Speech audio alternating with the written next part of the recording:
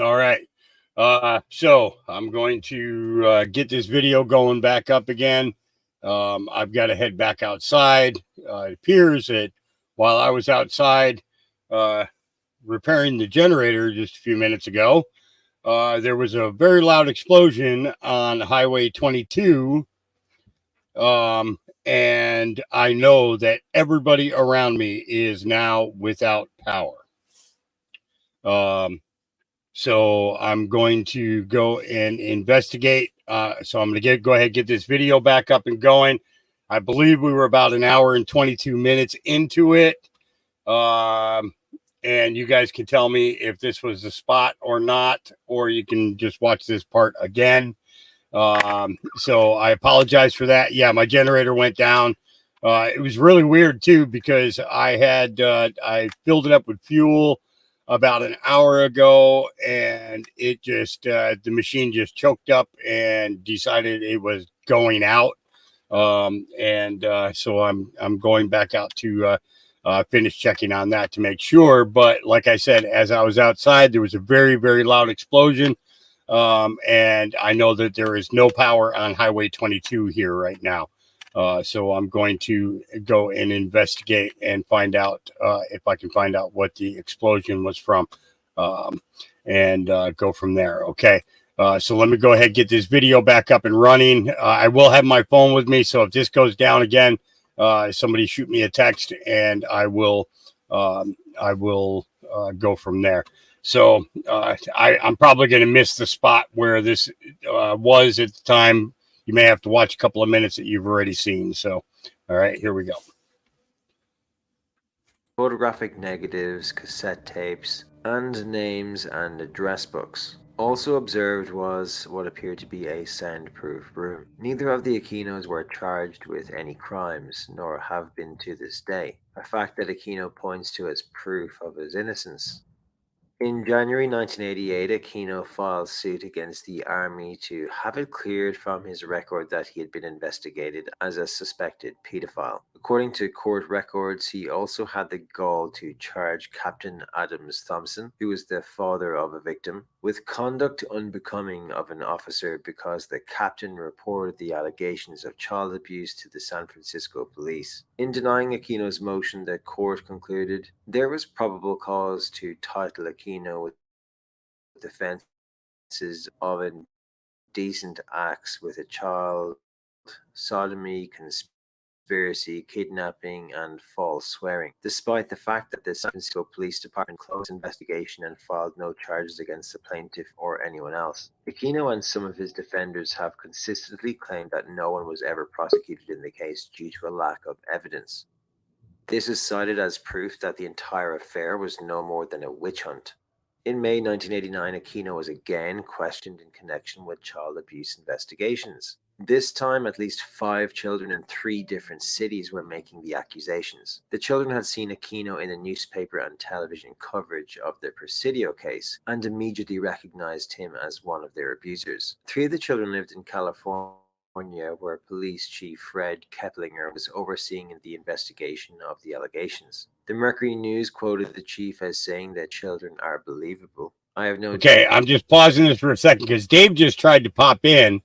Dave, if you can hear me, if you want to pop in, yeah, you can go ahead and do so. If you want to, um, yeah, there he is now. Hey, Dave, how you doing, brother? Hey, my brother, how you doing? Well, I think I'm doing all right. I just had a major snafu with my generator, but while I was outside working on the generator, there was a very loud explosion up the road from me.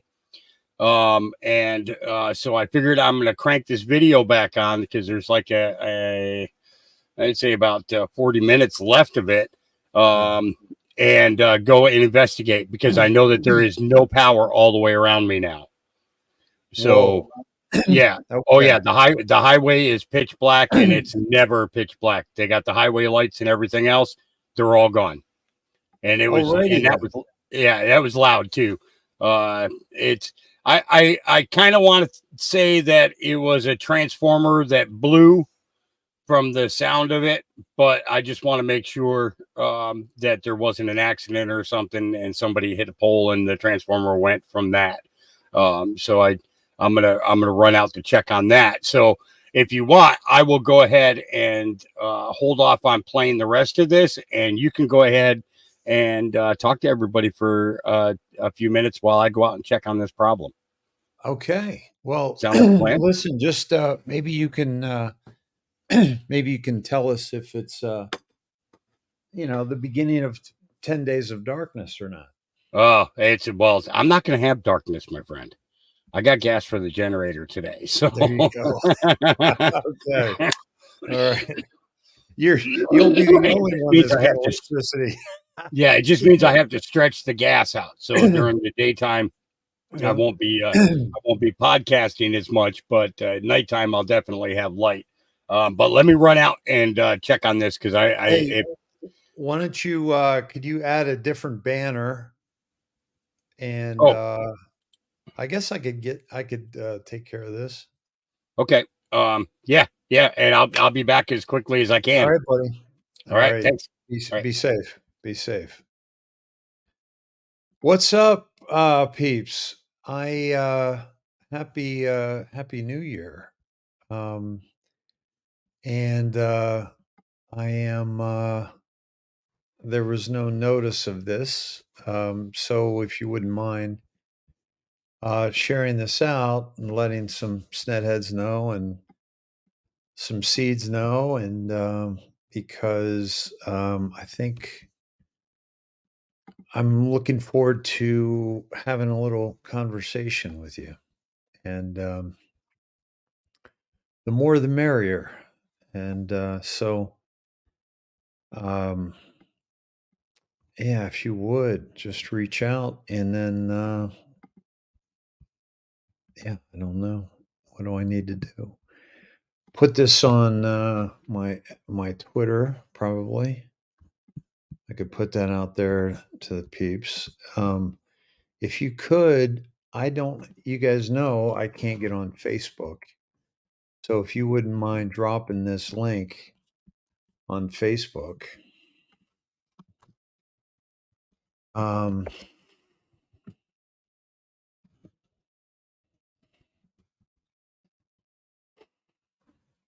and there you go. I'm gonna put this on. No, I can't do that. That's not good. Okay, no, I can't. I can't share that. Um, do not share that link that I just posted on X. So because I just posted my link, which my link is the link that anybody could get in and take over the show. So I need to go to YouTube and Hawks Mustard Seed and 2020 24 actually, because 22 has a strike from playing a bunch of badasses like myself, including Hawk himself. And so, let me see.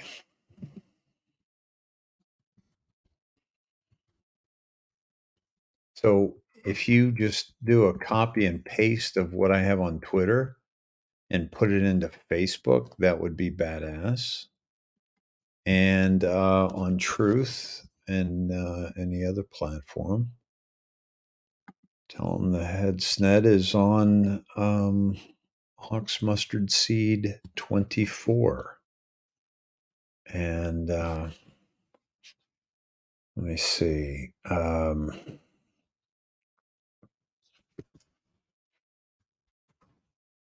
Just going to do Truth Social and Telegram, and then we'll be good to go. And let's take this time to expand the Hawk Shack and the Sned Shed. Yeah. And here we go on the indoctrination. I have my interview with Nino Rodriguez, and here we go. All right, my friends, that's all I'm going to do there. And then I'm going to come back to you. We're already up to 111, so that's up, 30 already? Something like that. And yeah, my friends, Happy New Year. Happy New Year, Jody. Happy New Year, everybody. And get on the live show. Hit the like. Yeah, Miss Mendersu. Yeah, please do so and share. Let's get Hawk's channel up, huh? Hello. Hello, hello, hello. My dear friends, hello. Yeah, thank you, Jody. You always did share and do. My friends, this is a lovely evening, and I want to talk more about that. Hi, Debbie. Miss you too. Thank you. Slow Country in the house. Happy New Year, Denise. Happy New Year. Slow Country in the house. Good evening. Yeah. Oh, Jody, I love you. I love you all. Hey, good to see you all. And wow, very cool. So you were on a show. You were at the point in the show with the woman with multi-personality. So, Mike, instead you get a guy with multi-personality. Lucky you. I hope it's going to be an upgrade for you, but I'm not sure. But I hope you guys don't want to go back to that, but you can go back to it later. But hope I'm not getting in the way. Yeah, it's going to be fantastic. Lead into a beautiful new year. Rhonda, thank you for that. That's fantastic. 14 minutes till midnight. I do too, Lori. I'm in Central. And I'm only going to take a break to call my daughter. Lacey, Happy New Year. Wow. Looks like we might want to check our coats, Mr. Arizona Conservative. Yeah. Hey, we're up to 123 now, so we're up another 40. Let's keep it rolling. Please share this out, my friends, and let's go on a little journey together, shall we? Yeah, share the shit out of this. All right. I didn't even tag anybody in my Twitter and in my Truth, and I probably should have done that.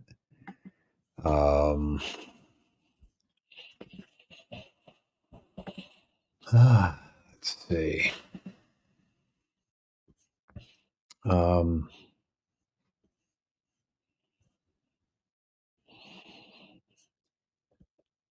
Yeah. Yes. Let me see. Oh shit, I can't figure out the Truth. I'm not really digging Truth, my friends, but we have to be there. I mean, it's like we can't trust Twitter 100%, right? But I'm telling you that the white hats are definitely in control, and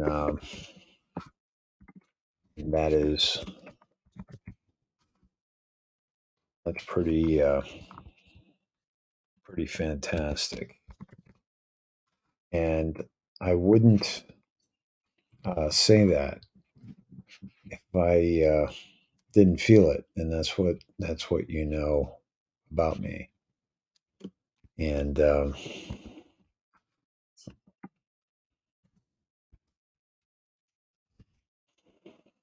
see, Patriot Bubby, Barbara.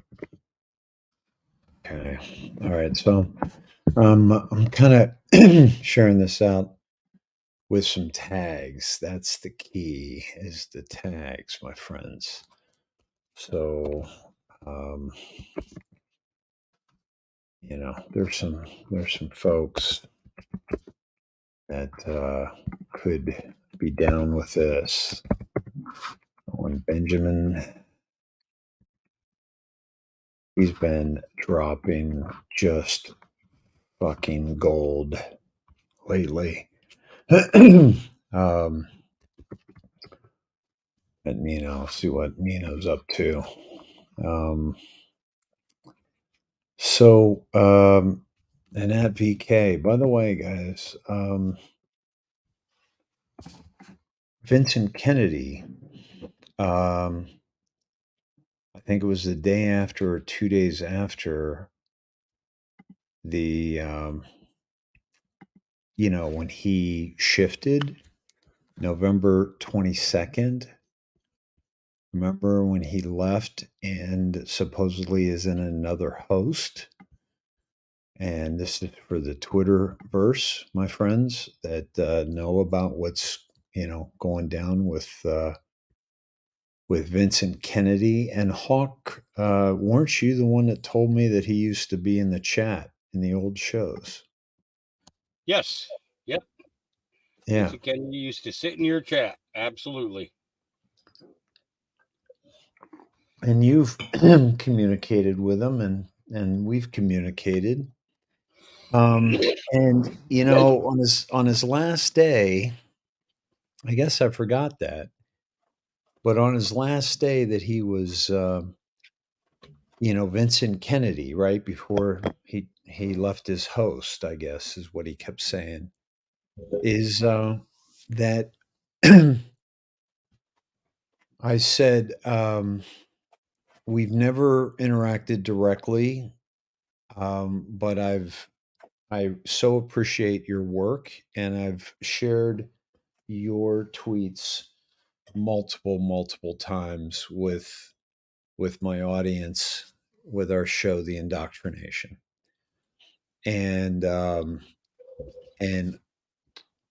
next day he follows me, and I'm like, holy cow, I'm somebody now. Hawk, the new phone books are here. Oh boy. I'm somebody now. Oh. Oh man. All right, so we're up about 60. I've been sharing it around, trying to Oh, get absolutely. get the word out. And that's what brought up Vincent Kennedy, because I just shared it out to him on Twitter. I just tagged him. Oh, right on. Right on. So Yes, he was you know, I would say a good year straight that I was coming into chat and he was in chat. nice. So yeah, so it was a long-term follow. It wasn't a little every once in a while kind Wow. of thing. Yeah, that's pretty special. Hey, Lisa asks, Hawk, could I get the link to the video that you were playing, please? I don't want to Yeah, listen to this we are again. going to finish it, just not right now. Yeah.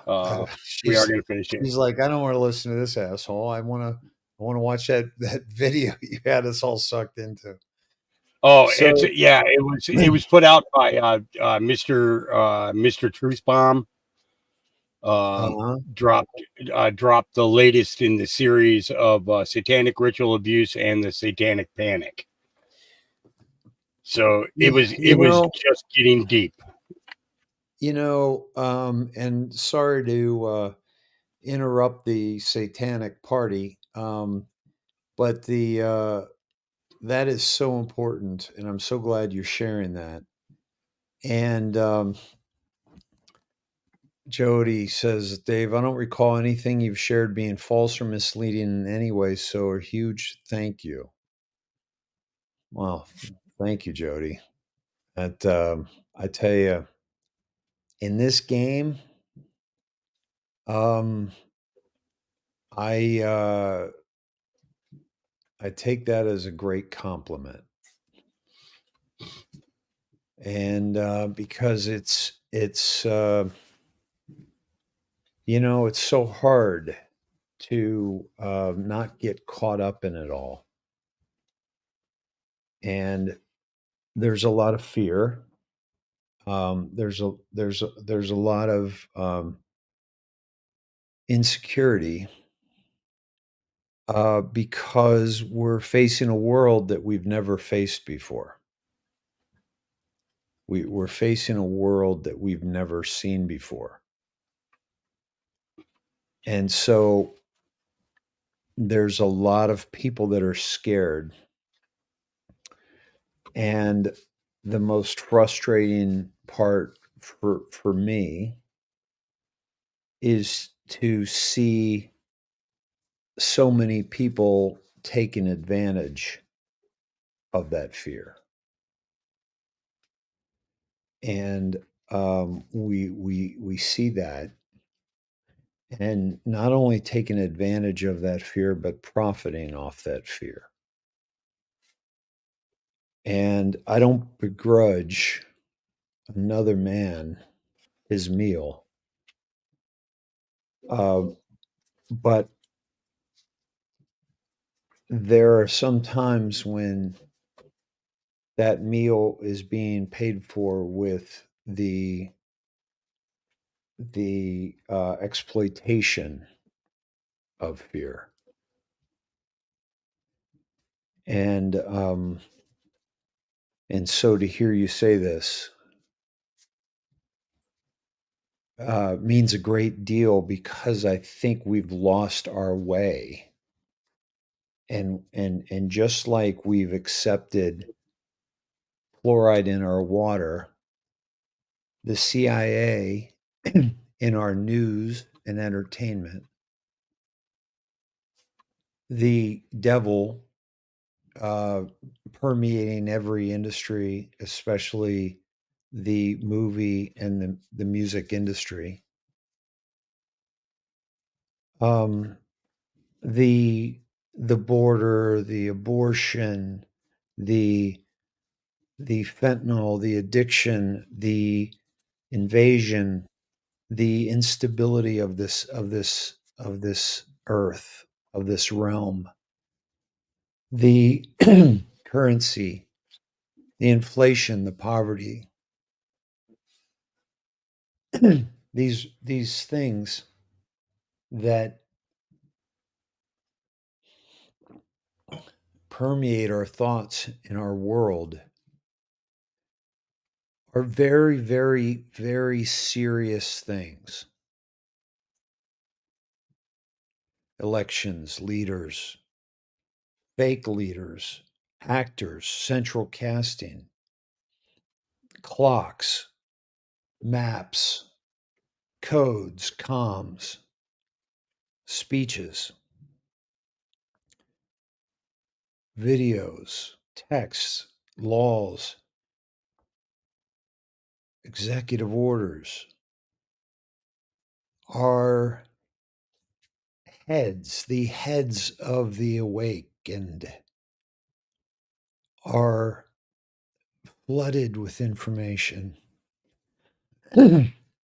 and with so much confusion. We must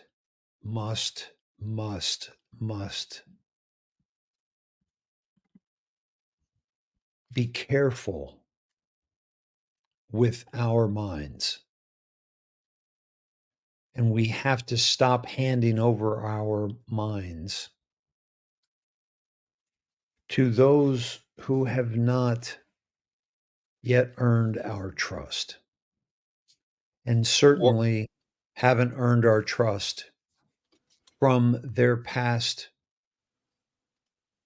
track record. And we definitely don't want to be turning ourselves over to anybody who's evil. You know, it's one thing to have somebody who's just fluffing stuff, but it's another to, you know, there are people out there who are just outright evil. And we've learned about this evil, especially over the last 6-7 years. And it's something that we do need to pay attention to. Hawk, Yes, is Lucifer going to have a sign around his neck? I don't think so. I don't think so. He's not going to be telling anybody who he is. He's just going to show up and make everybody's life miserable. He's going to be in a tie or an ascot, right? Or in a button down. And he's going to look good. And he's going to, because he already does, he runs this realm. And he runs this realm through his control of the media, of the music, of the Hollywood, of the politics, of the businesses, and of medicine. And well, you know, we got to remember he was the angel of light and of music. You know, so he was the original songwriter. Wasn't he the angel of Bud Light? Well, I think he had Bud Light when he got here. I, I think that when they discovered Bud Light, the Angels all began to change. Um, it's I think they That's met Dylan first. So yeah, yeah. They said take us to your leader, and somebody thought they meant take us to your internet leader, and they took him to Dylan Mulvaney, and they sat down and had a Bud Light, the last of its kind ever. And so the Baphomet was born, and it was yeah, yeah. So we this is a very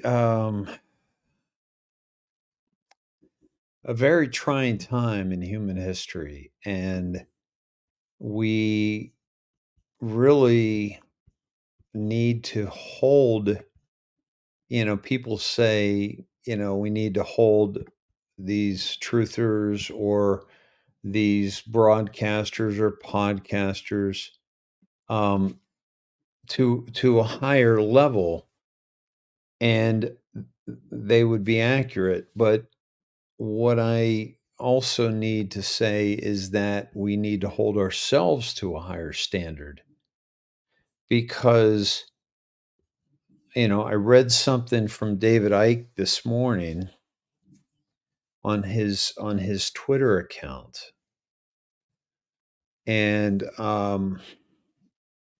it's it was very much about the stage of the awakened, and and the stage of the awakened is, I'm going to pull it up here. um, like, where is it? Why is there it is? Okay. All right. Let me see if I could find it. by the way, Um, we are up on X now as well. oh, cool. Very Yep, cool. I Oh, was nice. able to add it. Yep, Oh, all right. Well, let me see. What's that look like? got 11 on there so far. Okay. Yep, Oh, got so I don't 129 need to. on YouTube, 29 on Facebook, and 10 on X. All right, 11 X. on Let's pick it up, because I'm about to drop some shit on X. just to let the people in chat know, yeah, there are 2 transformers out on the pole, out on the highway that Oh, are right. in pieces, in total pieces. There is no power either direction of the highway or across the highway. So I called the sheriff's office to let them know that they might want to send a fire truck down there. But the good thing is I'm not on the grid, so we're good to go. Hawk, when you're not reliant upon electricity, it doesn't affect you as much, does it? No, it doesn't. Funny how funny how that works. Yeah, it's. I'm waiting for one of my neighbors to come down to my gate and beep and see if I got an extra generator. Right? Yeah, Oh, it's gonna be a day or two before they get power back, from the looks of it. And the thing is with as loud as that boom was, remember I was saying it sounded to me like it was a transformer that blew. It didn't sound like like a car explosion or a car smashing and then exploding kind of thing. It sounded exactly what I remember hearing in the cities when a transformer okay. would blow. Okay. So So the fact that you are off grid is a very good thing right now, and I am I am glad to be here. And this I want to bring up um,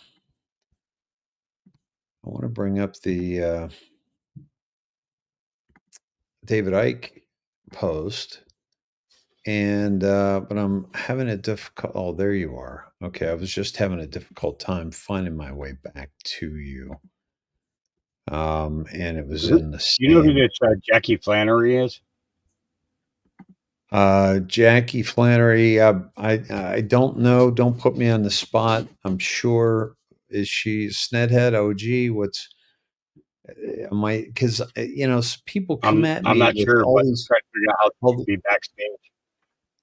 what's that? Oh, I she was just might be curious back. because Hey, when I first dropped the link, I dropped my link and then I clicked on it to check it and it went backstage. And I was like, oh shit, I'm dropping the wrong link. So I had to go to YouTube and then pull up okay. Uh, Hawks Mustard Seed 24 and do that. All right. So for the folks okay, that just, and just to let Jackie Flannery know, just to let Jackie Flannery know, your devices are not connecting, so you won't be able to get through. So I'm going to go ahead and escort you out of the studio. yeah. Okay. And Jackie, just come back on Hawks Mustard Seed 24 on YouTube or on at Dave Snedeker on Twitter. And Hawk, what's your Twitter?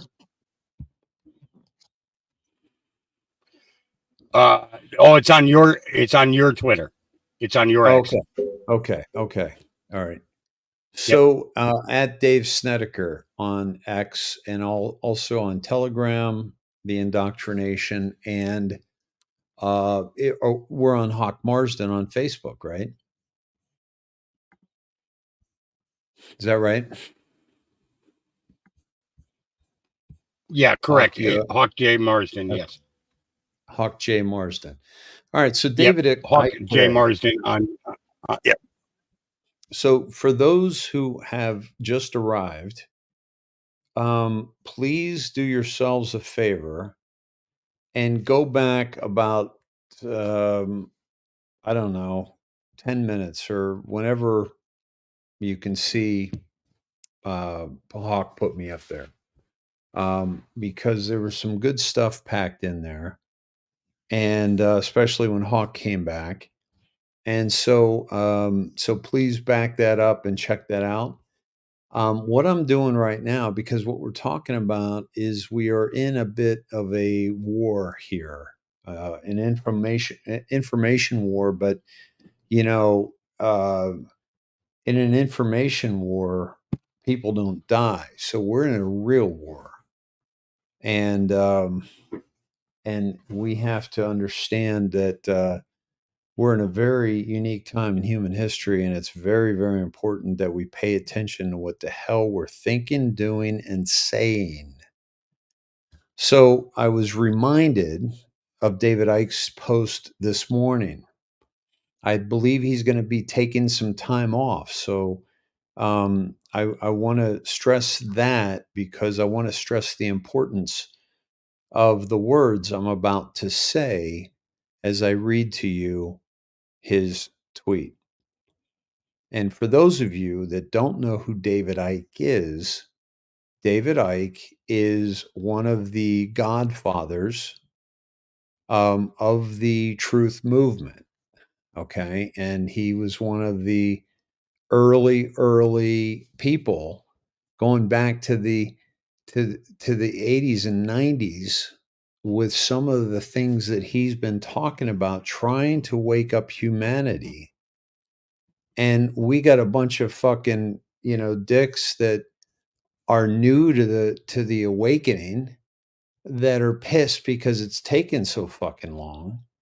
Meanwhile, you've got David Icke, who's spent decades being spoken about as some kind of a whack job or some kind of a loser or some kind of an impotent ex jock professional football player that has lost his fucking mind.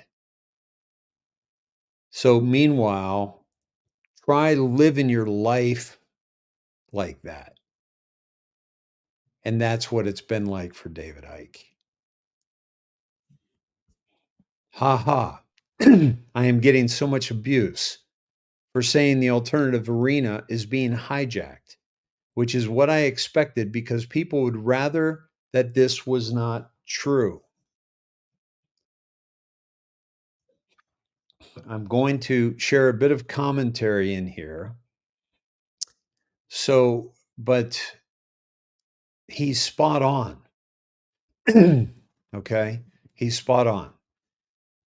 When you tell people what they want to hear, you are pushing against an open door.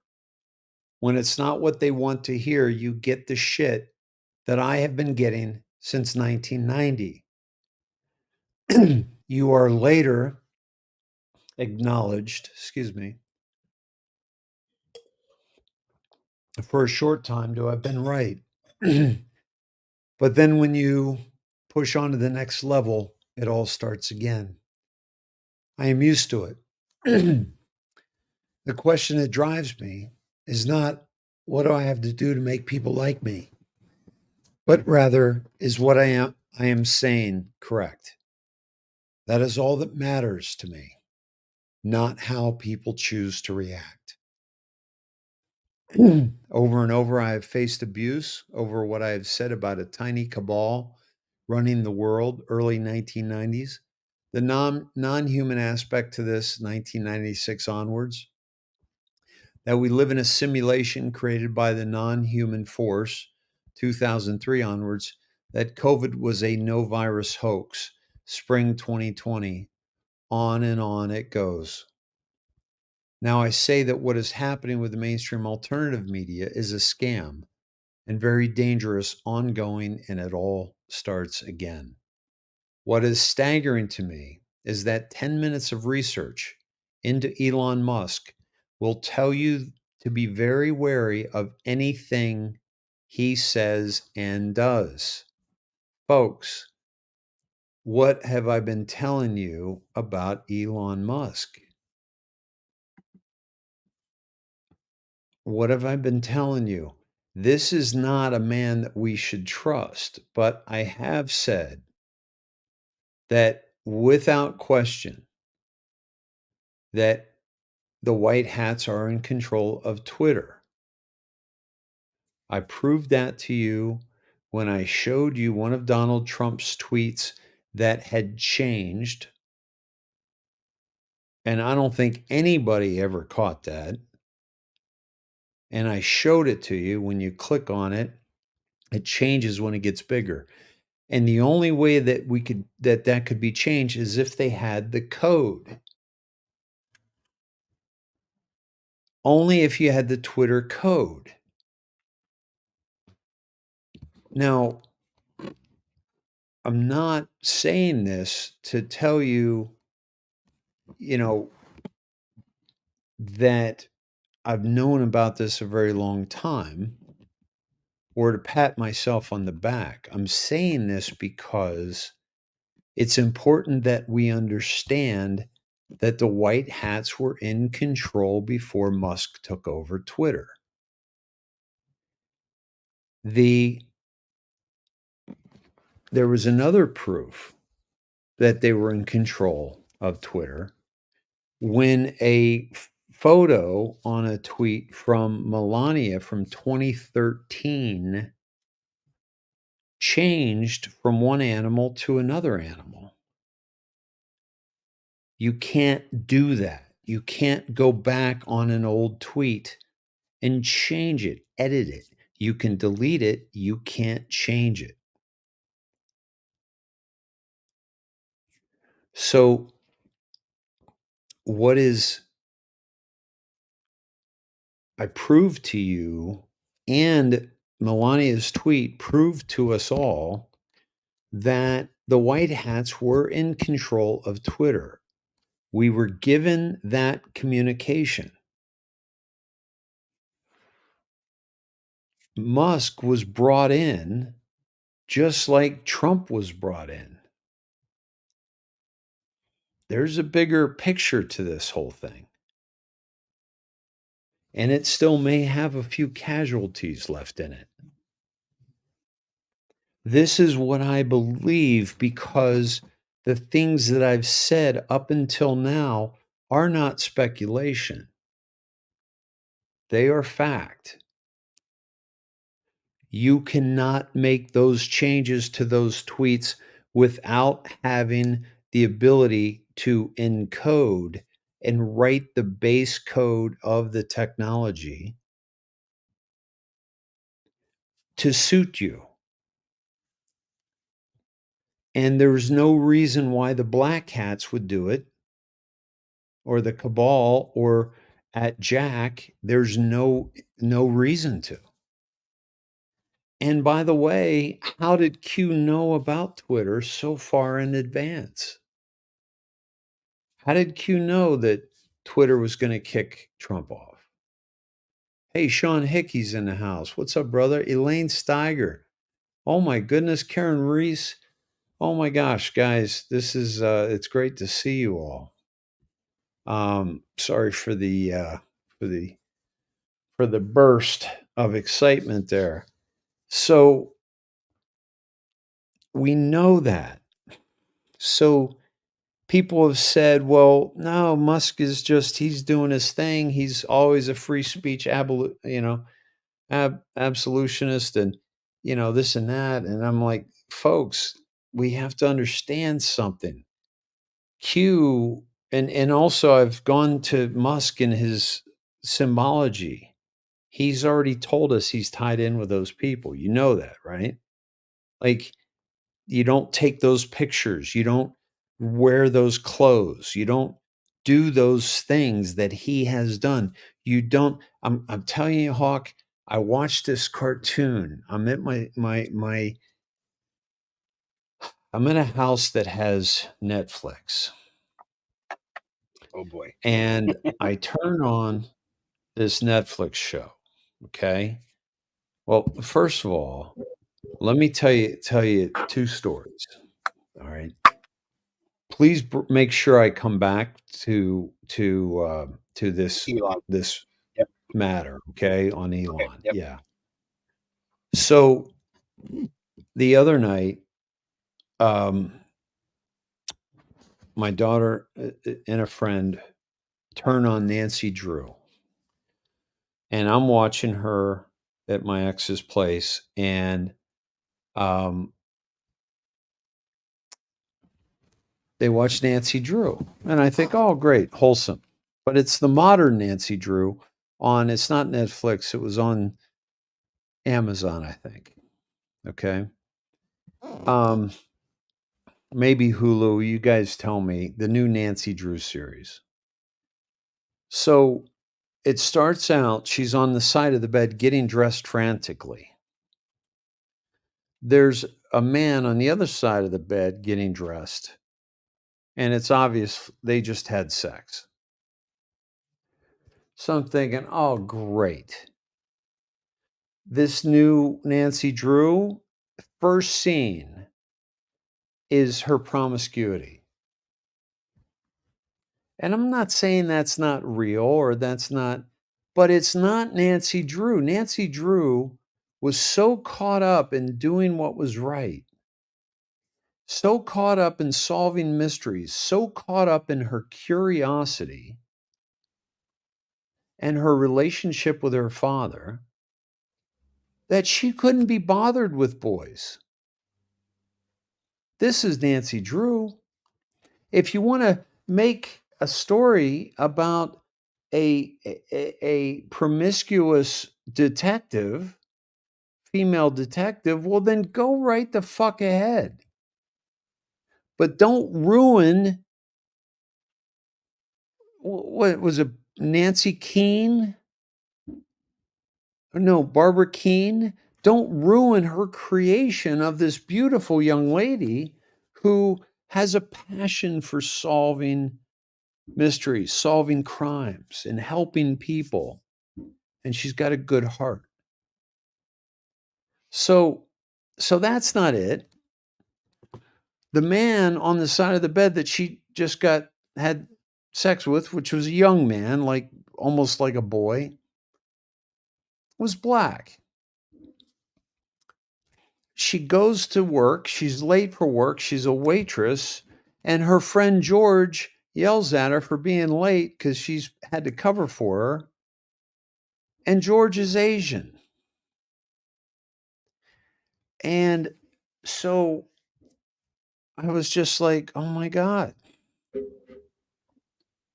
So I had a conversation with my daughter, and I said, I didn't like that, that happened, and I won't get too close with it, but she said, yeah, I didn't like that the way it started either, and that's why we turned it off.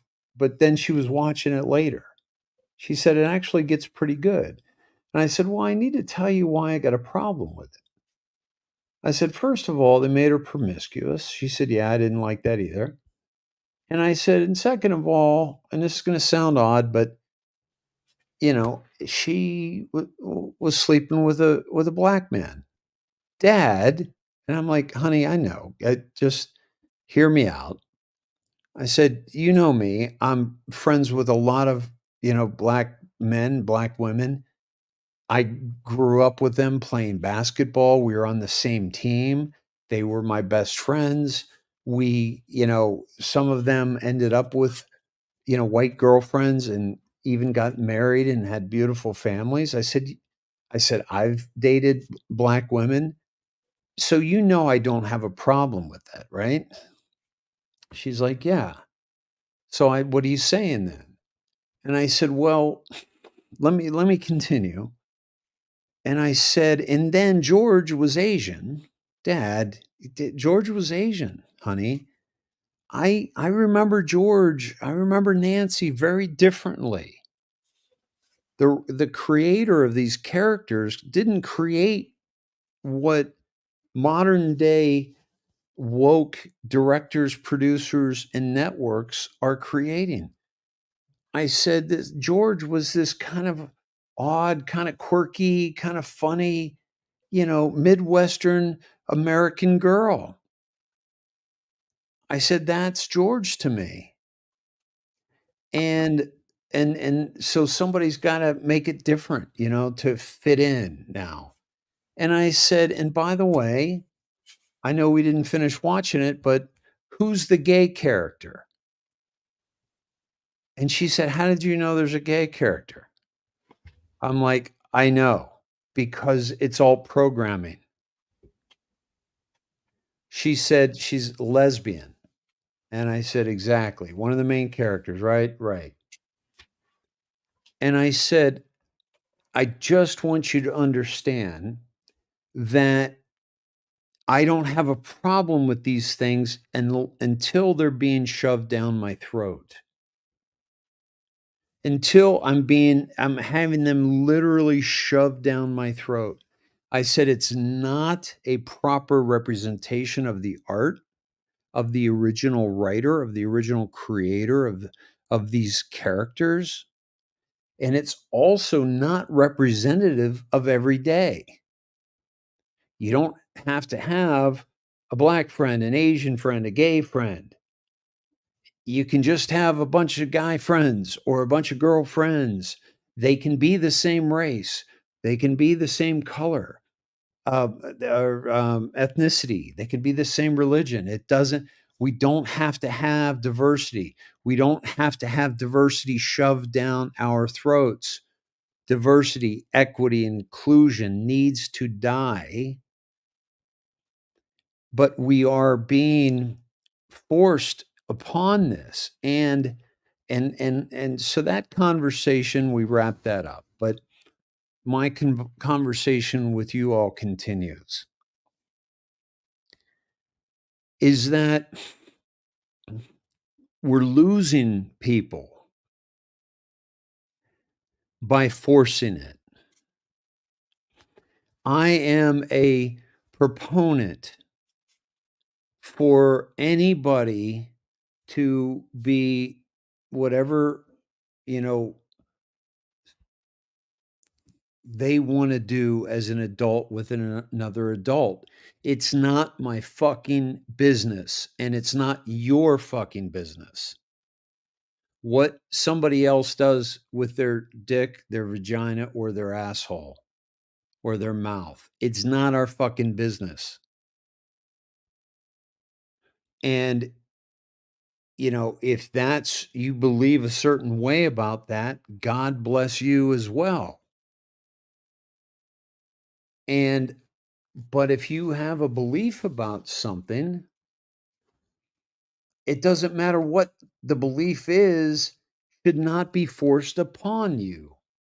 And it should not be forced upon me. And your way of thinking about things, your way of viewing things should not be forced upon me either. And so you have somebody like myself who will support anybody who is being mistreated. And I will stand up for anybody who is being disrespected for who they are. And but when it's forced upon me, I recoil. And what's happening is they're not doing this to bring us closer together. That's what we have to understand, that these people that program, that create the music and create the deals with the devil and create all the art and all the news and all this and all the things we see and hear, we are being pummeled with an agenda that is actually dividing us. And we have to understand that not only is that an agenda to to by these people, but we still are in the perception, many of us, that they are doing it for the betterment of humanity, but it's not working, or that they're doing it for the betterment of humanity, but they're pushing it too much, or they're doing it wrong. No, all of that is complete bullshit. They're doing it to divide us, to separate us, to put us in separate camps, to make us disrespect one another, to make us dislike one another, to make us distrust one another. And I am telling you, my friends, that this is the agenda. So now that we know this, and even if we have known it for a long period of time, how do we address it? How do we shift it? How do we take this and turn it to our benefit? And so we have this agenda to separate us, weaken us, so that we can be controlled. And that's the bottom line. And we know this. So we become stronger just by knowing this. We become stronger just by talking about this with each other.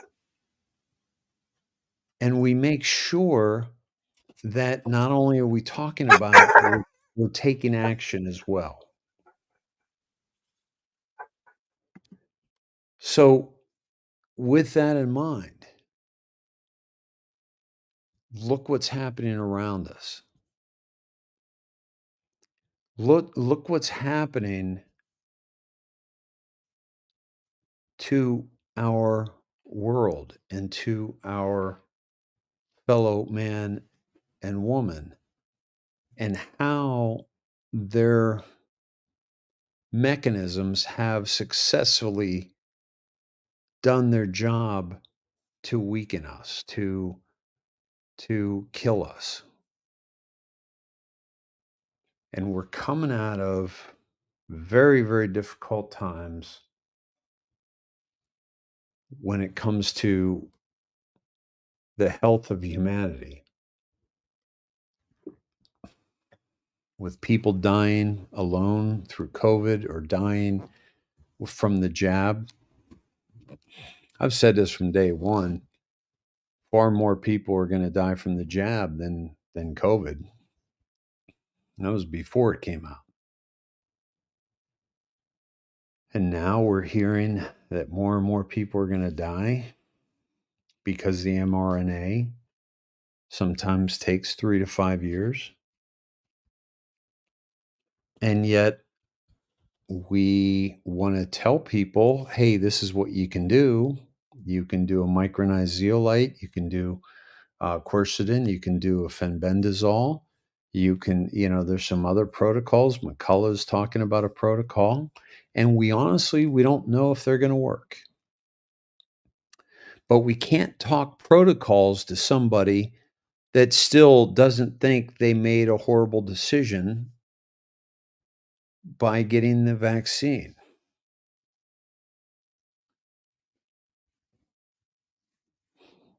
That we have to get there first.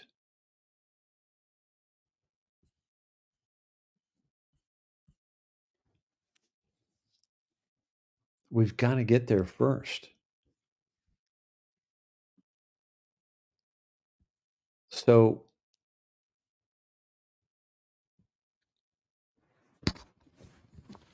what does that look like?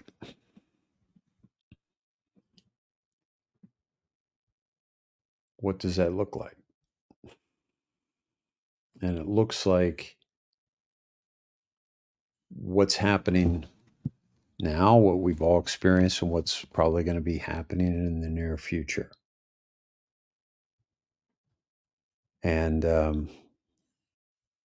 most of the people here haven't gotten the swab or jab because we told them not to, and because we showed you why not to. And many of you were already ahead of the game. But the Deagle numbers, we covered that back in the indoctrination days, and there was a 70% decrease in humanity. We covered the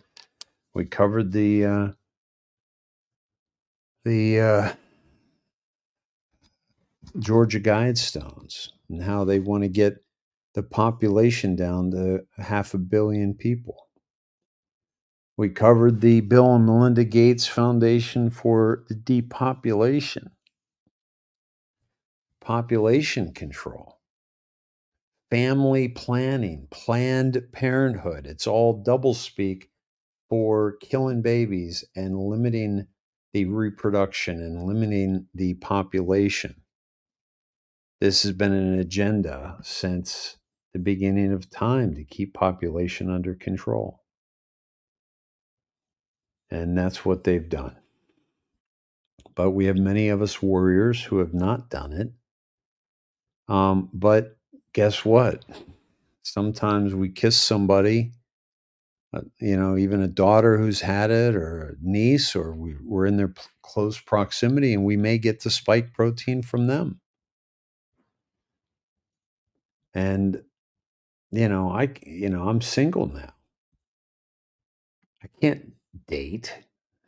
I can't go out on a date unless, I got your medical information, or I got your social media history, so I can see that you raged against the pharmaceutical machine when they came out, knowing that you didn't get it. So, Slow, you said he tagged from a repost from Max. So let me go back to, and just the story about the Nancy Drew, and then the story today where I just I turned on this Netflix show, and it was and I said, let me go to this cartoon, and I'm going to see how soon it's grooming. whoever's watching it. I want to see like how soon they jump into it. Oh my God. First of all, this little girl, it's I can't even remember the name of it, but it's about a little girl who goes through and all these stones turn to monsters and everything, and she and her mom live in a cabin all by themselves. First of all, the stones, the cliff, everything looked like a penis. And then you got a guy with a penis for a nose. And then she ties a bell around the penis nose. And then she's drawing it. And this is all the intro. And I see music by Grimes. And I'm like, well, holy shit, Grimes is Elon Musk's mother of his children. She has all kinds of satanic symbology in her music videos. So I'm like, okay, now I know where we're at. And then, continuous, like just penis. Then there's a big monster who's basically a big penis. And it's unbelievable. Yeah, I mean, I couldn't get over it.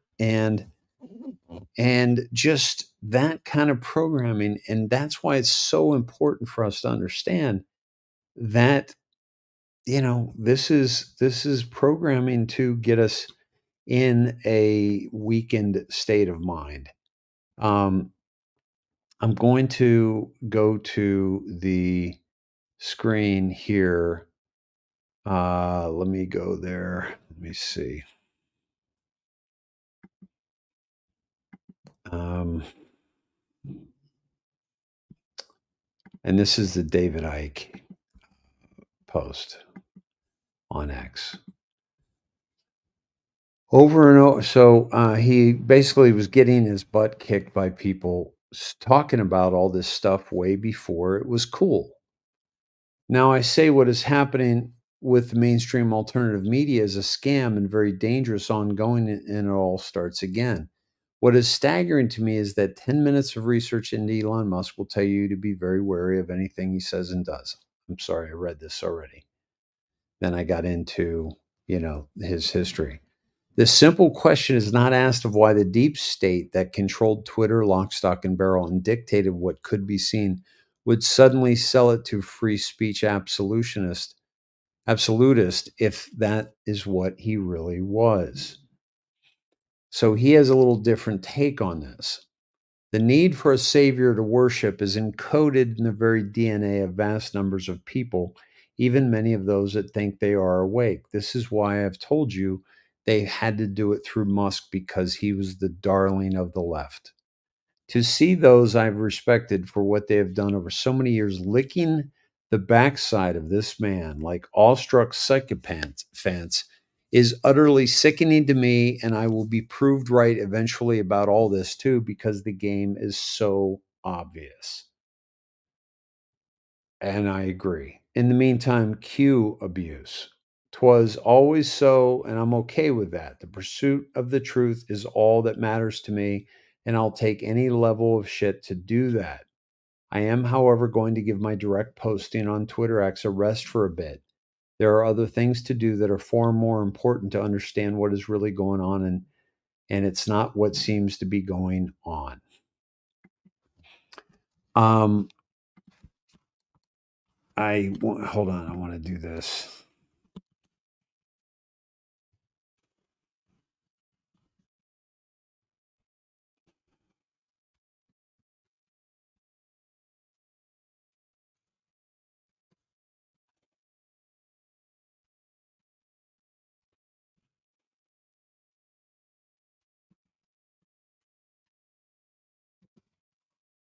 All right. I'm going. I'm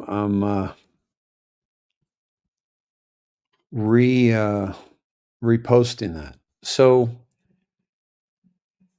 he's obviously talked about Q abuse. That we got to take Q with a grain of salt, right?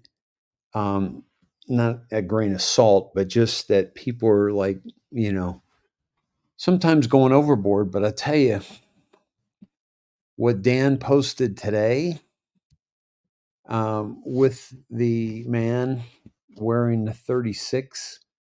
Let me see. And, well, I don't want to look stuff up. Dan Scavino. You guys know how to find Dan Scavino. And he posted a man dancing with a 36 as a competition on his leg. And Doing the hucklebuck. what do you call that?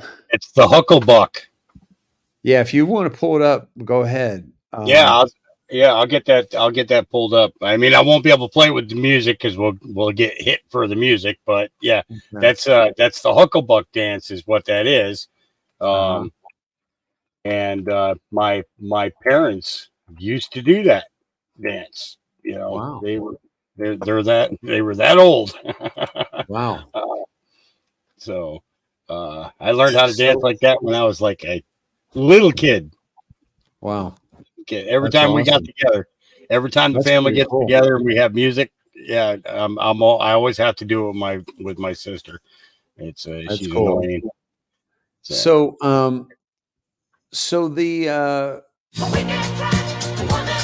oh yeah, yeah. So I they're just kill the doing a music. Staying Watch these Alive. guys. These are Staying Alive. Can you go yeah. full screen? It's an old school. minute, It's an wait a old minute. school jitterbug. Hold on.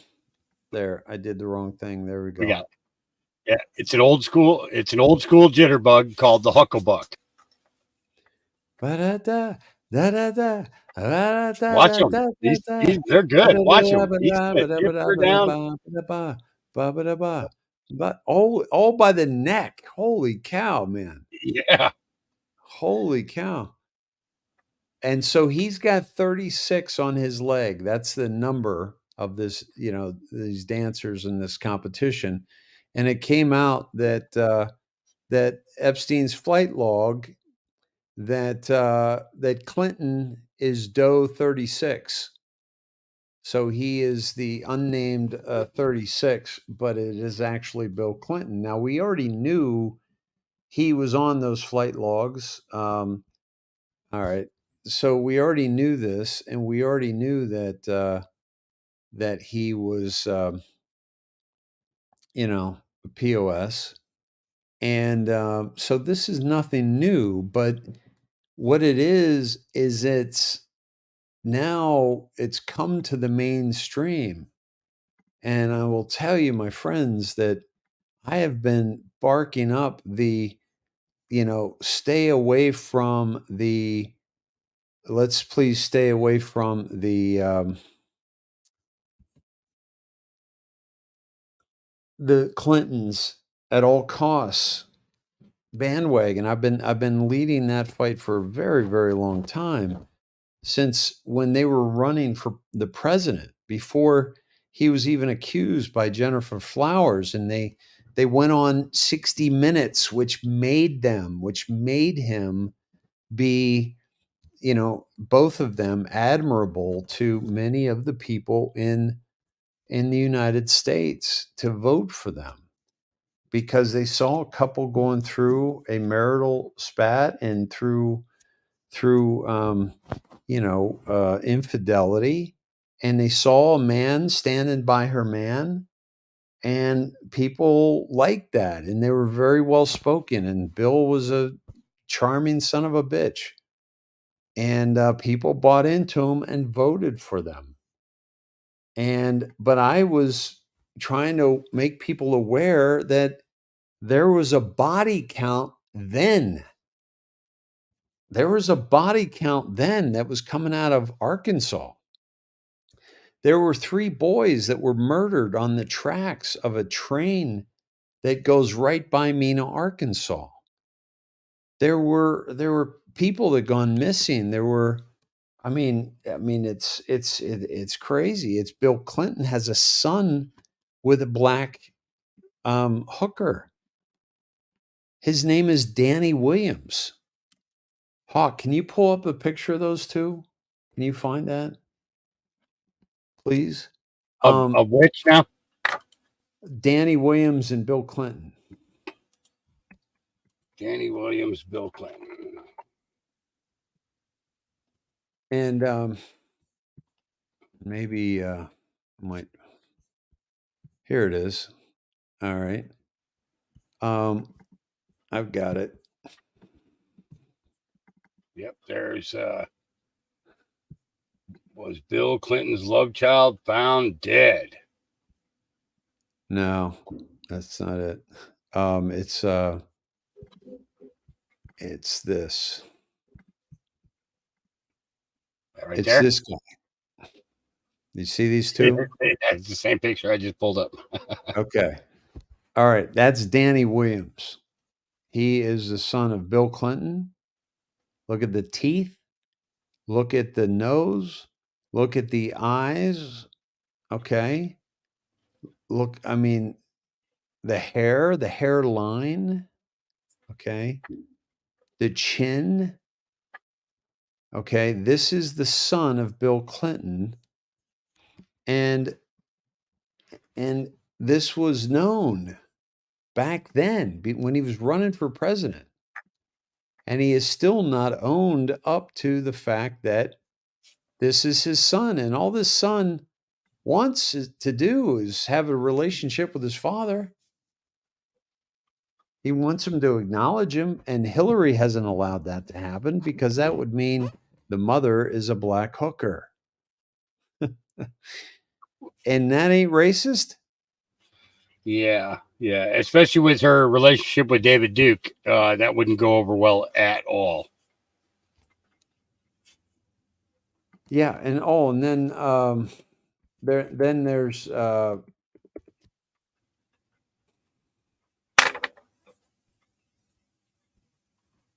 this. I gotta share this with you. Here's the thing, folks. Bill is the father of the gentleman I just showed you, but he is not the father of Chelsea. This man is. His name is Webster Hubble. And he was a partner in the Rose Law Firm that Hillary was a partner in and did all the dirty deeds of Watergate. I'm sorry, of Whitewater. Whitewater. Thank you, of Whitewater, and by the way, all the Whitewater files that were going to bring the Clintons down, they were in the building, the Murrow building that was blown up in Oklahoma City. Okay, so folks, I've known about these people a long time. A lot of us have known about these people for a long time. And we were speaking out against them back then, and it's taken this long to take them out. And that is, I mean, that's sad. But I do trust that it's been happening because we know she's not in charge of her Twitter account. We've proven that over and over again. Todd and I have proven that because of the tweets she's sending are timestamped to things that are very incriminating to her. We did the same thing with Huma Abedin. So, yeah, Kimberly, did you get the message, by the way? Did you get the message to come over here on Facebook?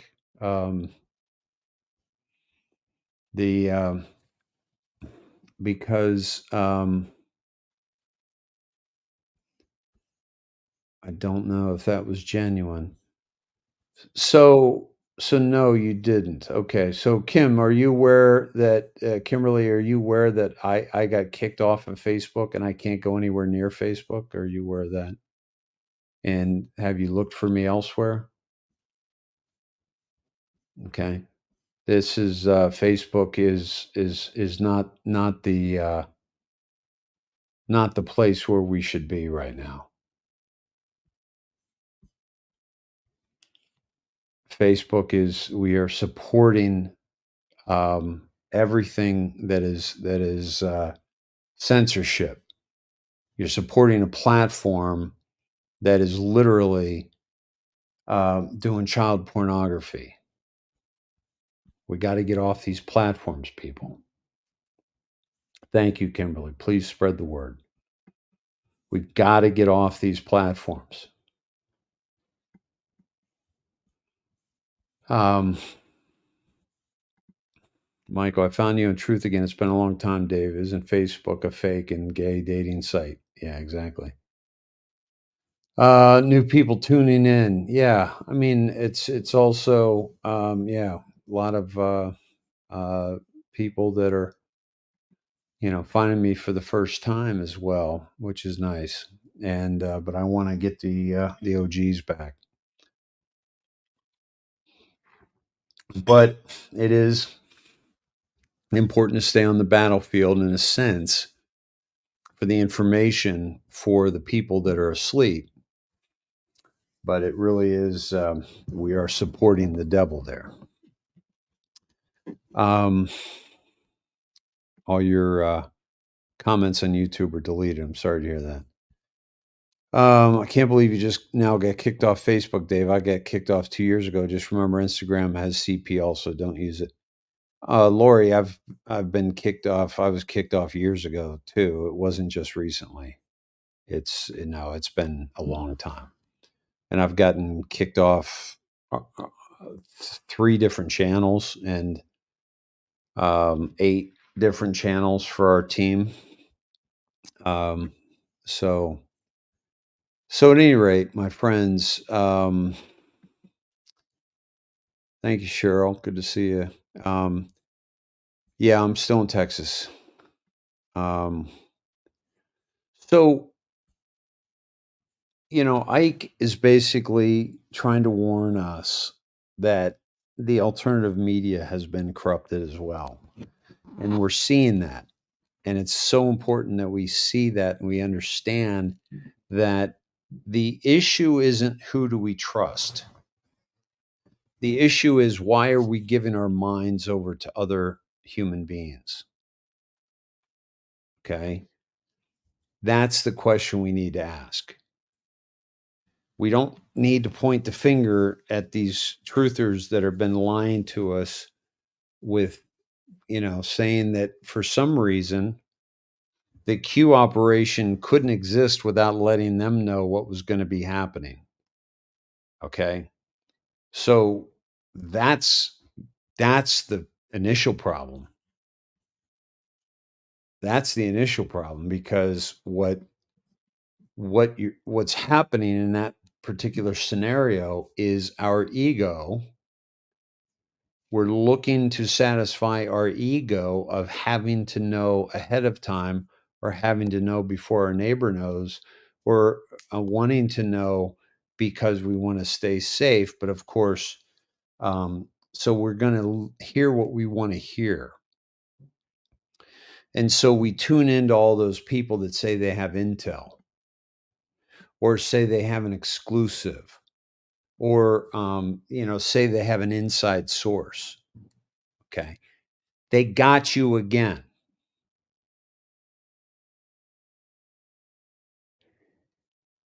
They prey upon your insecurity and your low self-esteem by trying to tell you that they're going to be able to share something with you that you can't get anywhere else.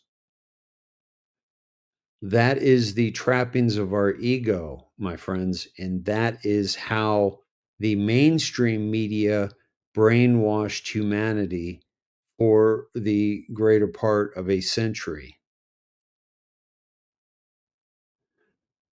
And the newspapers and the couriers and the town criers before that. This is the ego that is getting us in these troubles. And until we realize that, we're going to keep getting into them. We're going to keep finding somebody that has that shiny object they keep waving around that attracts us. The shiny thumbnail with all kinds of cool looking graphics and cool information. What are you, a fucking child? You need a mobile that has all these flashy and shiny, sparkly things. This is how they've controlled us. This is how they've owned us. And we need to see that. We need to take responsibility for that. Because they are getting us with shiny, happy fucking people and objects and topics and inside intel. Why would the Q team answer me this? Why would the Q team divulge information? Why would the Trump team divulge information to pedophiles, to guys that pretended to be JFK Jr., to guys that used to take young girls to Top of the Pops and is British and is been picked out by a child trafficked human being to recognize his voice and face on one of those jets. Talk about the quantum financial system, all these people that said, you know, that's going to happen, the revaluation is going to happen. And they were saying this 5 years ago, 4 years ago, 3 years ago, 2 years ago, 1 year ago.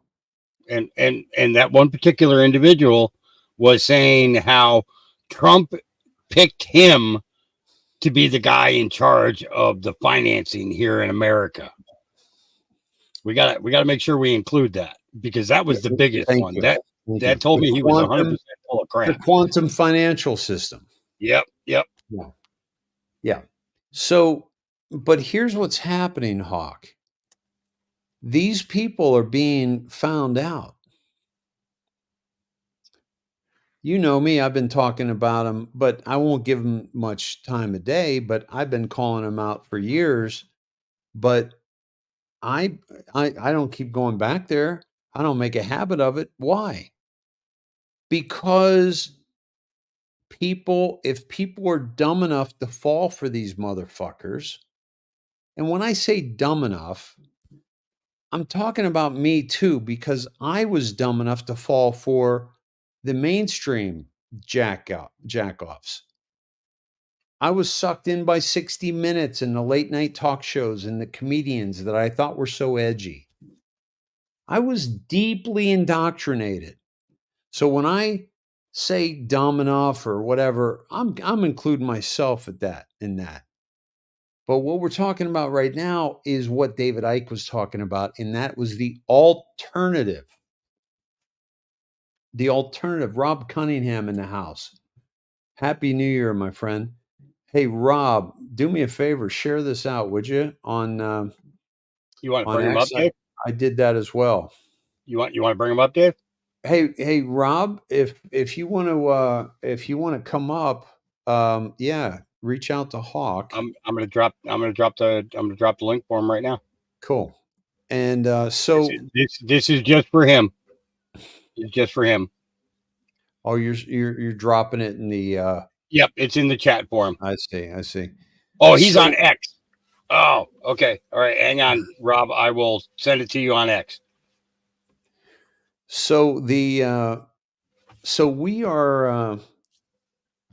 we're witnessing the failure of humanity to self-acknowledge the mistake of falling for shiny.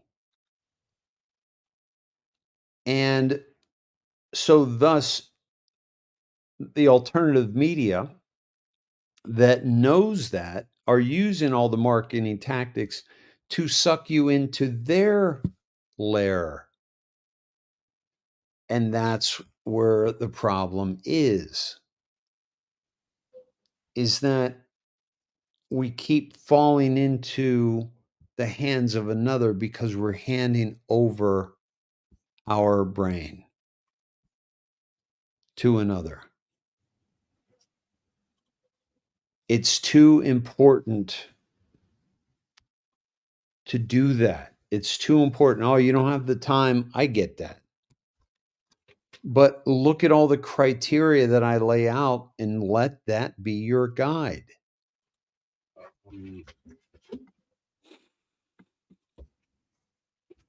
It won't let me send to him.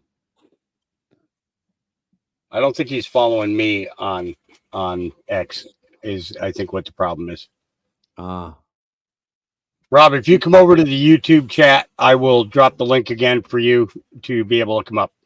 And Rob, it's Hawks Mustard Seeds 24. Right. 22 got a strike. Yeah, sorry to hear that, but it's part of the game. I'm a clone to Ohio. Dave, I found you in 121420 on Facebook. My heart stopped hearing what you were saying. Over the next few days, you had the 6 to 8 hour shows. You had a show, I believe, every night that week. My heart stopped. Oh, hearing what you were saying. Okay, I get that.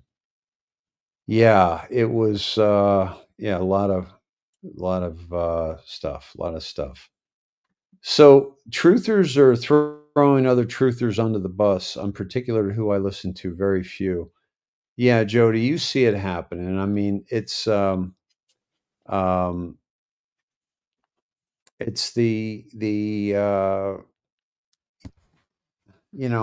here's the thing. We can't go forward with these imposters. That's what's important to understand. We're not crossing the finish line with the imposters. That ain't happening. So it's going to come out, and we need to be a part of that because we know who's good, we know who's bad.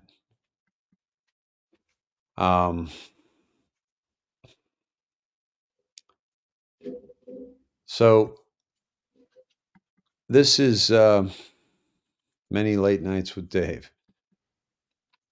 So my friends, this is this New Year's Eve. Hawk, any thoughts on New Year's Eve? Well,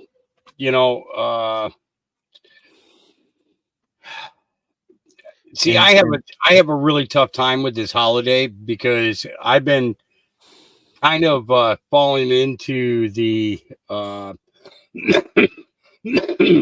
the proper cycle of the holidays, such as Christmas actually or what would be Christ's birthday would be September 11th, and the New Year being April 1st. Because of knowing that we were supposed to have 13 months, not 12, and that there was supposed to be 28 days to the month, and it would break down to evenly to 13 months, with one day being, well, about the video that I'm going to talk about right now about the Southern Cross. Yep. And the resurrection, and knowing that would be April 1st. Hey, brother, I got to call my daughter, so I'm going to just mute myself here for a minute. Please continue. Oh, absolutely. So, wish her a happy New Year from all of us, please. So we've been watching a lot of information in regards to how the calendar has been warped on us, how the dates have been warped on us. how honestly we really don't know what what the real deal is, and knowing that they've been lying to us for all these years. I mean, it's before I was born, and I was born in the 60s, and it's before Dave was born. There's no telling how far back this really goes. I've been seeing a lot of very interesting things, in regards to Tartarian style buildings and things like that, and dates on them that appear to be 1920s, that have the dates on them. A newly constructed building of 893. That would put us around, yeah, around 1023. Just kind of strange things. While Dave is away, Rob Cunningham, I can't send you a message because I don't have your personal. I don't, following now on X, maybe one link share here. It's what it's saying is that you can't, we're not allowed to message cool.show, is what it's saying. So I'm trying to, you know what? I'll just go to the stream. I'll drop it in the chat in the stream. Let me open up a different X though to do this. And I'll drop it in there. Yeah, because I'd love to have you come up. Absolutely love it. So give me a second. And Slow Country, I am going to show that video on that on the green sky. I will get to that in just a moment. I'm trying to find the live stream here so I can jump into the chat on that, and get Rob up here with us.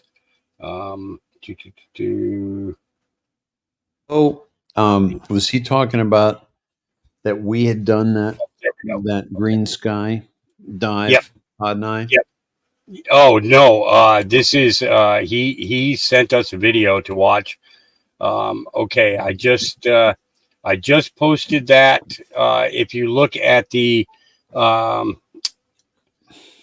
let's see. Yeah, I did drop it into the comment of that video. So if you drop it to me, I could probably drop it from. Okay. Here, I'll put it in the private chat for you, Dave. Yeah, I'd love to have him come on.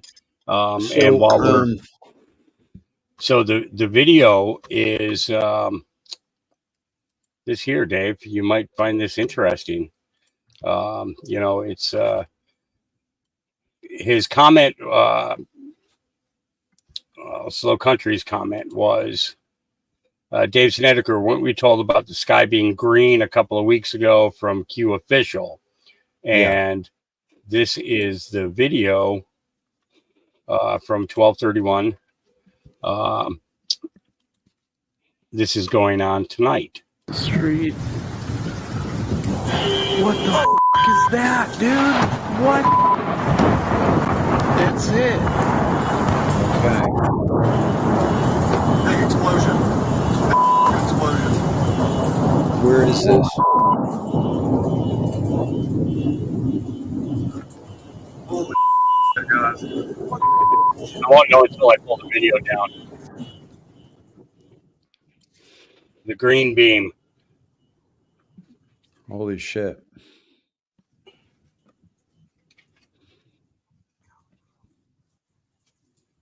It's like and is you this can't a miss repeat, or is that all fresh? No, that it looks like it's repeating. That does look like it's on how much of that was and it says recorded today, appears to be a green laser or DEW captured during a thunderstorm. It set off car alarms and created power outages.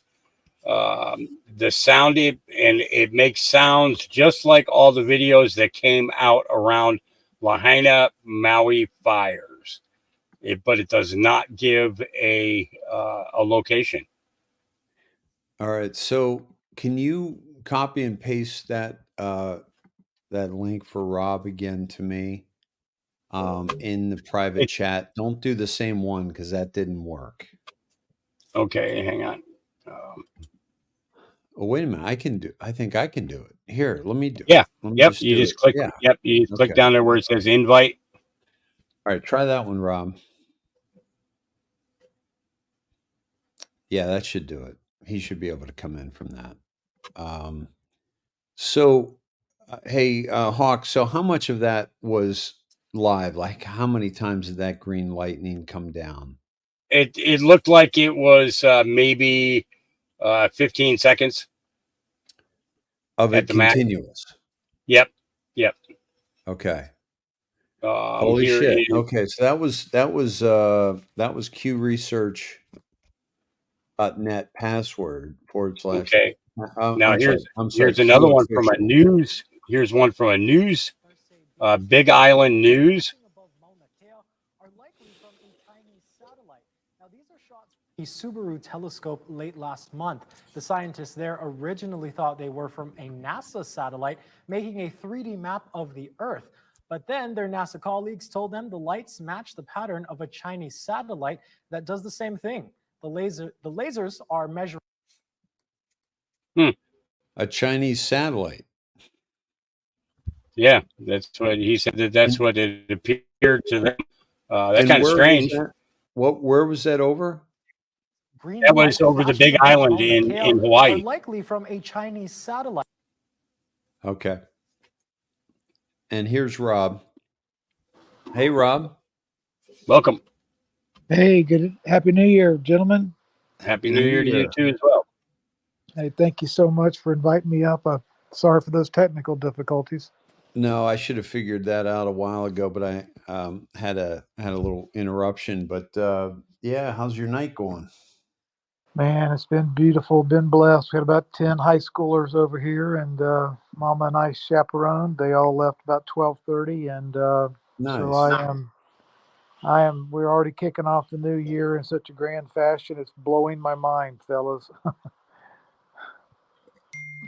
Well, you know, I want to address a couple things. One, I want to address the list of things that supposedly are kicking in as of January 1st. That looks like it was written by a sixth grader. That was, and I want to be very clear about the things that. Hey, Hawk, can you take down that link now, please? I want to be very clear about that. I believe some major things are happening, right? But I don't. I'm not jumping on this information that's flying out there that is, all beautiful, but it's also, the writing of it, the communication of it is a little sloppy. It's a little sloppy for the level of importance that we have here, right? I'm not, Dave. I'm not exactly sure what you're talking about. So why don't we level set, maybe, because I really don't know exactly what you're even specifically Okay. referencing. All right. So there's a couple. Hawk, have you seen it? Which go ahead. It's basically it's like there was a TikTok video, and then there was also more information that basically went down all the things that are happening, like with Nasara Jasara. Oh yeah, there was. Okay. Where did I see that at today? And if you have access to that, if you could pull that up, because Rob's not seen it, or I've not explained it properly.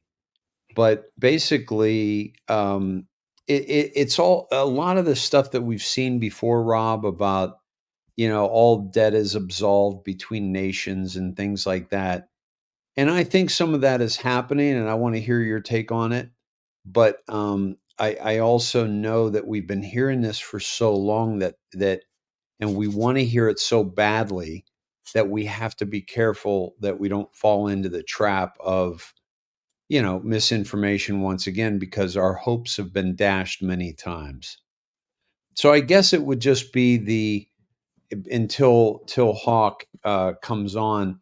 What do you think is happening right now financially? Because I know you're tapped into that with the XRP and with the crypto and all that. Go ahead and just, if you would, just drop your take on what's happening right now. Well, I think, just to tie in the Q drops and common sense math, I mean, we're going to level the playing field. One of the very first executive orders in the first 10 days Trump was in office, 9 days in, was 13772, and he talked about level playing field. And he outlined 7 core non-negotiable fundamental principles that had to exist to level the playing field. And in essence, that's get rid of the pyramid, get rid of the one world reserve currency. That is, have sovereign borders and sovereign currencies have interoperability, and get rid of this, whole concept. I mean, we all know the truth that power corrupts and absolute power corrupts absolutely. So that's why the central banking system was put into place, for maximum control, maximum power. It was a fiat system that was just, through smoke and mirrors and chicanery and bullshit, got, for whatever reason, a whole bunch of people to lay down and, abandon the treasury and turn it over to a foreign NGO and let them start printing funny money. And next thing you know, we're working our asses off and trading our life for a bunch of, monopoly money. And they got us, right? they got the world in essence. So that system, that house of cards, is collapsing. Gold is going to be a very, important component on a global basis to back up as a commodity God's money to the soundness of currencies that are going to be issued, whether it's Iraq or Saudi Arabia or America or Canada or Japan, wherever it happens to be. There's going to have to be some accountability, some transparency, and some auditability to make certain that there can be trust in a trustless world. How do we get trust in a trustless world? Satellites, ink dots, currencies in circulation, already knowing to the minute and to the second exactly how much currency each country has in circulation. You can do that with satellite technology and ink dot technology, right? You can put dots on a ballot and know how many ballots were officially issued, right? And how many were counterfeit.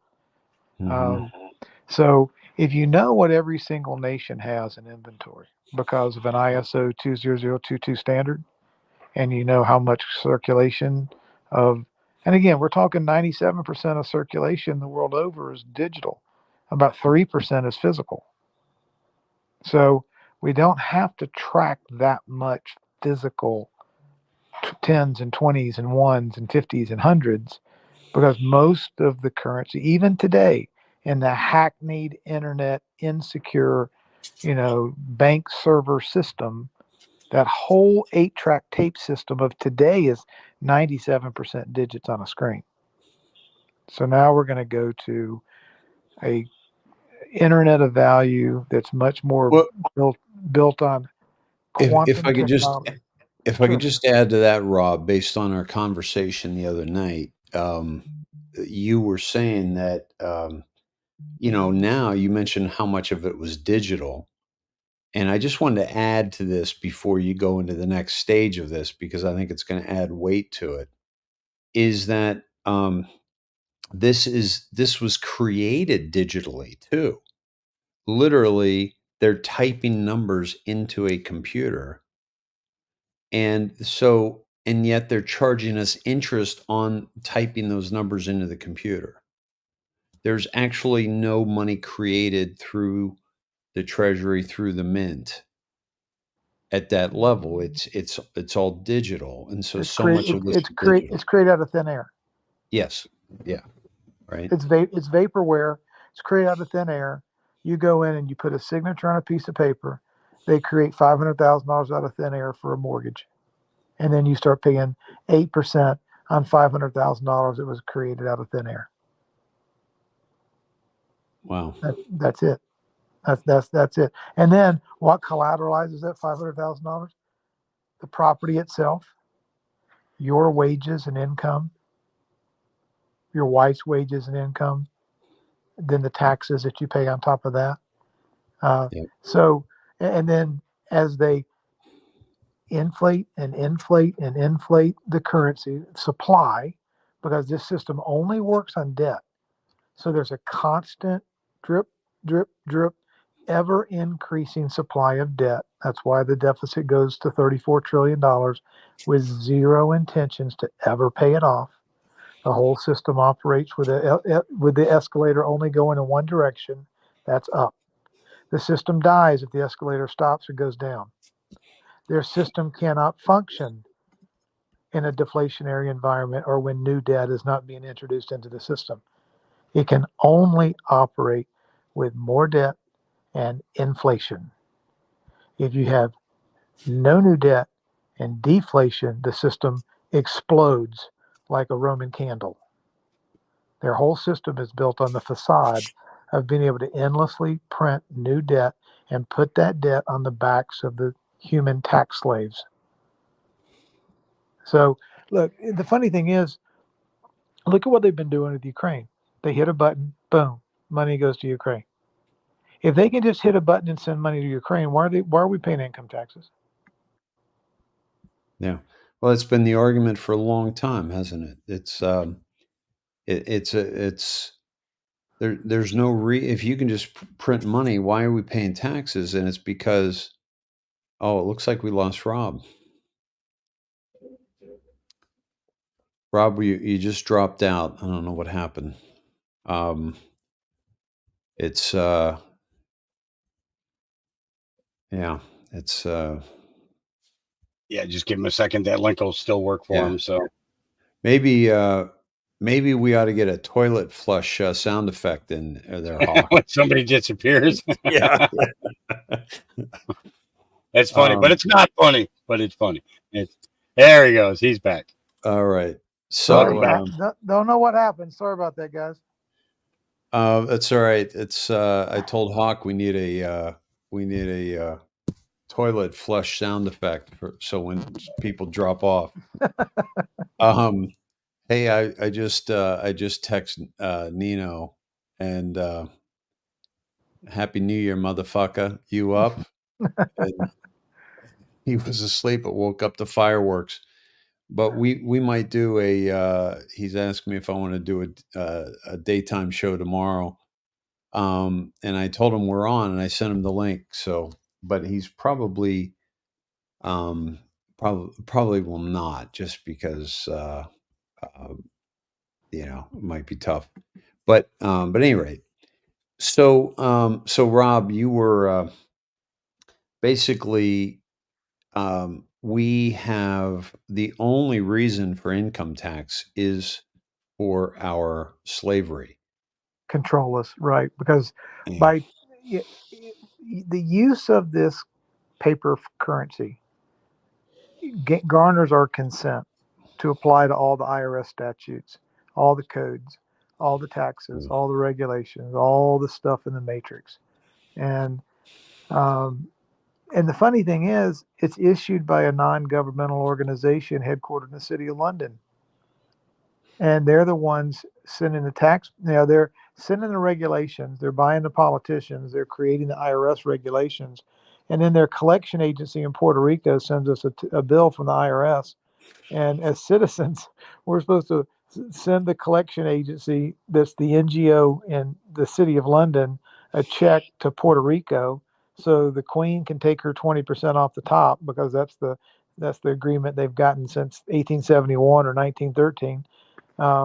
And we're none the wiser. We we don't even ask questions. We just go to work and work 60 and 70, 80 hours and pay the taxes and write the checks. And, Well, Rob, it's unbelievable.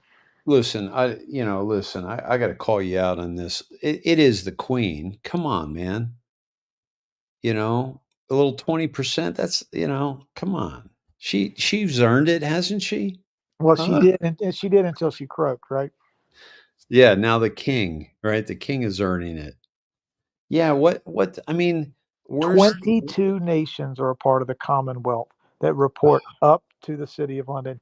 22 nations are being insane. screwed by these Luciferian assholes in London. They date all the way back to the Roman Empire. You can track the Roman Empire all the way back to that City of London, Yes. all the way back.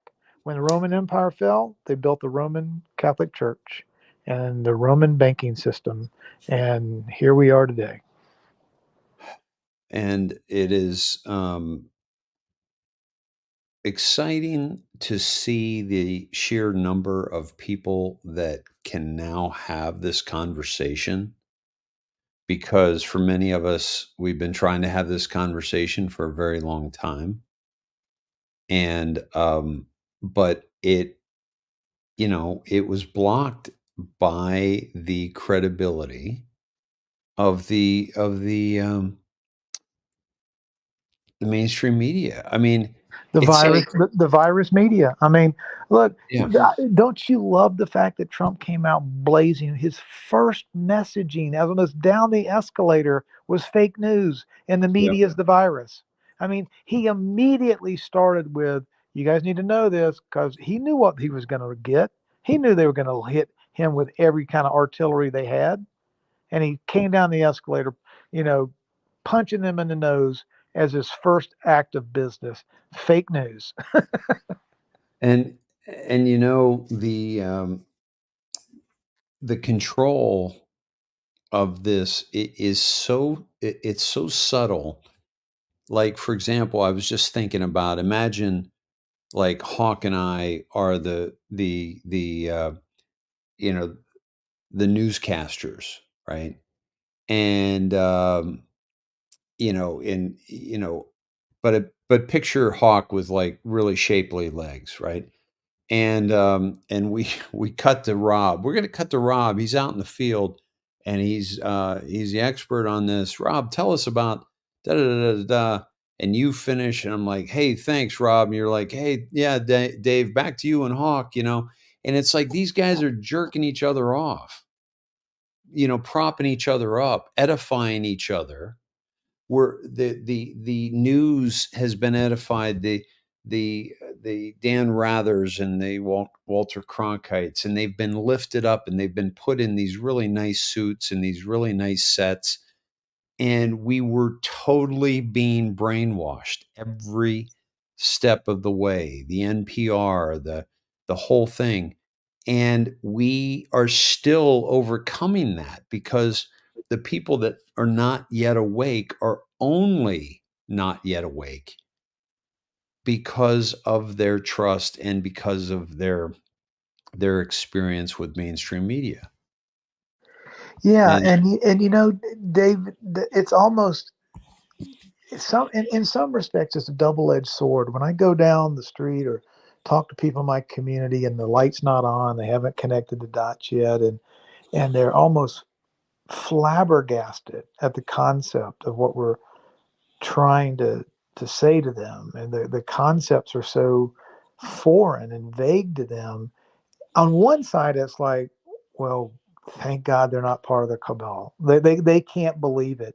There's a natural goodness to what the Creator created, that it's not even in their DNA to think on the terms that you and I have had to process over the last 20 or 30 or 40 years, right? For whatever reason, God blessed us with a curiosity gene and a rogueness to say, wait a damn minute.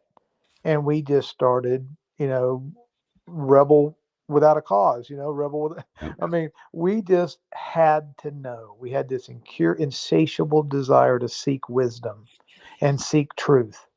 Now, those that don't have nearly that level of curiosity and that urge to ask questions, yeah, they get a ding, they get a negative mark on the test because they're not curious, they're lazy, they're seeking comfort, they're seeking gratification, they're living in the vanities of their mind, and they're not, humbling themselves to turn their eyes towards God and seek wisdom. So Yeah. that's a negative on the test. But by their admission that they can't even begin to even consider what we're saying, kind of almost tells me, well, at least they're not on the other team actually doing the shitty stuff to us, right? Well, yeah, I mean, the people that are doing the shitty stuff to us, they're doing exactly what they've been paid to do. They're doing exactly what they've been trained to do, and that is perpetuate this nonsense. Yeah, and it's tragic because of what is transpiring around them, almost in a different dimension. Like we're literally in different dimensions right now, and what we've seen unfold is unfolding to only those who have taken the blinders off, and yet we're seeing a whole world going on. It's like my friend. I've been looking for a place here in Austin, and I want to get out of the city. I want to get far away from the city. My buddy was like, "Dude, you ought to live in the city. You'd own the place in a couple of years. It's like the way you are with people and stuff, and you'd get out and about." Actually thought of that. I thought, yeah, it'd be kind of cool. Although Austin is a liberal city, it's still Texas, so we still got a lot of cowboys here. But it's not the right world for me right now to do that, because the world has lost its fucking mind and and has not yet found it collectively. And I just wanted to add, and I want to pass it off, and I also want to hear from Hawk, but I just want to add that collectively, like, we haven't gotten that we are responsible for where we're at right now. And I think that's the biggest thing that we have to look at, is that we are responsible for this state of affairs. 100%. 100%, David. I Right? agree with you. We're at that part of the scripture that says basically the harvest is plenty and the workers are few. And we, by taking action, it is one of those things where one of the most, maybe I would say, difficult actions to take is the art of instruction. How do we teach? How do we teach to the right people that want to listen? How do we feed them knowledge at the level that they can digest? At a 2-year-old level, a 12-year-old level, or 27-year-old level, or 50. Just because a lot of people, as well as I do, have been at church for 50 years, and they're a spiritual retard, right? I mean, you can read the book 13 times cover to cover and not hear a damn ounce of music. There's no grace there. There's no love there. The spiritual aspects of the scriptural teachings, just because you've memorized the verses and you go out and scream at, get off my lawn, kids, and kick the dog. I don't care if you're an elder, how long you've been in the church or how much you've donated. That has nothing to do with the essence of spirituality and who we are and whose we are. So there's that aspect of, I mean, what was it? Jesus spent almost all of his life in a little 9-mile area around Mount Olives, and he changed the world, in the area that he was in. And I'll guarantee you, the area that he lived in was a lot shittier than Austin. Well, it was, well, in all actuality, there is a that's the city of Nazareth, or Nazarene. Nazareth was considered a dung hill, was what it was called. Originally, it started with just 3 shepherds' caves, and slowly began to grow. You know, at the time that Christ was born, Nazareth wasn't even considered a city yet. It wasn't until they returned after his birth, 7 years after his birth, that Nazareth actually had homes built there. But you know, Herod and the council from Rome at that time, Herod explained to him that you know that these people would have to, you know, for the census, would have to travel to, you know, where their tribal home was, and basically dignifying a place that was no better than a dunghill. And he wasn't kidding. He was. They were treated like hicks and hayseeds. They were. It was a joke to say you. They looked down your nose as a little, as just like you said. You know, it was a dung heap. And you're from Nazareth. How could we take you serious? What, you didn't go to college? You're not educated. You're not from any kind of lineage. Who the Yep. hell does this guy think he is? You know. Yep. You know, on Joseph's side, Joseph came from the line of David. You know, and you know, he came from Bethlehem. That's where David came from, King David. So he actually came from that line. But you know, just to say that they were from Nazareth, it wasn't such a hot idea. And yeah, nobody took him serious at first. Even the people in Nazareth, when he went back and said, "Hey, you know, listen, I'm here to save you spiritually, not to fight Rome. I'm here to, you know, save your souls. I'm not here to fight this war, this battle that you think that I'm gonna do for you.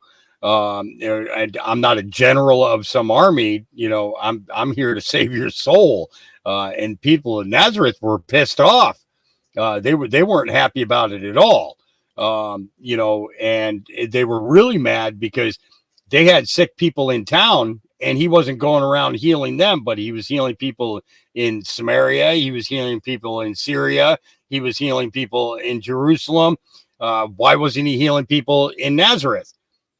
So there was a great jealousy going on at the same time, you know, so it came from both directions. The people in his own hometown, you know, and he said that no prophet is accepted in their own home, you know, so that made it even worse, because as soon as he said that, you know, everybody went nuts, you know. So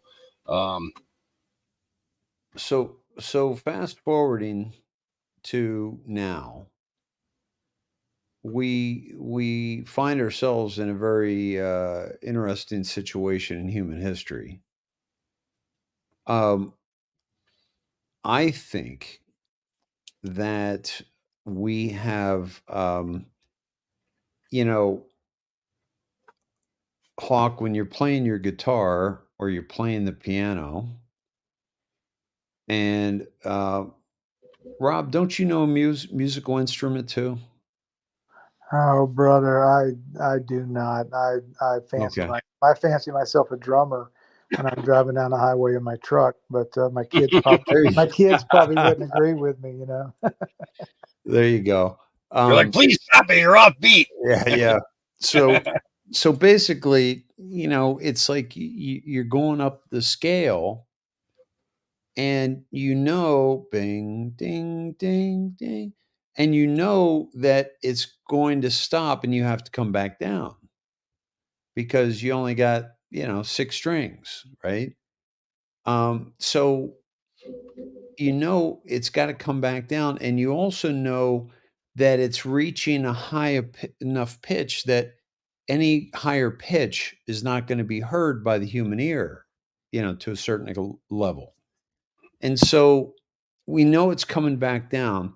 And I feel like what we're experiencing is a very, very high pitched sound at every level: financial, immigration, family, abortion, LGBTQ plus Q&A, you know, all these different things that are reaching the peak, reaching the pinnacle of allowable, even being able to hear it anymore, that it's got to come back down the scale.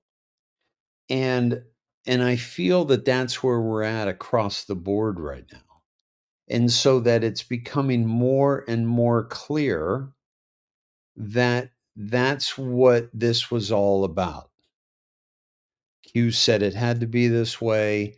We know that Trump is and this gets into a very, very interesting back and forth that we're going to have to hold Trump accountable to.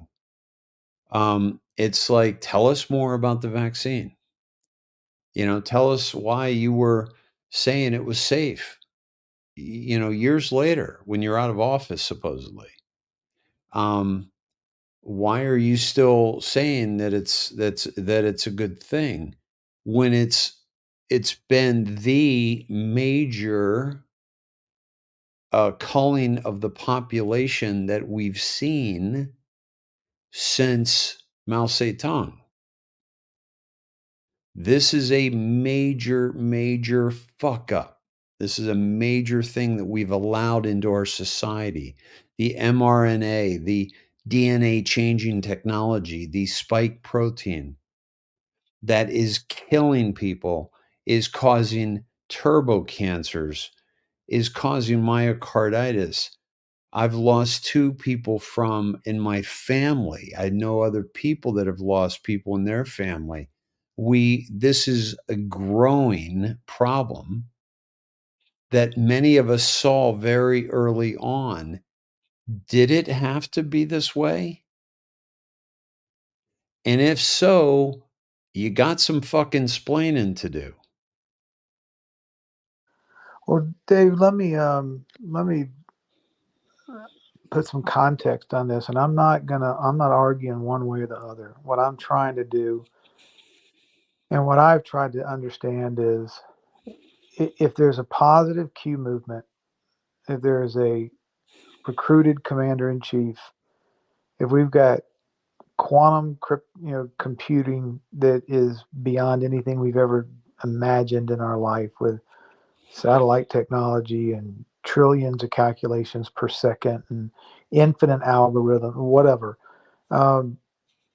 Look, we can go back. I mean, the Bible talks about pharmakia, right?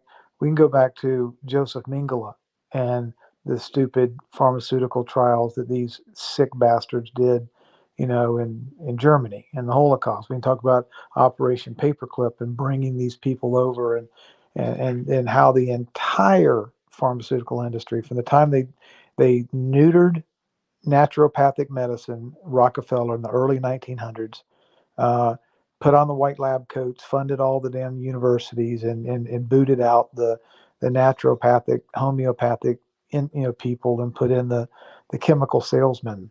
Yeah, I mean, I think So everyone here is pretty pretty good good on that. Well, so here's my point: is Operation Warp Speed. What was it? Well, first of all, number 1, we're at war. Number 2, war is hell. Number 3, people die in wars. Number 4, the art of war, Sun Tzu, deception is the number 1 most powerful weapon in warfare, and both sides use it. Okay, so those are all non-negotiable. We all know. I think we probably can all agree. It's a spiritual war. It's a global war. It's a 5th generational war. Deception's being used. War is hell, and people die in wars. Okay. Oh, I've spoken many times to the casualties that the people, the J6ers, all the people that are, the military that are making sacrifices, the people that took the jet. There have been a lot of casualties in this war, and Right. there are casualties in every war. And quite honestly, there are fewer casualties in this revolution than I ever thought there would be. Yes, and I do believe that too. And so I came to this revelation a couple of years ago, David, and that is that I believe both sides, the good guys and the bad guys, are running elaborate algorithms. Okay, the The central banker nefarious assholes are looking for, the next generation monetary system, the digital cryptocurrencies and CBDCs and social credit scores and 15-minute cities, and they're throwing everything they got at the next generation monetary enslavement system. The white hats are, I believe, optimizing maximum exposure, maximum military detection, maximum UCMJ justice of those that have committed crimes against humanity and treason and blackmail and all these heinous things that they've done the world over. And they're also trying to optimize for minimal loss of life, given the objectives that they have, right? So if that's the case, if there's two different algorithms running, a bad algorithm and a good algorithm, and Trump's in the cockpit flying the jet on the team that's got the good algorithm running, okay? Then now let's put the vaccine thing in context, okay? If you go back to 1913, 14, 15, 18, when the Spanish flu happened, okay? The Spanish flu happened because Rockefeller, they finally had a central bank and they had a military. As soon as they got the central bank, bam, what happened? World War One. Okay. They had a conscript of the biggest military ever, people that had to follow orders, and Rockefeller had a perfect test bed of subjects that they could say, we're going to try these chemicals. Okay. And they put like a cocktail of 28 different pharmaceutical chemicals in these military recruits, and virtually every one of them died.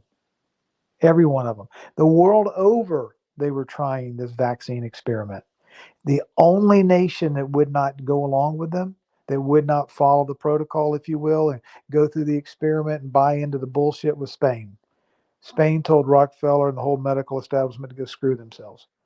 So what did they do? The establishment, the powers that be, they called the flu the Spanish flu, because they were pissed off at the ones that went rogue, that wouldn't go along with the groupthink. Okay, but the Spanish flu was a bioweapon chemical experiment by the pharmaceutical industry, and virtually every single person that died were only the people that took the vaccine. The ones that didn't take the vaccine didn't die. 100 million people. Okay, 100 million people died in the Spanish flu, and it was all pharmaceutical. Now, come to the current day. Trump said, I saved tens of millions of lives. Vis-a-vis, and he mentioned the Spanish flu. He brought the Spanish flu into the conversation of Operation Warp Speed. Yeah. He goes, don't let them steal what we did. Now, the way I'm processing this is, look, if Trump would have come out in March of 2020 and said, this is a plot, the pharmaceutical companies and World Economic Forum and Davos and the news media and the bankers are all planning to kill 3 billion of you, don't take the shot, he would have lost all credit. I mean, they'd have carted him out that afternoon. Okay. He did get sick. He did do the Zelenko protocol. He did talk about ivermectin. He did talk about Regeneron. Ivermectin, Regeneron. The other one, I forgot. But and again, right, ivermectin. And what did he do? You saw the absolute mockery and buffoonery, and the people lose their heads and spin their head around and vomit green vomit, and the late night comics and horse paste and practicing medicine without a license and get rid of him with the 25th Amendment. He's given all of that shit, right? Oh, I lived through all that live in front of thousands. Right. Like so we were tracking that whole thing the whole time and trying to figure out the plan. Okay, so in 2018, remember, right before the midterm elections is when he did, I think it was 13-848, that said, if we catch you interfering with elections and you do X, Y, or Z, we're taking all your property. We're taking all your assets. We're taking your company. You're involved in election interference with foreign or domestic, and we catch you, we own all your shit. Okay, he wrote that 13-848 before the midterm 28, and it was as if they knew for a fact it was going to happen. Okay, a lot of these executive orders were written because they had foresight, but then once they wrote them, they had to let the crimes happen. They had to put the people in the spotlight, Operation Warp Speed, put all the pharmaceutical freaks, all the NGOs, all the World Health Organizations, all the Klaus Schwabs, all the Pfizers, all the Modernas, all the Faucis, all the Birxes. They had to put all of these people that were being paid off, all of these fake science labs, all of these technology companies that were muting people, that were muting the doctors, saying, don't do it, don't do it, don't do it. You have to put all of these people in 195 countries out in the sunlight and let the sunlight make the milk soil, and then catch them and then prosecute them. And so my only question is was part of the look, if we're going to get rid of cancer in the body, you got cancer in your left leg or in your arm or neck or whatever, you don't want the doctor going in there scraping out 80%, saying, looks good enough to me, let's zip it up, I got a golf game. You got to get every effing cancer cell out of the body that you can if you want to heal, if you want the body to heal. You can't leave any cancer in. We got to get rid of every one of these pharmaceutical son of a bitches that tried to commit mass genocide the world over. And you got to have them commit the crime. You got to get the evidence. You got to pull them out, and you got to get rid of them all. You come at Trump, what would have happened? Let's play this out. March of 2020, June of 2020, right the day after Trump gets out of office. He never got out of office. He stayed in commander in chief, right? But at what point should he have taken to the microphone and announced the conspiracy of the pharmaceuticals and the bankers and the media and the big tech and the politicians to kill us all and get rid of 3 billion people? Hey, if I could for 1 second, just to really emphasize what your point is right there, Rob. This is from 2017, okay, at Georgetown University. And this is people that question whether it was planned or not. Outbreak. Given, as you heard from the introduction, that I have been around for a while and have had the opportunity and the privilege and the pleasure of serving in 5 administrations, I thought I would bring that perspective to the topic today, is the issue of pandemic preparedness. And if there's one message that I want to leave with you today, based on my experience, and you'll see that in a moment, is that there is no question that there will be a challenge, the coming administration, in the arena of infectious diseases, both chronic infectious diseases in the sense of already ongoing disease, and we have certainly a large burden of that, but also there will be a surprise outbreak. And I hope by the end of my relatively short presentation, you will understand why history, the history of the last 32 years that I've been the director of NIAID, will tell the next administration that there's no doubt in anyone's mind that they will be faced with the challenges that their predecessors were faced with. So for those who think that infectious diseases is gone, there's so many people who have made foolhardy statements, not knowing at the time that they made them. I usually show a quote from an old Surgeon General or an old pundit in infectious disease. So I thought I'd pull this one out from Sir Macfarlane Burnet, who was actually a Nobel Prize winning immunologist, who made the statement, as many did, to write about infectious diseases is almost to write of something that has passed into history. The most likely forecast about the future of infectious diseases is that it will be very dull, which is really kind of interesting coming from a semi-genius like Macfarlane Burnet. And I think what he did, and the mistake that so many people have made, is something that several of our panelists have already referred to. And that is a failure to look beyond our own borders in the issue of the globality of health issues, not only things that are there that will come here, but surprises that we have. What are the lessons that we learned from HIV? One, you have to commit substantial financial and human resources. These things don't get addressed spontaneously by themselves. You have to enlist the best and the brightest investigators in both basic and clinical research. You have to involve the community, be it the gay community in the United States or the community in Africa and West Africa when we dealt with Ebola, or the people in South America when we're dealing with Zika. You have to have cross-sector collaboration. You can't do it alone. The CDC can't do it alone. The NIH can't do it alone. You do it with all of us, with industry, with global organizations, with philanthropy and NGOs. And you got to get the leaders and the policymakers involved. What is for sure that no matter what, history has told us definitively that it will happen, because infectious diseases, as I said 8 years ago in this article with David Morins and Greg Folkers, that it is a perpetual challenge.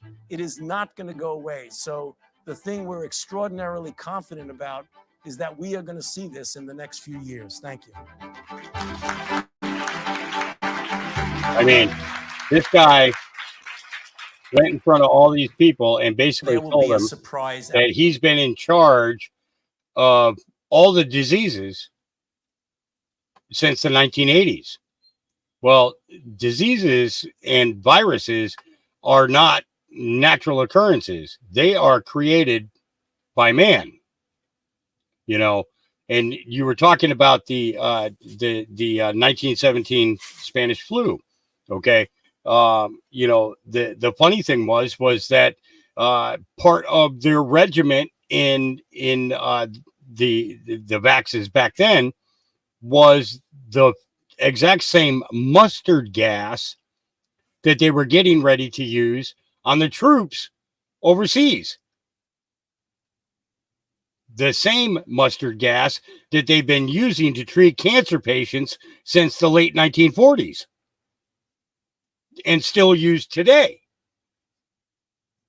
Kill the body, and if they survive, we'll try and make them healthy again.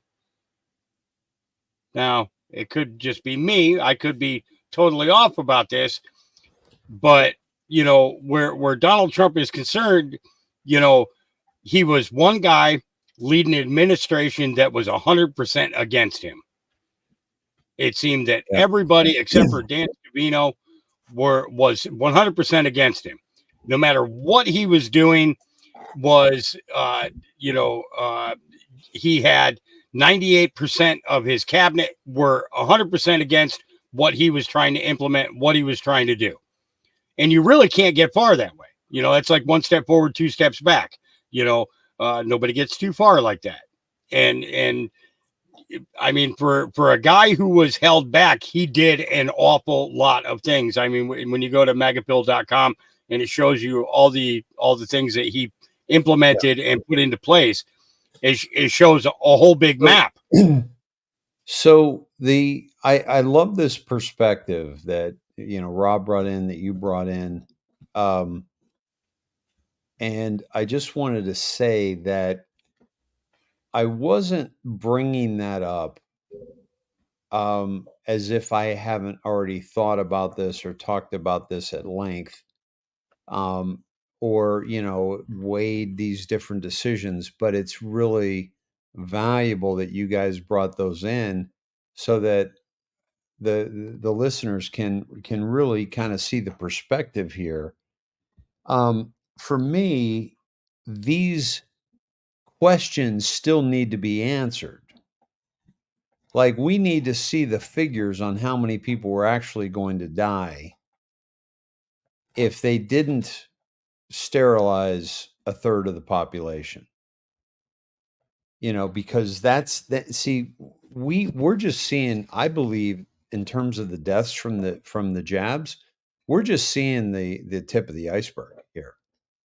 We're gonna see a major problem over the next couple of years in based on what I've heard and based on what I've researched.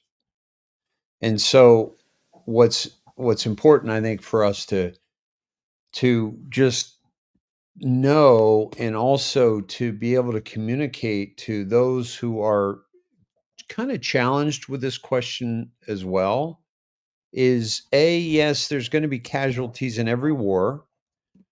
And B, this is a war unlike any other, and the most important we'll ever fight. So yeah, there's going to be casualties. And C, it had to be this way because, you know, they've run the numbers the other way. And it was a lot worse. right? And then people are going to see that and they're going to be like, "Yep, I get it." Right? And I think some of us already do, Rob. I mean, that's why I'm still very pro Trump. I know Hawk is, you are, but these are definitely questions that I'm going to want to have answered, and I think it's important for us to have that conversation to make sure that people know that we're not putting Trump up there in our minds without they're demanding accountability, and Q demanding accountability. Why did we wait this long?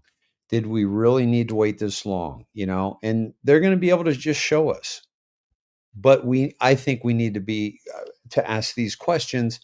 And I think that for those that are on the fence with Q or on the fence with the vax and Trump and all that, I think it's beneficial for them to hear us, say, "Oh, we're going to get answers, but here's what we think." And you guys just gave two very great perspectives on how we do think about this, like how we have gone through and tried to process this whole thing. And David, let me throw this in if you don't mind as well, because No, please. I was about to hand it off to you anyway.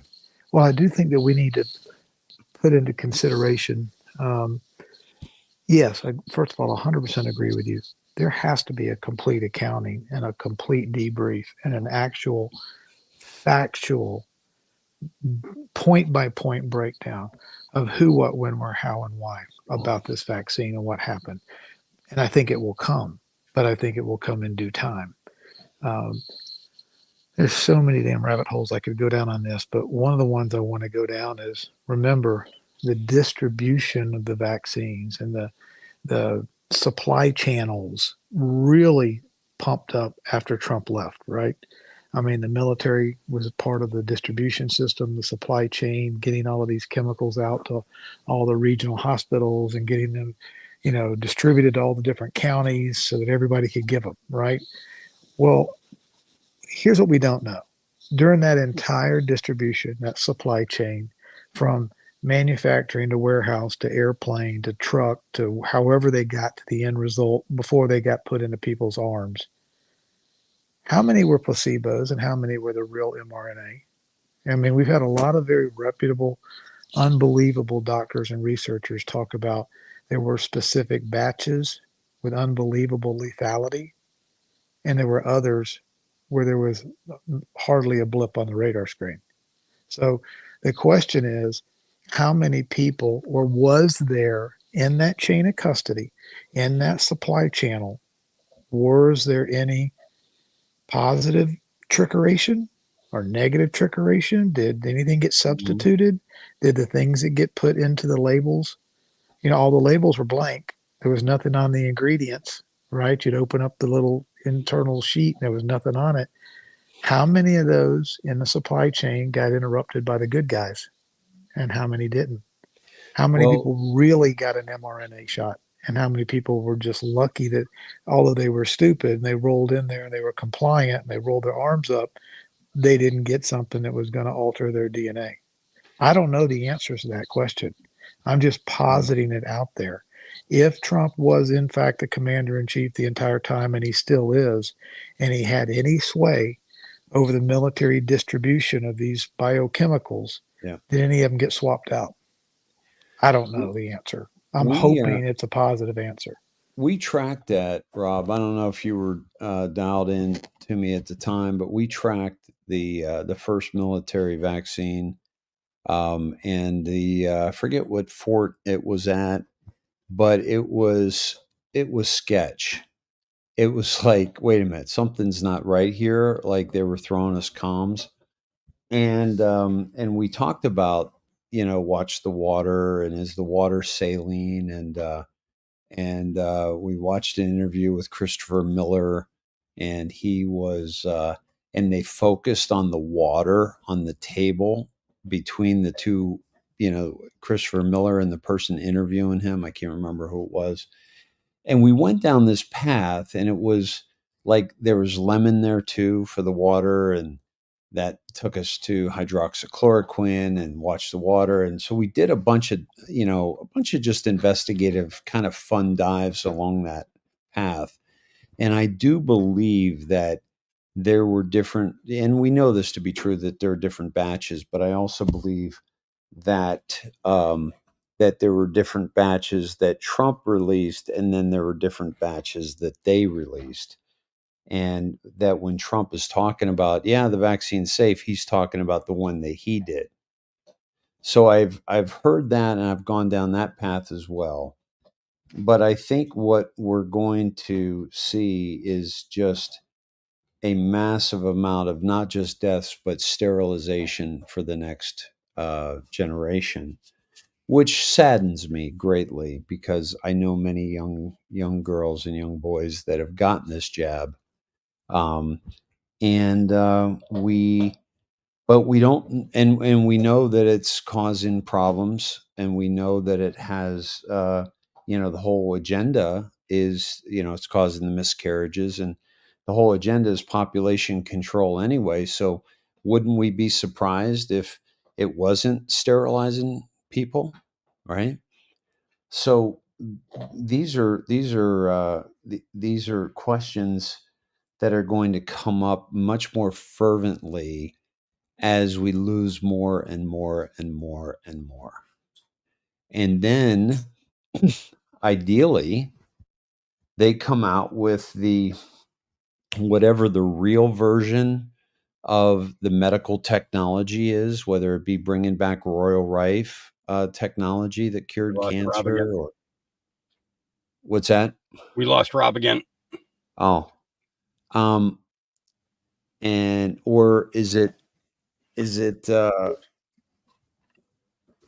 brand new technology? And I keep from using the words med beds because they've been overused by charlatans pretending to know the inside scoop on them. And so, but maybe there's a technology that comes along that eradicates the mRNA from the body.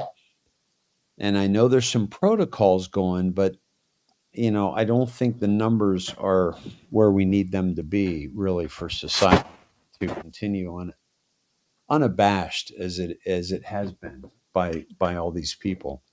So at any rate, I think it's an important conversation to have, and for people that are on the fence, just to hear us have it and question it and say, we're going to demand answers. We're not just going to roll over this, right? We're going to make sure that we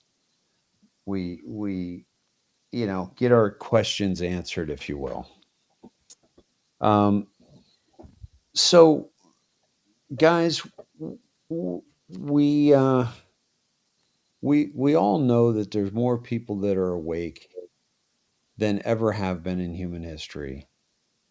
We know that more people are breaking free from the slave system with crypto and with gold and with silver than ever before in human history. And yet there's so many that have not. There's so many that have either not completely trusted the information that we're going into a whole new financial system, a whole new way to operate on this planet, on this domain, on this earth. What's your take? What do you think people need to understand before we move to the next stage, and how do we accomplish that? And is it an ascension? Is it, is that a part of it? The 3D to 4D that so many people talk about, or the 5D? Well, Dave, let me, Hawk, is it okay if I jump in? Oh, please do. Please do. I look at this, let's put this in biblical context. And, I think we're at a Red Sea moment, and there's so many parallels in the analogy here, but, the slaves are being freed from Egypt, and they're running through the desert, and they're coming to the Red Sea, and there's mountains to the left and mountains to the right, and the invading captors are coming at them full speed, and boom, the Red Sea opens. You know, the miracle. Part the Red Sea, get to the other side. You know, the bad guys get swallowed up in the water and destroyed. Just because those slaves were free doesn't mean they were found. Okay? They got to the other side, and here we have this $34 trillion of debt. We have an economy that's about to explode. We got people that want to kill us. We're invading us from the southern border. They want to come up with a Marburg virus. They want to put us in 15-minute cities and make us, you know, use CBDCs and drive electric cars and eat bugs. I mean, it seems like the Republicans are assholes and the Democrats are assholes. So you look to the left, you got ideologues. You look to the right, you got paid off cowards and freaks. You look behind you, you got the World Economic Forum coming at us, and we got a red sea of debt in front of us.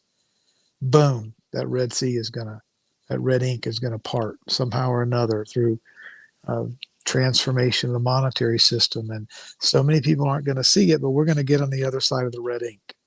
Well, the people that have not woken up, the people that have been tax slaves and debt slaves, zombies, goose stepping, obeying, following the rules, just blindly accepting trust and tradition their whole life, are going to find themselves on the other side of the red sea of ink. But do they know a damn principle in the Bible? Do they know how to self-govern? Do they know what their authority is, what their dominion is, what their spiritual endowment is? Do they know any of the lessons or the truths of the Bible that Jesus taught us? Are they going to know how to comport themselves? If they have to become their own banker and think for themselves and manage assets and live in the community and do self-governance instead of being told, you know, what they can and can't do like a bunch of 4-year-olds. I mean, that I think there's a physical / human monetary change that's going to happen, whether they like it or not. Some will do the ascension thing and go, okay, gosh, I got it. Oh my God, I get to take care of myself, and I'm going to have real assets and real freedom, and we're going to get out of this admiralty law system, and we're going to go back to something that's more common law based, and we're going to get our founding fathers' vision of rights and unalienable authority to not be taxed every time we take a breath. And the dichotomy here is going to be how many people are going to be able to manage that transition in both the 3D and the new monetary way. The problem is it's kind of like the lottery syndrome, right? What 99% of 98% of people that win the lottery are bankrupt in 3 years or 5 years because they don't know how to handle it. How many people are going to potentially on an early basis benefit from a new monetary system, but be 4-year-olds and not be able to handle it? That's going to be kind of the balancing act. I think we're going to have to collectively as a society try to get back to first principles and teach people who they are and whose they are and how to do this thing called adulting, right? And take personal responsibility for every choice they make in their life. That's going to be a tall mountain to climb, because the system of education hasn't taught us how to do critical thinking, morality. We don't have debate classes anymore. You're not allowed to take the pro-life and the pro-choice and even debate it anymore. You're not even allowed to entertain the alternative to the groupthink narrative. I mean, we have a lot of very mentally damaged young kids and adults in this country that if they don't want to take the chip off their shoulder, if they don't want to make the choice to turn that key of humility, to break themselves out of the vanity of their minds and be open and receptive to God's wisdom and spiritual laws that have nothing to do with cultural groupthink, if they aren't willing to take that step, there's not a lot we're going to be able to do to help them.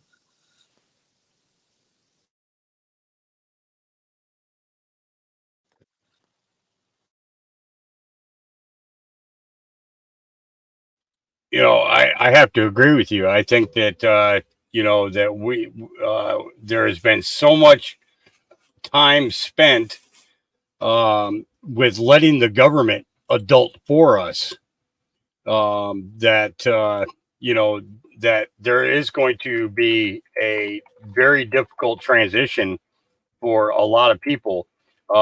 Guys that are asking, what I'm doing right now is I'm typing in Rob Cunningham's KUWL.show on Twitter for you. This is his Twitter handle. Hawk, if you don't mind, on Twitter, there's no dot. That'll make them they won't be able to find me. It's just Cool Show with no dots in it. So Okay. it's x.com/ Cool Show. Eight characters. Got it. Real quick before I saw that you need to take off here, Rob. I did tag you in for a post in regards to the Nasara Jasara that Dave was talking about before, that has been floating all over, going crazy on X right now. I don't know if you can really see this here, but I did tag you in it so that you can take a look at it, and it gives you I think it's 43 points, 48 points. I'm sorry. 48 points in regards to this Nasara thing that they're claiming is going on now. That basically is going to happen starting the January 1st. So that way that'll probably give you a great topic of conversation for your program later on in the week. But I did tag you in that, so hopefully that does come up on your feed for you. And I can see that. When I'm on StreamYard, I have a kind of limited ability I can't leave this and go to Twitter and really search through Twitter while we talk at the same time. But my concept on this whole Nasara Jasara thing is that first of all, it's sullied like hell by so many people that have tried to profit off of it, the patriots that have tried to make money off of it, the media that's had a field day with it. Look, there is a lot of transition that's going to take place. When we go to an internet of value, we get away from the Bank of International Settlement, top-down, Rothschild, Rockefeller, Jamie Dimon kind of central bank, cascading system of rules and regulations and debt and tyranny from the top down. And I like to think of it as that it's instead of it raining, and I mean REIGN, raining hell down on us from the top of the pyramid, we're going to go to like a built-in in-ground sprinkler system, an irrigation system, and the water and the wealth is going to come from the bottom up instead of from the top down. So when that happens, by default, wealth is going to stay much closer to its actual source of origination, local, community, and state. The fees, the taxes, the regulatory, all that fat, all that just corrosive infrastructure that's the fees and the regulatory burden and the weight and the tax and the slowness and the graft and the theft and the money laundering, all that crap that's in the carotid arteries of these systems that Jamie Dimon types love so much, all that's going to go away. I mean, we're going to go back. We're going to be able to move money point to point, person to person, company to company, nation to nation for virtually free, instantaneously, 24/7, 365. And it's going to be sound money instead of fiat money. Right. Just that truth alone is going to create a lot of these Nasara Jasara list things to happen. Okay.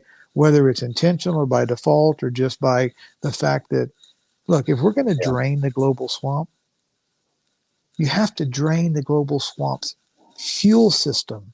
The thing that feeds the global swamp is this fake counterfeit money.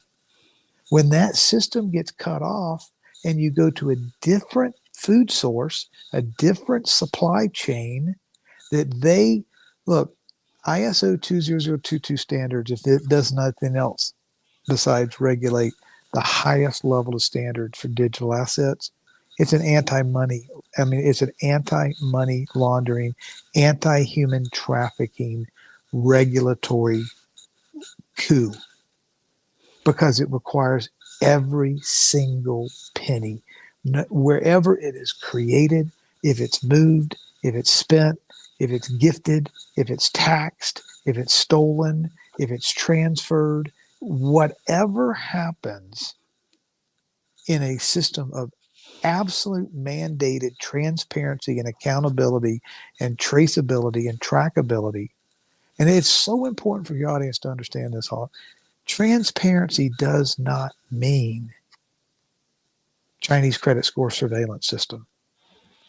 It means it's transparency and it's there. And in the event, let's say they think you and I are doing something illicit and there's a legitimate court order because they think you and I are stealing cars and sending them over to Mexico and hacking up for parts, and we're making money and we're transferring money back and forth and we're profiting.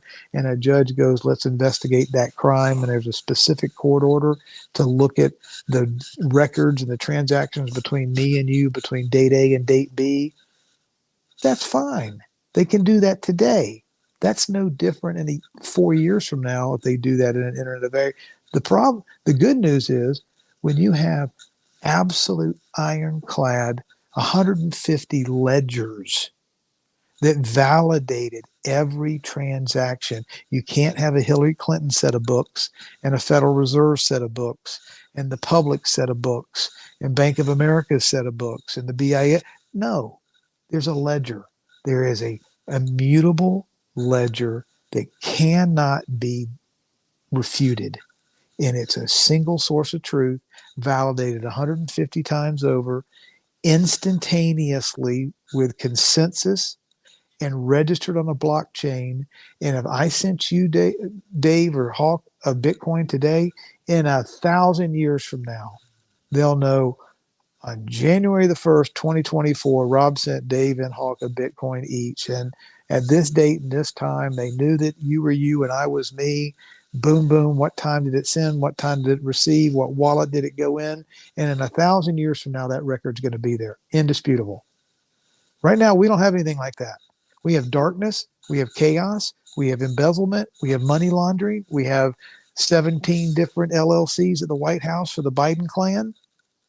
We don't have transparency and we don't have ability to hold these public officials accountable. When we get just when we get transparency and accountability alone, plus sound money, shit. If we never heard of Nassar and Jassara, we could just all of a sudden start ad-libbing and pulling stuff out of our brains and go, well, if that happens, then that means these three things, and these are going to have this going to, well, we don't need that. All of a sudden, the list of things that are going to be improvements are going to just, look, here's one of the things that we know for a fact. There's going to be a clawback. It's biblical. The wicked will store up the wealth, the riches, but it'll be redistributed to the righteous. We're at that stage right now, 13.818 and 13.848. These people that have done human trafficking and or been involved in election interference, it's treason, crimes against humanity. And all of them that are going to get caught, and I think Trump said we caught them all. Q said we caught them all. These people are sick and we're going to level the playing field. By catching them all and prosecuting them under UCMJ, these people, these guilty corporations, NGOs, nations, and entities that get caught are going to have to surrender all of their property, assets, stocks, bonds, real estate, you name it. If these companies, entities, Google, Microsoft, Apple, CNBC, Disney, Red Cross, you name it, if we caught them all and they're guilty of treason and human trafficking and election interference, all of their shit's going to the U.S. Treasury. And it looks to me like that's probably going to get spread around by the folks that were pretty righteous that didn't have anything to do with this treason and election interference. So the fallout of just level the playing field, these people are sick and we caught them all. Those 3 executive orders, that's going to change the world. Well, I do believe that the things that are mentioned in what Hawk is sharing with you, I believe all that's going to happen. But it has been spoiled by many who would pretend to know or pretend to be in the know about this stuff. And so it's going to be magical when it all comes to be.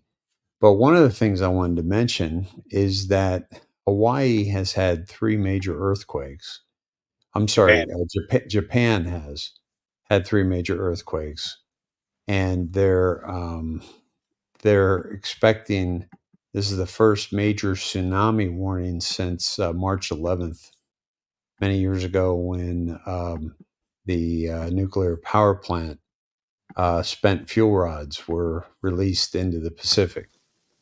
So, so with that happening in Japan, I haven't checked the market yet, Rob, but you know, something like that could set off a chain reaction, if you will. You know, a chain reaction is going to happen if the markets are strong, but they're not. So there's a real concern about how this is going to come to be. Is it going to happen through Evergrande in China? Is it going to happen through the Japanese market? You know. Well, you think that the last time that it was supposed to, that NESARA GESARA was supposed to go into effect, September 11th happened. Yep. And it's kind of strange that Jody just posted. From my understanding, if NESARA GESARA is announced, it will have to be under Trump, and after that, 120 days for a new and different election. Well, this is the thing on in response to that, Jody, is what if it's announced under Biden, and that forces the 120 days for the new election? Wouldn't that put us to where Trump talked about March? Yes, it would. Yes, it would. And March 4th, which is the original inauguration day. Yep. Well, here's another thing, guys, and I'd love to hear your feedback on this, and please body check me if I'm wrong or overstating this, but my understanding of, even if you go back to the original NESARA GESARA, let's just talk about NESARA, that comes under UCMJ, military control. It is a military operation or process that remember they had a legal quorum, and the story goes they forced Clinton to sign it, but they being the military, right? Because of the farmers' land and where all of this originated from. So the implementation of NESARA would be something facilitated under the rules of UCMJ. And if we still have President Trump as commander in chief, then there really is no corporation, right? It got shut down in 2020. It went insolvent. It went bye-bye. After Trump went and notified the Pope and notified the Queen, and we're not in this deal anymore. Biden got sworn, quote unquote, Biden got sworn into a defunct entity. There was a United States of America, Inc., and the president of the United States, all cap, United States of America, Inc., got sworn in 13 minutes too early with a funeral procession, according to Derek Johnson. So the fact that he's even play acting as president of a corporation that doesn't exist anymore, there's really not a quote unquote Biden administration for NESARA to be rolled out under, right? If it gets rolled out soon, it's going to get rolled out under the commander in chief, which is Trump. Yeah. That would then indicate to me that it's impossible to have anything, even a distant cousin of NESARA, to happen without there also being the EBS system activated and people being brought up to speed. Those I don't see how you could divorce those two things. Yeah, everything would have to be coordinated. Everything. You're 100% correct. I mean, looking at it on the military perspective as a Marine, everything was done in a particular timeline in order to actuate and be effective at what we're, what our mission was. And yeah, so I 100% agree with that statement. 100%. And the other thing of what we're seeing too is that Scavino and Trump and Q and Ingersoll Lockwood and Space Force and DOD, they're all communicating to us, the people that are awake. They're letting us know, yeah, we got this, guys. We're on it. We're doing it. This is all part of it. And I think it's important to acknowledge that because we are being communicated to through this as if they're just reassuring us, this is all coming to a head here. And the 123321, which is today's date, I did a dive. I was sent there 2 weeks ago in the Q drops to 321123. And, I went there again today, and it's pretty fantastic because it's basically, I'll pull it up for us and, 2-1, get you guys with me. But, and Rob, don't let us keep you if you got to jump, but, you did mention that earlier, but We absolutely appreciate you being here, though. yeah, no, this is great. So 321 is post 134 U.S. military, post 137 U.S. military. I've already been down those. It's 666 in the blue. December 9th, 2017. But the 123, nothing is random. Everything has meaning. Plus, which represents both the three sads of the triangle, but primarily the Saudi, and then the Rothschilds, and then Soros are the other two. And this 123 popped up today with the 321123, or vice versa. I'm sorry, but but also with Scavino with his tweet, and with the 36 and the Clinton drop, and then Clinton dropped Hillary dropped the picture of the family in front of the Christmas tree in 1999, and which took us into the Q drop with Trump and JFK Jr.'s relationship in 1999 and the crash. And we were already at 1999. We were already at that drop earlier in the week. It's just that, to me, it's very, very obvious that they're dropping us crumbs. But they're dropping us crumbs because they know, and I spoke about this the other night, Hawk, is that they know how difficult this is for those of us that have been awake a long time. It's excruciating for us. And so, to me, the ones that are really paying attention are getting these crumbs dropped so that we can enjoy the show a little bit better than we would if we didn't have these drops, these comms, right? So that kind of reinforces that goodness is ahead. Yeah. Yeah, and if you think about it too, think about the scriptural events where the 300 beat the 186,000. What was that? 65-1 or 620? I don't know what the odds are, but when you have truly committed warriors that are willing to take action, that understand their strength and their armor and their mission and their purpose and their authority and their everything about them. 300 could take out 186 apparatchiks, goose steppers, right? People that are just there for a paycheck or doing a job, versus the true hardcore believers. So knowing those digital warriors, as General Flynn used to talk about, we really got to get on the battlefield.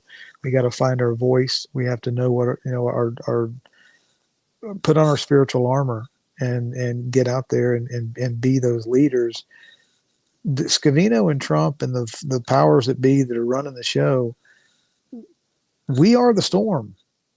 What storm, Mr. President? You'll see. I mean, we are the storm. He's got to keep us fed. He's got to keep us motivated. He got to keep us engaged. They got to keep us. They know we know how to connect dots. They know that we know how to do critical thinking. They know that we have demonstrated a level of fearlessness to get out there and help bring the people along.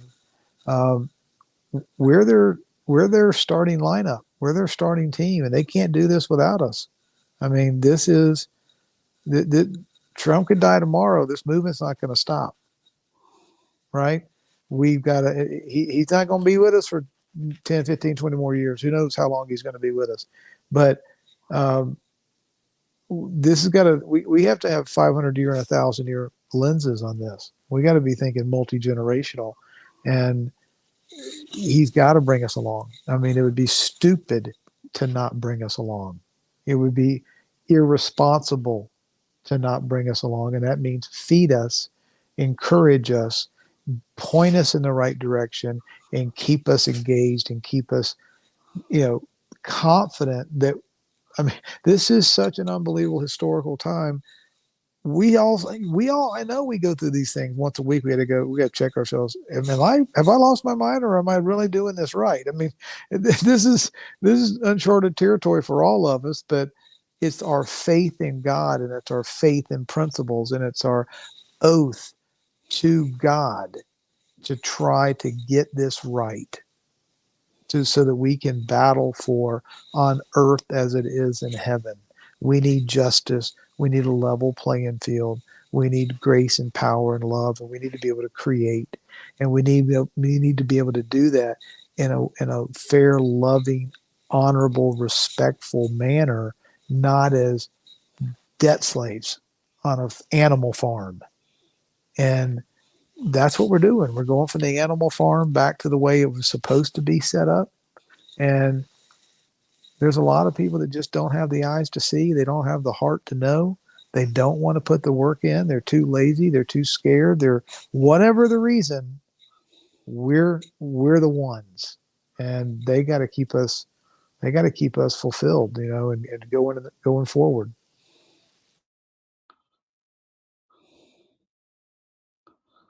Sorry, I was just responding to Trump put out a clip tonight in regards to Melania's mother is in very, very poor condition.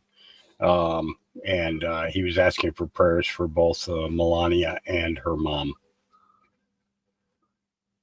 I don't know if either of you guys saw that.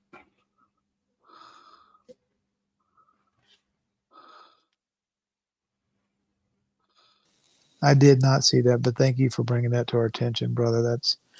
That is, man, that's nothing anyone enjoys. I mean, my goodness, it's passing of a parent is probably second only to the passing of a child or a spouse. I would assume. Yeah, I lost my mom a few years ago. I lost my son before her. So she got to. She basically saw one of her grandkids go before she did, and that was extremely tough on her. So yeah, I have to agree with that. I'm trying to find this the speech there. It was just a short clip. I'm not sure if Scavino put it out or. Where is it?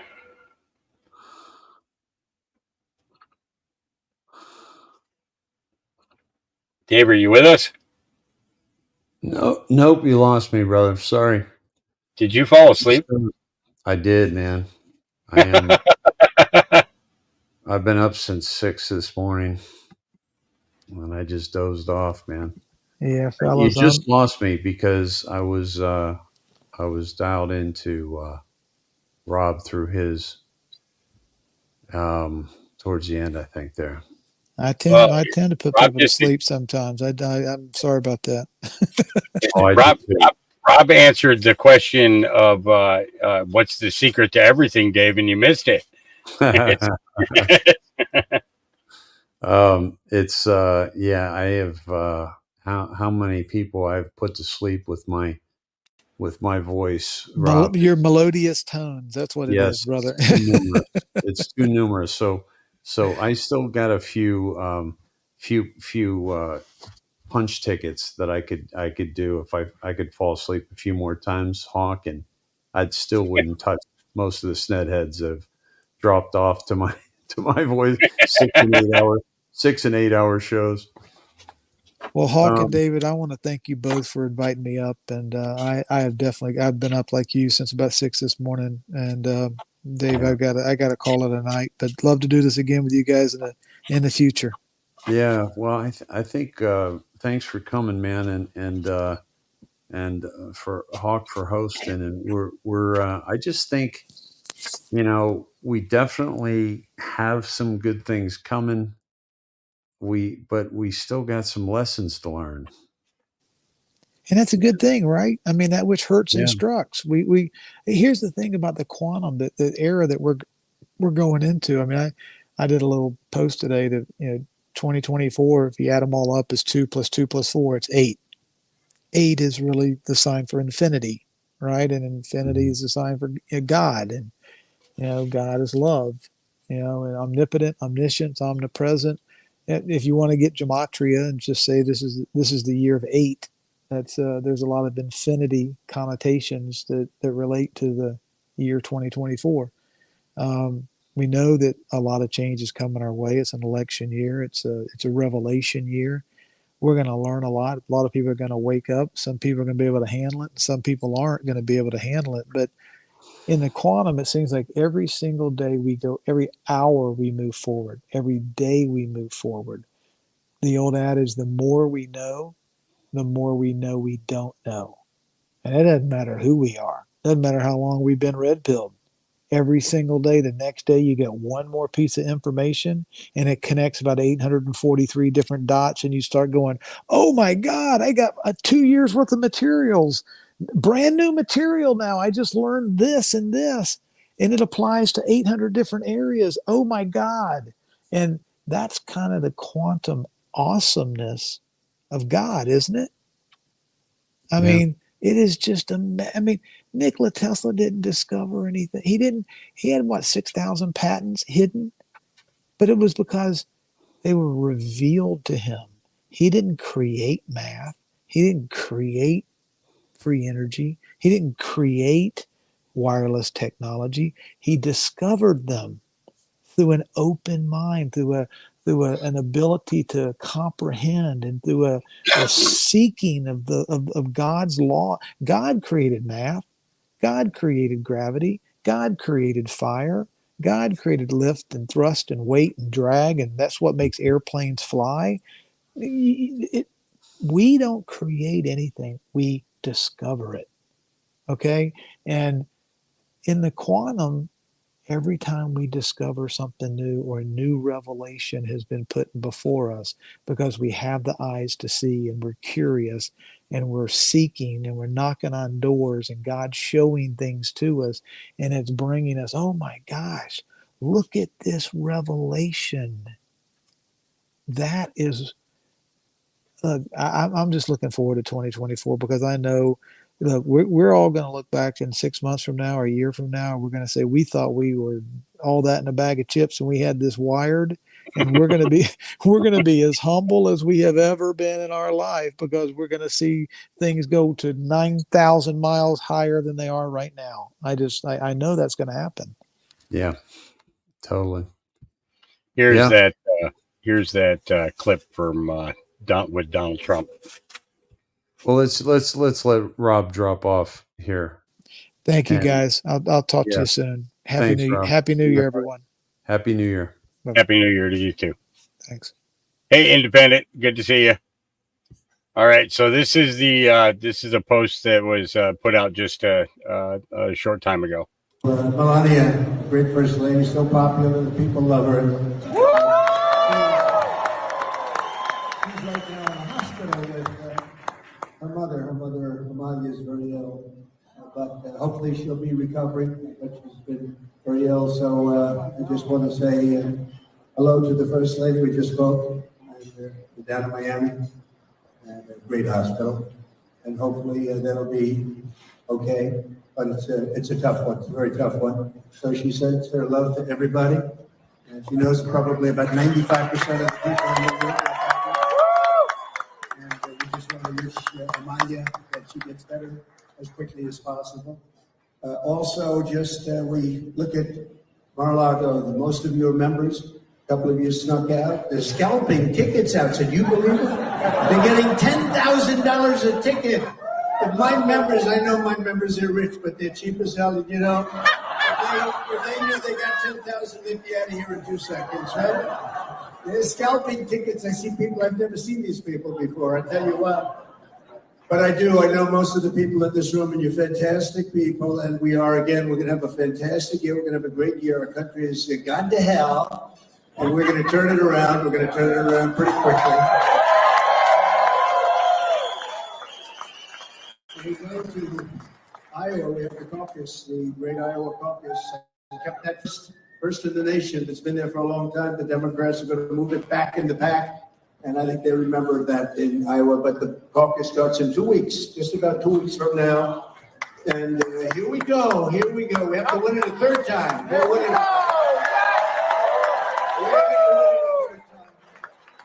So again, have a great new year. My children are all here. They're in the back. There's one that happens to be skiing. I gave her a little. I said, go ahead, darling. Go skiing. Enjoy yourself. Just don't fall, please. Don't hurt yourself. But my children are here. They're all here. And I just want to thank everybody. We're going to have a great 2024. We're going to make America great again.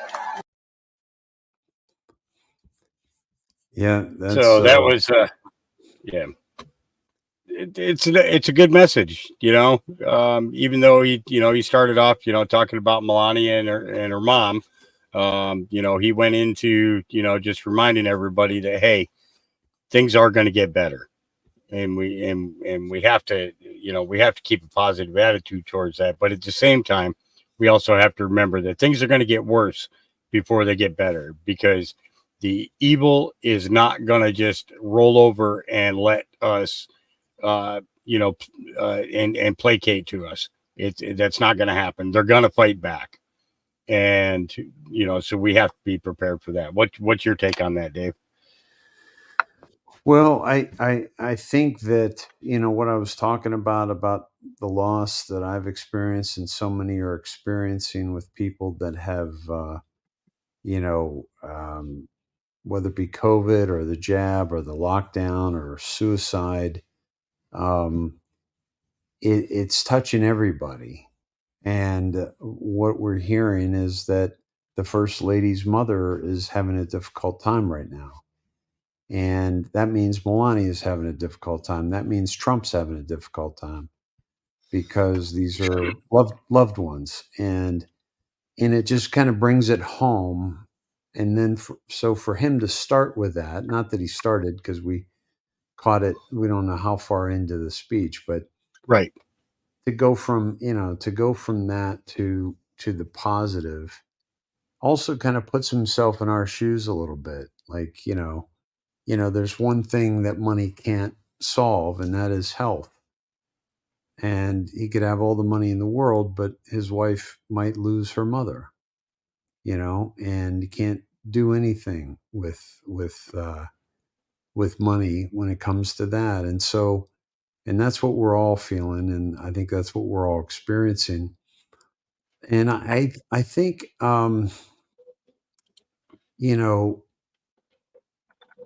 what we're seeing with this, supposedly have you heard anything more about the countdown clock or the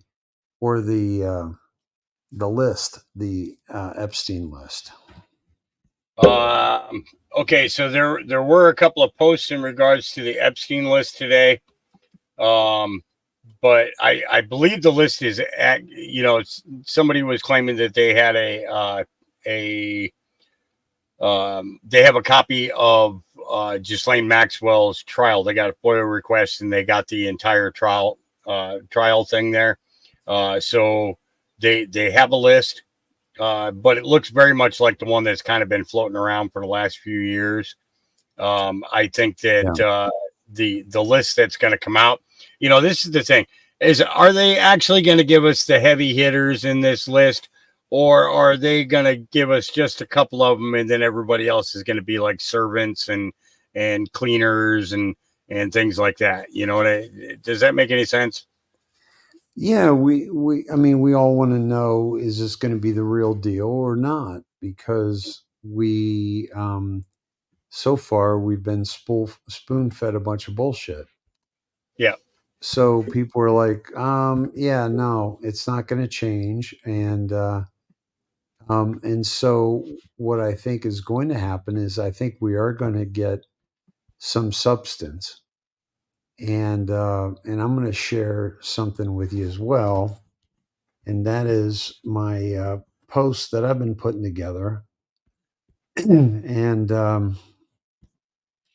want to share. It's kind of in process of being put together, but let me pull it up here.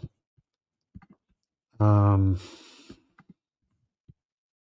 then I'm going to have to split myself. Let me see. It's on this one, isn't it? Yeah. Okay. So a list is coming out. You see that tweet? Yep. Okay. Who is on that list? Everyone wants to know. Prince Andrew is shitting his inbred pants. Names are beginning to emerge. Some think nothing will come of it, as has been the case for a very long and unjust time. Basically what we just said. Some think it's the beginning of the end. I think it's the beginning of the end. Netflix was mentioned several times with the Spacey and Tucker interview. And Spacey is a client of Creative Artist Agency, CAA. Actually, both Netflix and CAA dropped Spacey. And Netflix is a client of CAA. And they dropped Spacey after Anthony Rapp's allegation of abuse when he was 14 and Spacey was 26. Others came forward, many others. And Netflix is sexually grooming our children with their programming and with, the Obamas being on the board. Now, what you see here is the picture of Creative Artist Agency in the middle here. It's the largest agency in Hollywood. And you'll see that these are two pyramid buildings. I worked in the one on the right. And they're beautiful skyscrapers, and they're in the shape of a pyramid or a triangle. And you also see between the CAA building and these two pyramids is the Masonic compass and the Masonic symbolism. Okay. And then in front of CAA on the other block, you see the all-seeing eye. CAA is a very, so this is all very much satanic symbolism. And Dave, you know, if you flip that upside down, that would be an owl. Oh, that's interesting. A horned owl. That's interesting. I wonder if I could do that. That's interesting.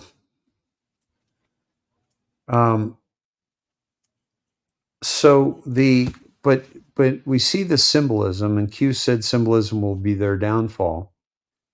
And then I click on the when I did the dive on the Musk and Tucker Carlson interview that you and I did. That was I thought very powerful. And so, but what's important, I want to go back to this list. So who was on the Epstein list? Well, you're also going to find the Epstein client list is very is going to coincide with the CAA list. CAA has all the people we've been talking about. CAA has Disney. CAA has you know, the Bob Igers. CAA has the Tom Hanks. You know, all of these major players in this whole scheme of things. And so I think people need to dive in. It was also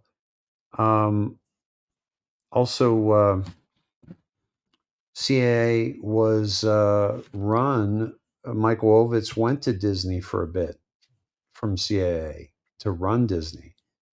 So they're all in bed together, and they're all part of the same list. They're all part of the Satanic Society. CAA covers a lot of musicians, which, you know, takes us right to the satanic symbolism.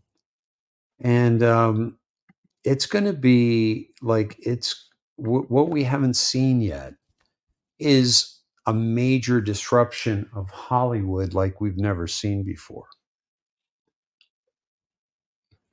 Because CAA are complicit with all of this and a part of it. It's no different than SAG being associated to our judicial system, because you know, almost every lawyer I've ever met in my entire life, including judges, are all members of the SAG, Screen Actors Guild. You mean the lawyers are members of Screen Actors Guild? Absolutely. For what purpose? I missed this. Well, their courts are all dramas. It's a fictitious judiciary system, which is part of the enslavement of mankind, whether it be here or in other nations. But here in the United States, you know, they make their own commercials for TV and everything else. They're almost, you know, the largest majority of them are SAG, are associated to the Screen Actors Guild. Yeah, you got any sauce on that? Because I wasn't aware of that. The attorney who represented me when I was going after the Catholic Church, what was his name? Dang nabbit. He's the one who informed me of that, and that was like 20 something years ago. You know, it was at that time, my best friend Sam Rennie was touring with Hal Linden doing Man of La Mancha, and at that time, Fitzgerald came in, and that was the attorney. Fitzgerald came in and got to meet Hal Linden at the same time that I was in there. And I was like, oh, surprised to see you here. And he's like, oh, surprised to see you here. He said, you're not a member of the Screen Actors Guild, are you? I said, no. He says, oh, he says, most of us lawyers are. And it was a lawyer who told me that. And I was like, what? And he's like, yeah, he said, that's how we get to do our own commercials and everything else. And he said, and then he got into, he was having a conversation with Hal Linden at that time, talking about, you know, how the courts were basically a drama. That's how court cases end up on TV shows like SVU or Law and Order and stuff like that. Yeah. So also you mentioned the Vatican Church. This is Vatica, the goddess of the underworld, which is what the Vatican is named after. And what people are going to awaken to is the reality that is the origins of all of the things that we think we know to be true, and how evil is flourishing on this plane, and how we need to understand that we brought this all upon ourselves, and we need to take it off. And I need to crash, my friend. Yeah, why don't you go get some rest, man? Yeah. But Happy New Year. Happy New Year to you as well. I'm not going to be doing a podcast tomorrow because I'm gonna go for a few more hours yet tonight. And it's because I got a whole bunch of content left to go through yet. So the platform is open for you tomorrow if you decide you want to do one. After I believe you have a dinner or something tomorrow.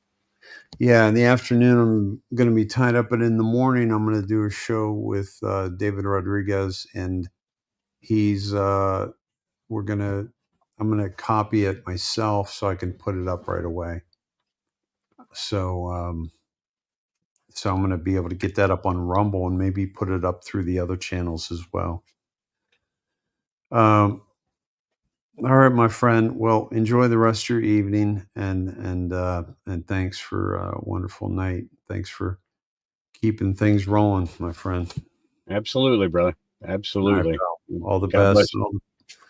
All the best to the Sneds and the Seeds, and we'll see you very very soon, my friends. Dave sounds sexy when he's sleepy. Oh, you have no idea. I am. Yeah, I may sound it. I don't know if I look it right now, but please, whatever picture you have in your mind is better than what's happening right now. So enjoy. All right, my friend. Good night. All right. Have a great night. Thanks. See you. All right, folks. So we had two great guests tonight. That was great. Rob Cunningham and then we had Dave Snedeker with us. So that made a great night. Made a great night for us. You know, lots of good topic of conversation. You know, and that's an important thing. We've still got info to go through for those of you who want to stick around and get your fill. You know, then I would say hang out for a while longer because I'll be going for a little while anyways. Now we got about an hour into. Actually, we were about an hour and 20 minutes into this video that I'm going to jump back into. For those of you that are just coming in now, one of the things that we were talking about earlier today was trying to get all the negative things shown right at the beginning of the year so that, we're starting out the year knowing what we're battling, knowing your enemy is a very important thing. And, you know, when we reference, the Lord's help in our everyday life, we also have to remember that there is a great evil out there, and that the spiritual war has been going on for centuries. You know, we have just really become more aware of it in these last 7 years, because it's been in our face, and it's important for us to remember that that the easiest way to defeat an enemy is to know your enemy. I'm not going to say we need to love our enemies, although that is what Christ said. The thing is some of these people are unlovable, whether we want to talk about Brazzle Drips, Hillary Clinton, Huma Abedin, Anthony Weiner and his wonderful laptop that provided that information, but the lives that were destroyed because of it, that's not something that I can love my enemy for. I really can't. So the name of this video is called Satanic Ritual and Abuse and the Satanic Panic. And basically, it's various stories of satanic ritual abuse are spotlighted in this hard-hitting documentary. Satanic worship among us is very real and prevalent today. Don't kid yourselves. We are surrounded by demons. Okay. And, basically, we're going to get back to the truth of it all and continue, sharing this information. So we have this video. We also have not hit the X22 yet for today. And we also have screw the WHO. I'm not sure I'm going to play that one because of the fact that I did get a strike this week on 22 for medical misinformation. So even though we know it was pretty damn accurate information, they tagged me pretty good. So we'll have to we may have to refrain on the WHO one until for another time. So we're at the 1 minute or 1 hour 20-minute mark on this. I will drop the link into the chat for those that want to continue to watch, or maybe want to go back and watch the beginning of this. And there that is, and that is the link for it. But let's go ahead and I'm going to back it up a few minutes just so that we make sure that we are getting, you guys know who this guy is. So let's go ahead and jump into this. Here we go.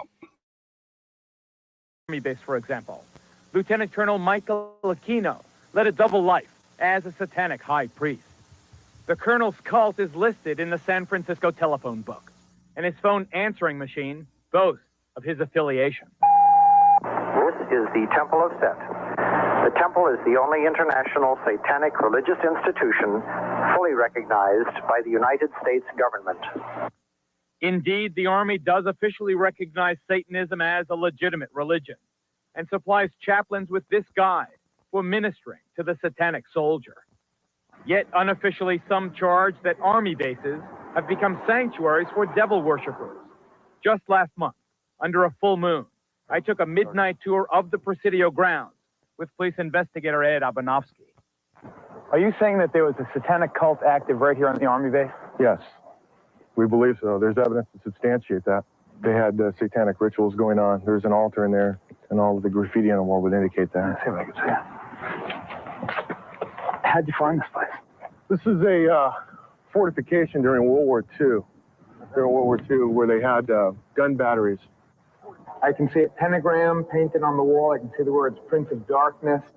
On this wall, I see several inverted crosses and other obvious satanic ritualistic paintings or symbols. Joseph, we've agreed to conceal your identity, but you are an officer in the United States Army. That's correct. And you were an officer in the United States Army during the time you were a member of this satanic organization. Yes. Did the authorities at the Presidio know that a satanic organization was active on their base during the time that you were a member? They were very much aware of it, yes. The present base commander, Colonel Rafferty, says that today at least, I know of no satanic activities whatsoever in this area. Satanism may be a constitutionally protected religion. But similar to another recent case at the United States Military Academy at West Point, here charges surface connecting ritual child abuse at the Presidio Daycare Center to the devil cult. It was here, parents and others allege, that as many as 60 young children were ritualistically abused by soldiers of Satan. What actually was done to the kids? Oral copulation, sodomy, defecation. They were urinated on. The former chief juvenile investigator at the Presidio, Ed Abanovsky, is here. He's now a deputy sheriff in Santa Clara County. Colonel Aquino, we note, sir, for the record, that you were originally implicated in the dreadful charges of child abuse. We note also that no charges were ever brought against you, and presumably you have been cleared. Would you like to comment on why those charges were brought against you? Well, the entire time that the so-called child molestation scandal was occurring at the Presidio, the time period when these terrible events were supposedly taking place, I was assigned to the National Defense University in Washington, D.C., and my wife was out there living with me. But is it not a fact that a 3.5-year-old girl identified you as the alleged perpetrator of molestation? No, as a matter of fact, it is not the case. An accusation was made by her stepfather, who was an Army chaplain, speaking on behalf of this child. In her original interview with the FBI, she denied ever being molested. Well, I've seen you are innocent until proven guilty. You were never charged in this case. I don't want to belabor the point. I have seen, however, the affidavits for the search warrant of your home, and they indicate the child is speaking to the authorities, not her father. This was after she had been subjected to therapy. Let's say you are innocent of that. You are no longer at the Presidio. You are now in St. Louis, but you are still a serving officer or colonel in the United States Army. Do you feel it is inconsistent with a high-ranking officer sworn to uphold the Constitution of the United States that you are also a practicing Satanist? Not in the least. The Army has known of my religion for the last 20 years. There has never been a problem with it, any more than there's a problem with other members of minority religions. But let me read from the Satanic Bible. Quote, this is the number one, commandment. Death to the weakling, wealth to the strong. How can you believe this and still uphold the Constitution of the United States? Death to the weakling? Well, for one thing, what you're looking at there is a highly polemical book that was never meant to be taken literally in all of its commandments. Father. Yes, and I'm aware of that, and I'm also saying that members of the Church of Satan understood that much of this book was in the form of a polemic. It was a statement that was dramatically made, but was not intended to be taken literally in all its respects. So we should not take this book literally? Correct.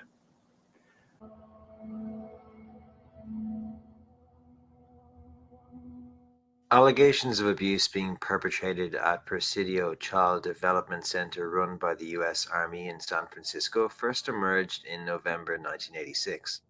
Alarmed by accusations made by her child, a parent had sought a medical examination that confirmed that her 3-year-old boy had in fact been anally raped.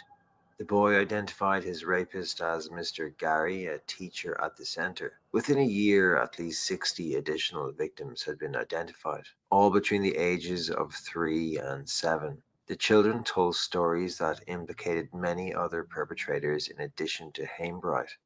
They also told have been taken away from the center to be abused in private homes. At least 3 such houses were positively identified. There is little doubt that literally dozens of children were in fact severely abused at the center. There undeniably was medical evidence to document that fact. 5 of the children had contracted chlamydia, and many others showed clear signs of anal and genital trauma consistent with violent penetration. Authorities chose to ignore such evidence. One child positively identified Aquino and his wife Lilith, known to the kids as Mikey and Shambi. and was also able to identify the Aquino's private home and describe with considerable accuracy the distinctly satanic interior decor of the house. The young witness claimed to have been photographed at the Aquino's home. On August 14, 1987, a search warrant was served on the house. Confiscated in the raid were numerous videotapes, photographs, photo albums, photographic negatives, cassette tapes, and names and address books. Also observed was what appeared to be a soundproof room. Neither of the Aquinos were charged with any crimes, nor have been to this day, a fact that Aquino points to as proof of his innocence. In January 1988, Aquino filed suit against the Army to have it cleared from his record that he had been investigated as a suspected pedophile. According to court records, he also had the gall to charge Captain Adams Thompson, who was the father of a victim, with conduct unbecoming of an officer because the captain reported the allegations of child abuse to the San Francisco police. In denying Aquino's motion, the court concluded there was probable cause to title Aquino with offenses of indecent acts with a child, sodomy, conspiracy, kidnapping, and false swearing, despite the fact that the San Francisco Police Department closed its investigation and filed no charges against the plaintiff or anyone else. Aquino and some of his defenders have consistently claimed that no one was ever prosecuted in the case due to a lack of evidence. This is cited as proof that the entire affair was no more than a witch hunt. In May 1989, Aquino was again questioned in connection with child abuse investigations. This time, at least 5 children in 3 different cities were making the accusations. The children had seen Aquino in the newspaper and television coverage of the Presidio case and immediately recognized him as one of their abusers. 3 of the children lived in California, where Police Chief Fred Keplinger was overseeing the investigation of the allegations. The Mercury News quoted the chief as saying that children are believable. I have no doubt in my mind that something has occurred. Aquino was also identified by children in Santa Rosa and Fort Bragg, California. In the Fort Bragg case, allegations of ritual abuse erupted in 1985 when several children at the Jubilation Daycare Center said they were sexually abused by a number of people at the daycare center and at several locations away from the center, including at least 2 churches. Aquino was identified as having been present at one of those churches. According to the Mercury News, there was clear evidence of satanic occult activity on the grounds of the Presidio base, including an abundance of satanic graffiti, a satanic altar, and numerous artifacts of satanic rituals. Aquino was protected as part of the Contra guns and cocaine trafficking operation run by Papa Bush and another notorious lieutenant colonel named Oliver North. Aquino's name was one of the names that surfaced at the Benucci trial, as he was the high priest and chief executive of the Temple of Set, an overtly satanic cult that split off from the Church of Satan in 1975. Besides tending to those duties, Aquino has been known to occupy his time serving as, according to his official biography circulated by the Temple, a lieutenant colonel in military intelligence in the United States Army. Aquino was identified in court by the mother of a victim as being a key player in a nationwide pedophile ring. Paul Bonacci himself has also positively identified Aquino as an associate of King, who was known to Bonacci and the rest of the children only as the Colonel. King's former personal photographer has identified Aquino as the man to whom he saw King hand over a suitcase full of cash and bonds.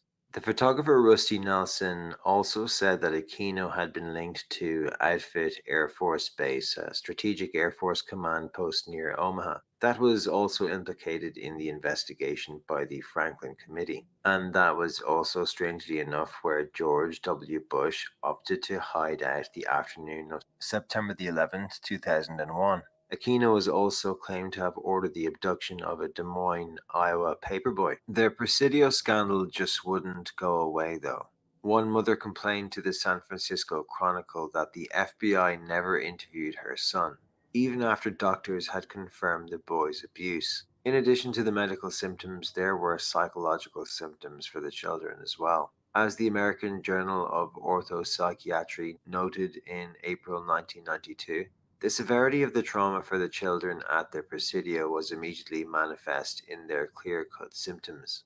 Before the abuse was exposed, parents had already noticed the following changes in their children: vaginal discharge, genital soreness, rashes, fear of the dark, sleep disturbances, nightmares, sexually provocative language, and sexually inappropriate behavior. In addition, the children were exhibiting other radical changes in behavior, including temper outbursts, sudden mood shifts, and poor impulse control. All these behavioral symptoms are to be expected in preschool children who have been molested. The journal article written by Dr. Diane Ehrensaft also noted that the Presidio case had confronted both the public at large and the mental health community with an extraordinary and abhorrent situation of grave psychological proportions. The willful molestation of young boys and girls by representatives of the most patriarchal and supposedly protective arm of the American government, the U.S. Army. Dr. Ehrensaft observed that a nearly pathological hatred had manifested itself in the fathers of the children of the abused in this way, particularly as they saw their children's cases stonewalled and swept under a rug. One father was quoted as saying, "When something about the Presidio comes on TV, I want to blow someone away." Another father even echoed that sentiment, saying, "I was ready to blow the army base away." One of those people who the fathers would have liked to blow away was Michael Aquino. A former MP at the base told the news, "We've got a cult on the Presidio of San Francisco and nobody cares about it. We were told by the provost marshal to just forget about it." A month after the raid on the Aquino's home during the Presidio scandal, there was a fire, which the army deemed to be accidental, which destroyed the Army Community Service building adjacent to the Presidio's daycare center. Strangely enough, the fire occurred on the autumnal equinox, a major event on the satanic calendar. As the Mercury News said in their report, the fire also destroyed some of the Child Development Center's records. 3 weeks later, fire struck again, this time at the daycare center itself. A building that housed 4 classrooms, one of which was Gary Hainbright's, the accused, was completely destroyed. Investigators from the Bureau of Alcohol, Tobacco and Firearms determined both fires, contrary to the Army's findings, have been arson. In between the first and second fires, the evidence indicating that a third arson attempt had been made as well. Hainbright was again indicted, this time charged with molesting 10 children. In February 1988, all but one of the new charges were dropped. Shortly thereafter, the remaining count was dropped as well. No further charges were brought against him.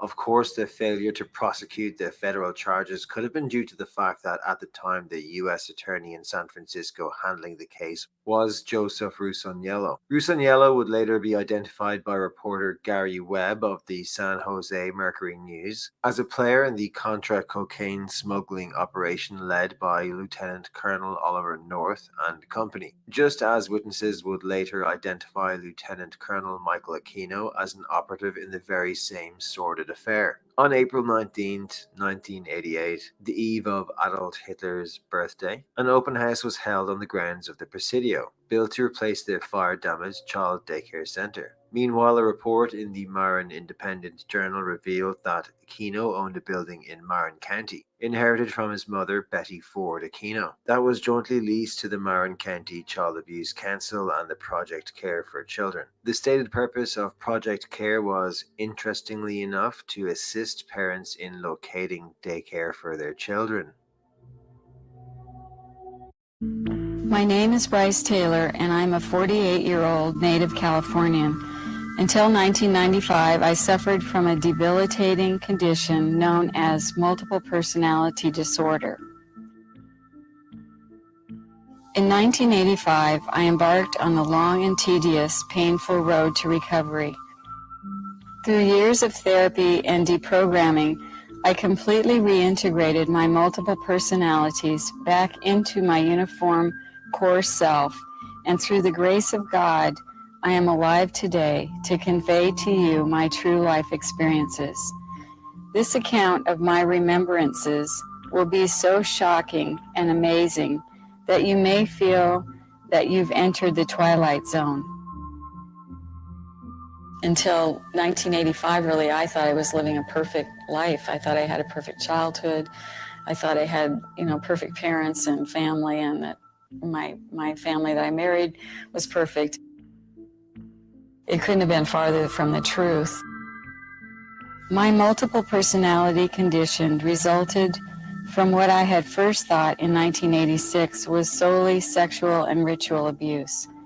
But as I began to remember and heal more of my hidden past, I realized that ritual abuse was merely the mind control, trauma base my pedophile father and others used to condition me for participation in Project Monarch, the Central Intelligence Agency's white slavery operation.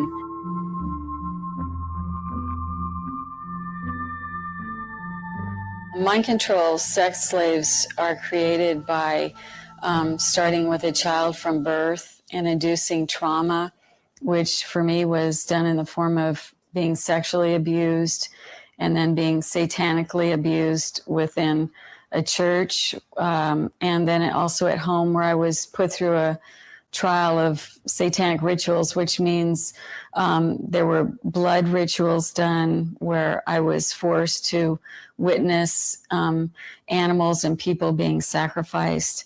And then things such as in the church, I was sexually abused by the minister there. And a lot of it was a cover for pornography and then child prostitution that looked like I was going to choir practice. But once the doors were closed to the area where we did that, we were taken down the basement and it turned into kiddie porn where we were being filmed. I was an FBI agent for 27 and a half years. At the time of my retirement, I was the senior special agent in charge of the FBI Los Angeles Division.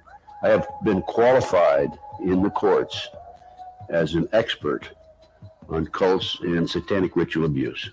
I'd have to say that Bryce Taylor's story has been confirmed over and over again through my various sources. I also have contacts on the inside of the U.S. intelligence community.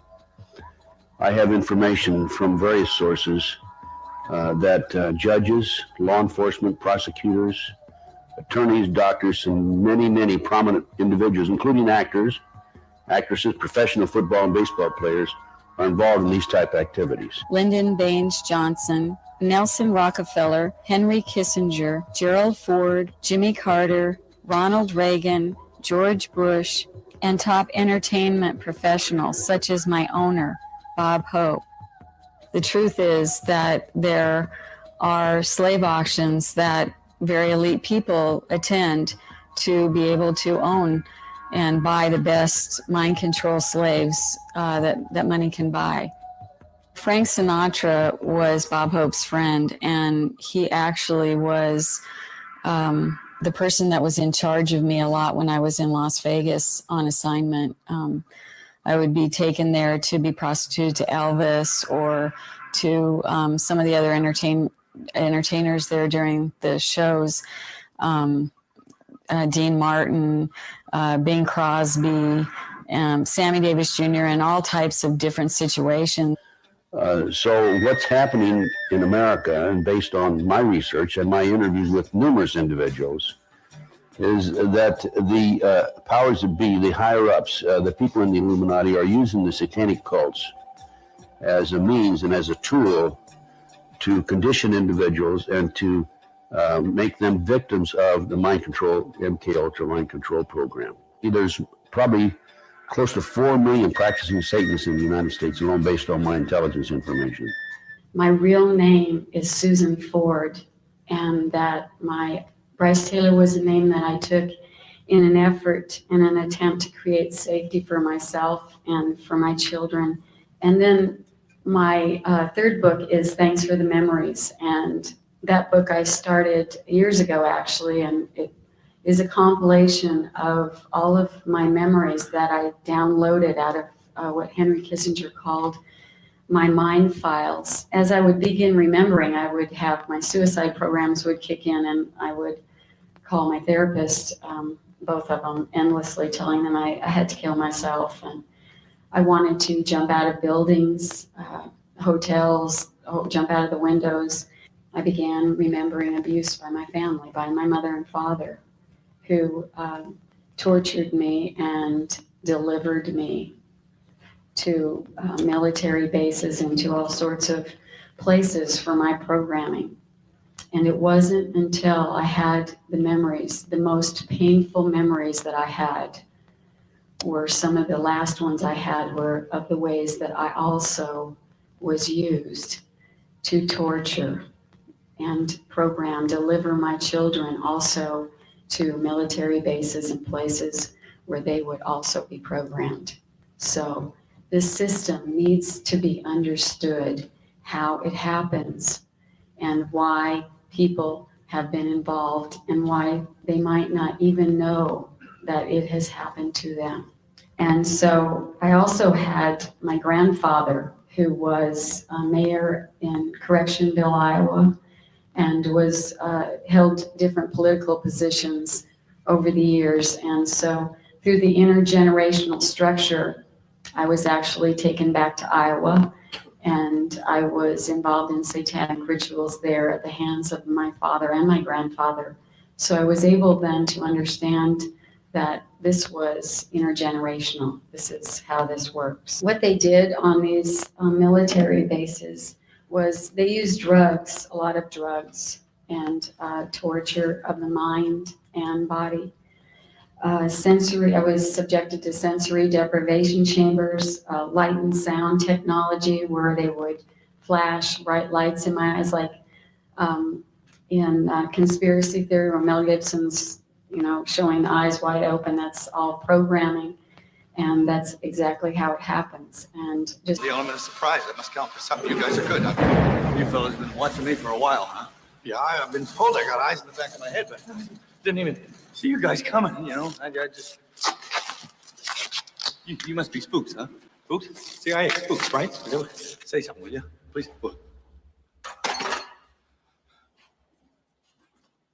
I was right. What was I right about? I wasn't right about it. No, I wasn't right. I was wrong. You guys are from NASA. That's right, you're from NASA. No, come on, fellas. No, not the eyes! God! Go!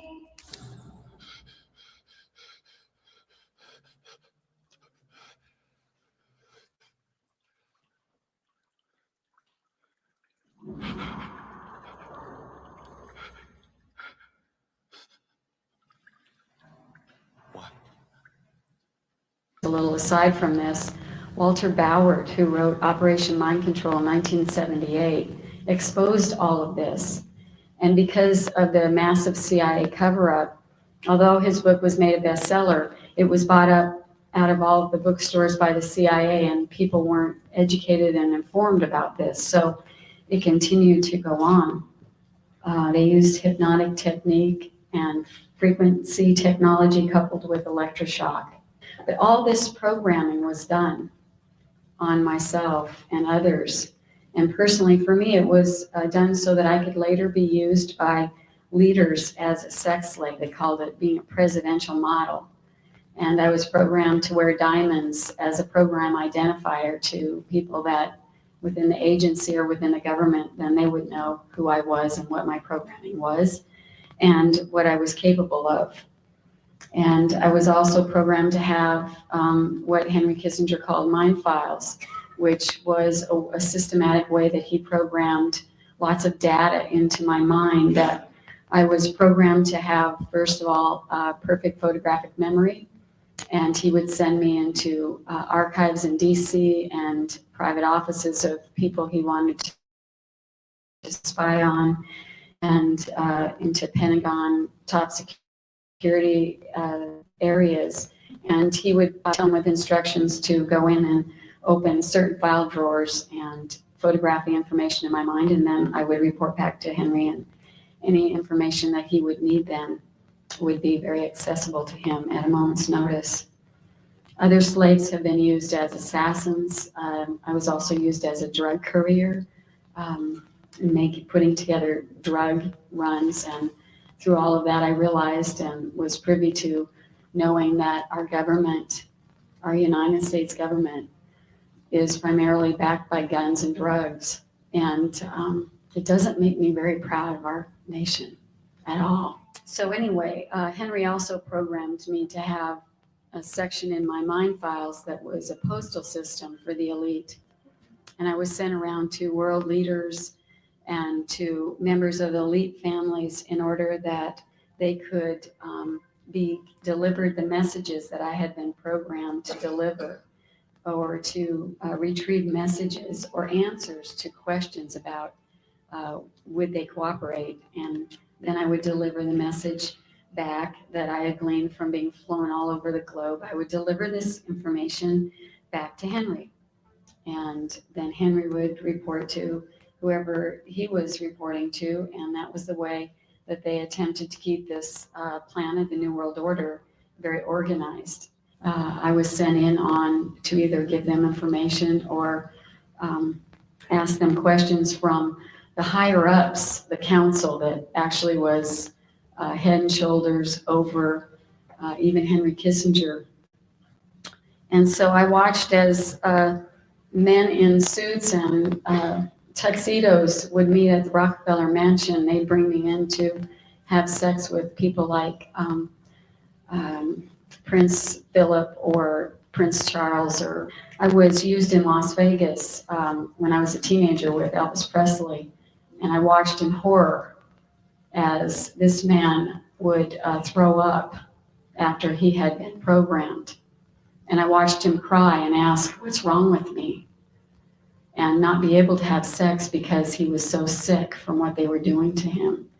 And I had been sent in to have sex and deliver messages to him, to deliver to them, the programmed audience. And through my experience, I know that people like Elvis Presley are programmed, that people like Neil Diamond are all part of this, and people like Michael Jackson. I watched Michael Jackson be abused as a child. And I can also say that I was used even as a child on Ventura Boulevard near the Corbin Bowl to coerce children that were my age into black sedans where the men had TVs and candy and all kinds of things that I was told to lure children into the cars, and they would happen to be shopping with their mom, walking along the boulevard there. And then I would say something like, would you like some candy? And there's a TV in the back of this car. Do you want to come and see it? And as soon as this child would approach the car, the men would throw them in the back seat and take off. And then often I witnessed as these children would be kept contained in cages until it was time for their death. And that death was often brought about by through being filmed in pornography and then used in snuff films. That is where I believe many of the missing children are going to. The children I have talked to have all had to murder before the age of 2. I mentioned that last week, and we kind of went right on past it. That is something that is beyond anything I could comprehend. Right. But in some way, whether with the help of an adult's hand over theirs, or by having them practice, by getting them excited to be part of the adult scene. These children have never seen a normal life, for goodness sakes. They do murder. And the evil thing that happens is they really believe they want to. They want to do what the older people are doing, and they're praised for that. And that becomes their goal, to be like the adults and to do these horrible things. There is a little part in them that I believe we all have, that natural, good, God-given part that knows it's wrong. But in a group and in the excitement of everything, they want to do that. They enjoy the sex. Children are capable of enjoying the sex. That was something I didn't know. Well, you know, why would they fight against it? A child will eat a bag of candy if you give it to them. They will take part in these things willingly. When they get out and begin to talk, that's very difficult for them to realize. We didn't realize it at first, that they actually wanted to do that. And that is part of the very sophisticated brainwashing job that they do on all of these children.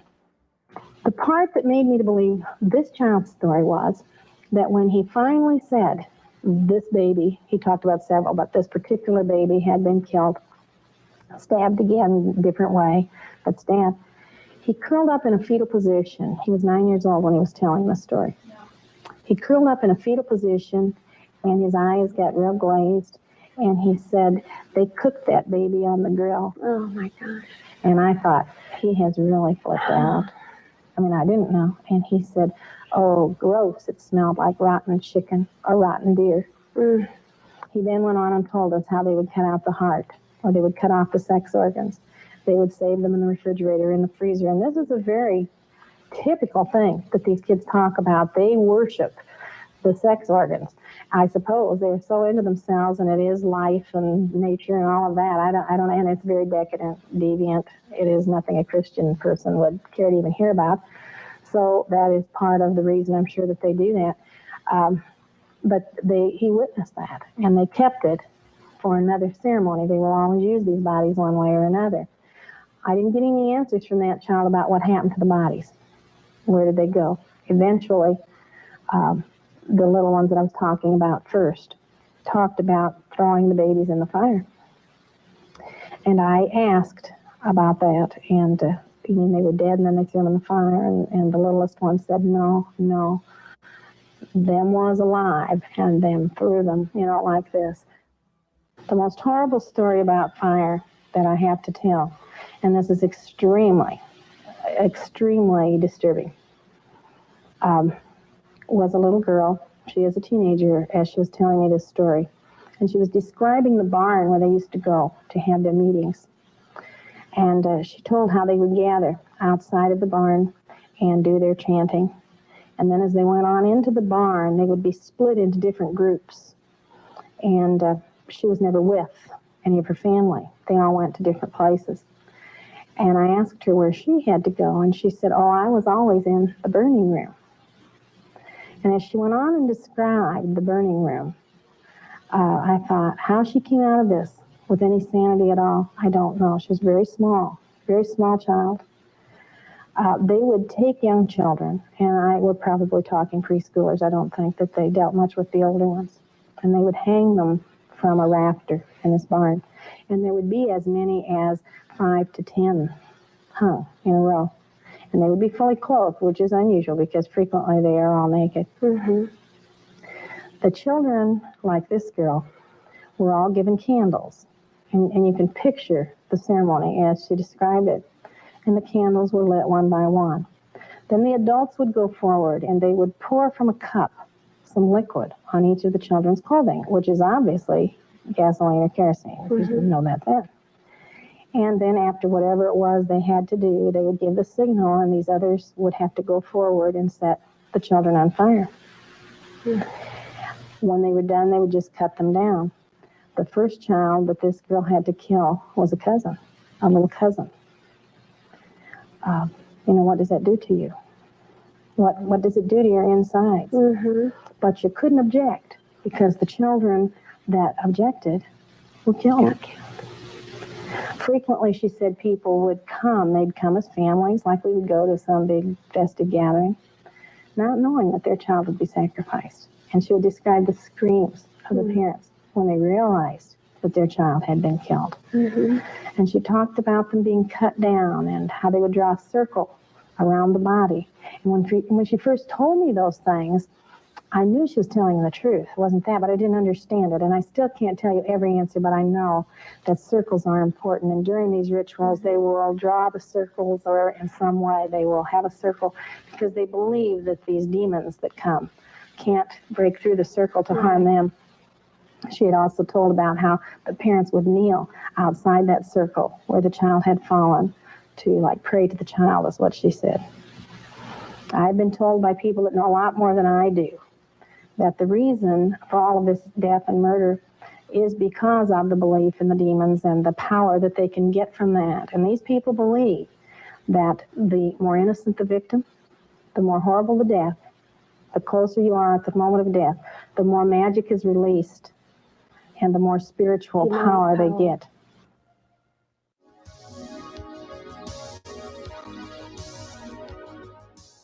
Most people are naturally quite skeptical of the notion that someone's thoughts and actions can be controlled by unseen actors. Theories of mind control are countercurrent to the omnipresent mantra that we are all responsible for our own actions. Skeptics, though, should bear in mind that contrary to perceptions, mind control is not a fictional creation of novelists and Hollywood screenwriters. To the contrary, there exists a substantial paper trail establishing that the United States intelligence community has devoted a vast amount of both human and financial resources over a period of several decades to the study of mind control. Along the way, luminaries of numerous social sciences have been recruited and co-opted. While the ability to disassociate is likely universal, or nearly so, some people are clearly more susceptible to dissociative states than others. There is little question that someone's innate ability to disassociate can be greatly enhanced, although not necessarily by ethical means. The most severe of the dissociative disorders is in almost all cases created by psychological trauma, so severe that the traumatic episodes cannot be integrated into the experiences of the core personality. By far the most common cause of multiple personality disorder is early childhood trauma, usually but not always resulting from horrific abuse by a parent or other adult guardian. In the simplest possible terms, what the term mind control refers to is the process of first enhancing an unwitting subject's natural ability to disassociate, which creates in essence the condition of multiple personality disorder, and then controlling that subject's dissociative states by creating one or more alter personalities that are effectively under the control of others and are unknown to the core personality. But can this really be done? Is mind control a real phenomenon, or merely the product of the fertile imaginations of various conspiracy theorists and self-described survivors? The answer to that question lies in the answers to several other questions, beginning with, do dissociative states occur naturally in the human species? As anyone who has ever driven their car to work on autopilot or been caught daydreaming or spacing out can testify, the answer is yes, although the vast majority of people would not normally use the term dissociative state to describe the experience. Can the naturally occurring ability to disassociate be enhanced? The answer here also appears to be yes, albeit with the caveat that enhancing that ability generally requires the infliction of severe trauma, preferably during the vulnerable childhood years. Would the CIA and other US intelligence agencies be restrained morally or ethically from inflicting such trauma? How this question is answered depends largely upon the individual's political orientation, or even level of awareness of national and world events. Serious students of covert operations know that the CIA has a long and very sordid history of sponsoring countless assassinations, civilian massacres, violent coups, and barbaric torture through interrogation centers. And that's just a short list. From what we've looked at, it suggests that there is little, if anything, that the CIA will not attempt to justify in the name of national security. Documents released through Freedom of Information requests have revealed that, at the very least, the agency has not shied away from funding and sponsoring studies in which very young children have been dosed with LSD continuously for several weeks. If we accept that disassociation is a real and naturally occurring human ability, and that the tendency to disassociate can be enhanced, and that the intelligence community's hands are not tied by ethical concerns, then the final and most critical question becomes, can enhanced dissociative states, once created, be controlled? These victims speak of receiving frequent death threats directed against both themselves and their family members. They speak also of having those threats reinforced through their forced witnessing of and even participation in the killing of others. There has been a tremendous amount of energy expended to discredit all such stories. At the forefront of the movement to deny the validity of the stories told by countless survivors is the False Memory Syndrome Foundation, a group led by a truly vile coalition of CIA-funded psychiatrists and accused, and in some cases convicted, pedophiles. Contrary to conventional wisdom, claims of ritual abuse are certainly not a modern phenomenon. Such claims have actually been around for quite some time, and they were given legitimacy by no less an historical figure than Sigmund Freud. Over 100 years ago, Freud recognized that ritual abuse was likely the primary cause of the psychological problems that he observed in his female patients. Author Kevin Marin noted that Freud had commented on the marked similarity between what his patients told him and the accounts of the witchcraft confessions of the 16th century in a letter to a colleague written in January 1897.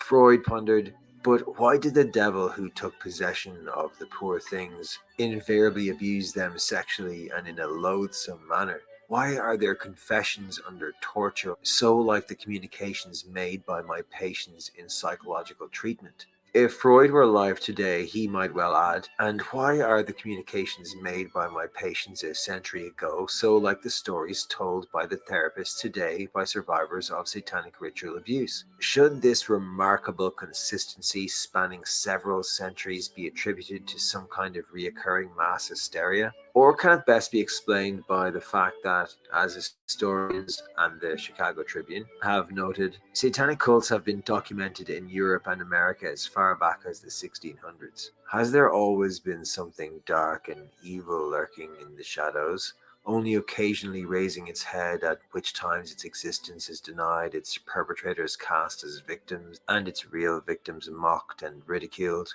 To ponder such a question unfortunately requires calling into question some of our most fundamental beliefs about the nature of the world we live in. And for anyone, that is a decidedly unsettling venture. Perhaps when viewed in the context of a covert state-sponsored mind control program, people can begin to understand not only why there might be those who are motivated to inflict appalling levels of abuse on some of America's children, but also why so much effort would be expended attempting to discredit claims of horrific abuse if the claims were in fact valid. Truth be told, the stories told by survivors of ritual abuse tend to be self-discrediting. One of the potential benefits, therefore, of cloaking mind control activity in satanic rituals is that the operations are largely immune to disclosure. Even if an operation is uncovered, the stories told by the children tend to be so outlandish, so far removed from the world that we know, that the claims are easily cast aside as the product of a child's fertile imagination.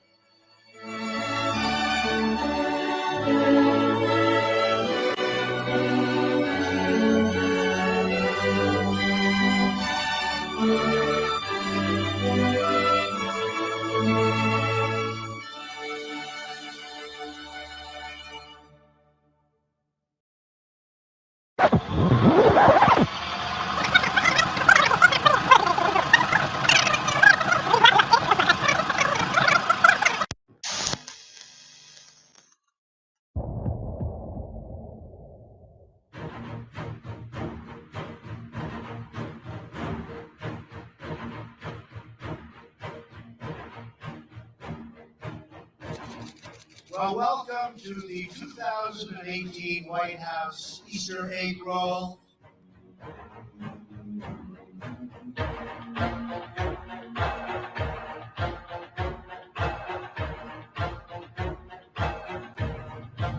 We keep it in tip-top shape. We call it sometimes tippy-top shape.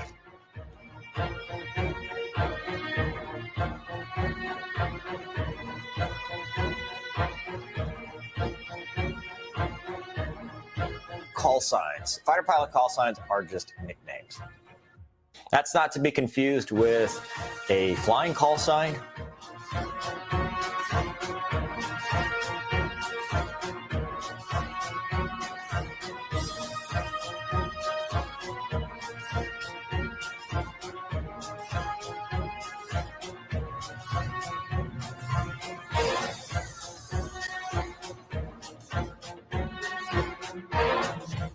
Sometimes squadrons have standard call signs they all fly with, like, the River Rattlers, we were River Flight.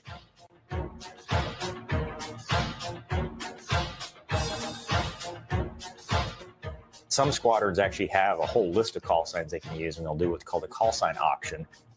The pilots will bid on the call signs they want, and there'll be an auction, and they'll get to fly with that call sign until the next auction. So like right now I'm flying with race 1 because that's what I bid on because I like racing.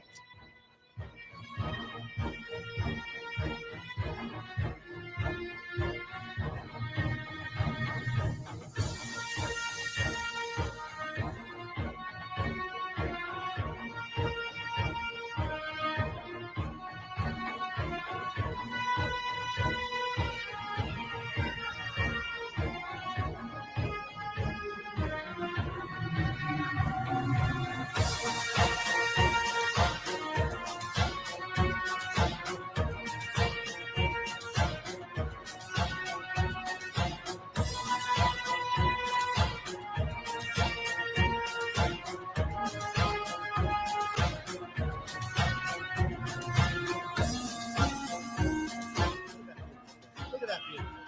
Wow, what a baby. What a baby. That is a beautiful baby. That's like from an advertisement. Perfect.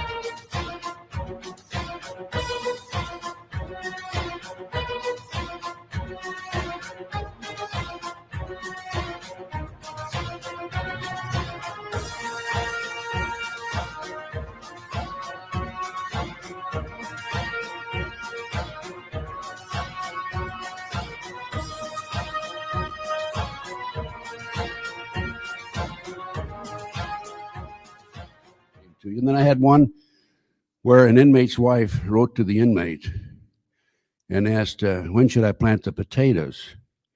And the inmate wrote back and said, for God's sakes, don't plant the potatoes in the garden. That's where the guns are buried. And the letter went through censorship, and his officials rushed to his home, completely dug up his garden. Upon hearing this, the inmate wrote to his wife and said, now plant the potatoes.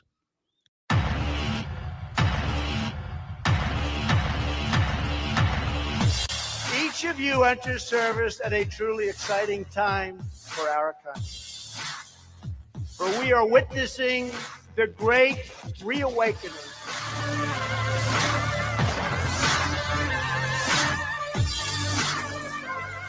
With this strategy, we are calling for a great reawakening of America.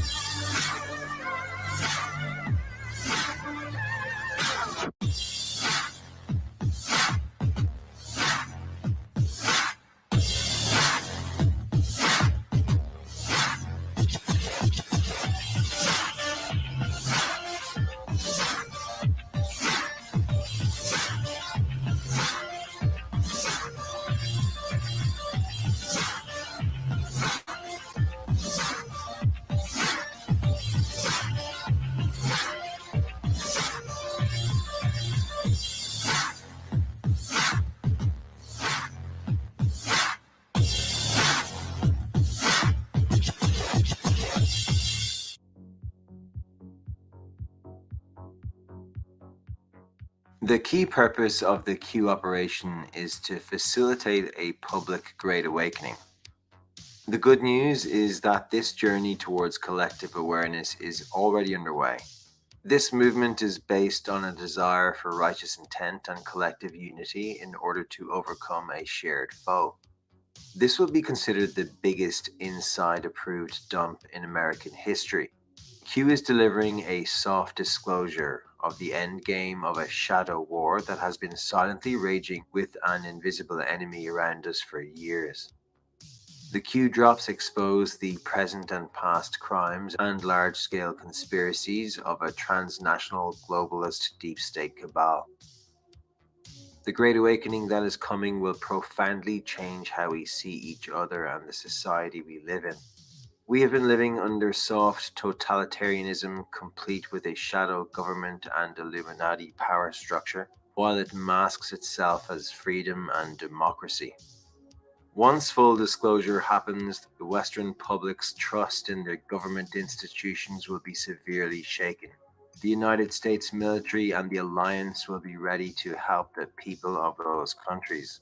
Martin Geddes, who writes great essays on Q, the link for where to find those will be below in the description, said it best when he said, Q is preparing a small slice of the population to share the load of restoring faith in the rule of law in a post-media age. As the American Declaration of Independence asserts, when there is such an iniquitous state of affairs, it is the right of the people to alter or abolish it and to institute new government. We are in the midst of exactly such an event, with worldwide consequences. The US military is engaged in a complete replacement of a failed and corrupt political establishment. The process is a patient and judicial one, so as to minimize the risk of violent civil conflict. The mafia media is the last bastion of this deep state organized crime network that has slowly infiltrated and hijacked many critical institutions. The sense of our unity, the brotherhood and sisterhood of all humanity, is the antithesis of the ego worship of the psychopath. As such, where we go on, we go all is the sacred honor code of the loving people against the wicked moral doctrine of do what thou wilt. What it offers, possibly for the first time ever, is the prospect of defeating those interests that have knowingly animated the suffering of war, slavery, and poverty. For there is no greater prize than to end the racket of war. What is transpiring is a second American Revolution, if not a global war of independence from a psychopathic criminal culture of the deep state Illuminati cabal. And that reminds me of another story, experience I had in the FBI. This big 6'4", 255-pound fellow walks into the supermarket, walks over to a young clerk polishing apples. He said, I want a half head of lettuce. Kid didn't even look up. He says, we don't sell a half head of lettuce. And so he taps him on the shoulder. He said, kid, I want a half a head of lettuce. And the kid looks around. He says, just a minute, sir, I'll be right back. I have to go back and talk to the manager. So he rushed back in the back and rushed up to the manager. He says, the manager says, sir, there's some dumbass out here who wants a half a head of lettuce. Didn't realize this big guy had followed him back there. Turns around, sees him, and he says, and this gentleman wants the other half. And so the manager says, you know, this kid's got a great future with this organization. I want to find out more about him. So later in the day, he ran the kid down. He said, kid, I really like the way you handled yourself. You're going to have a great future with us. Tell me where you're from. The kid says, I'm from Massillon, Ohio. Nothing but prostitutes and football players come from Massillon. And the manager says, my wife's from Massillon. And the kid says, oh, well, what position does she play?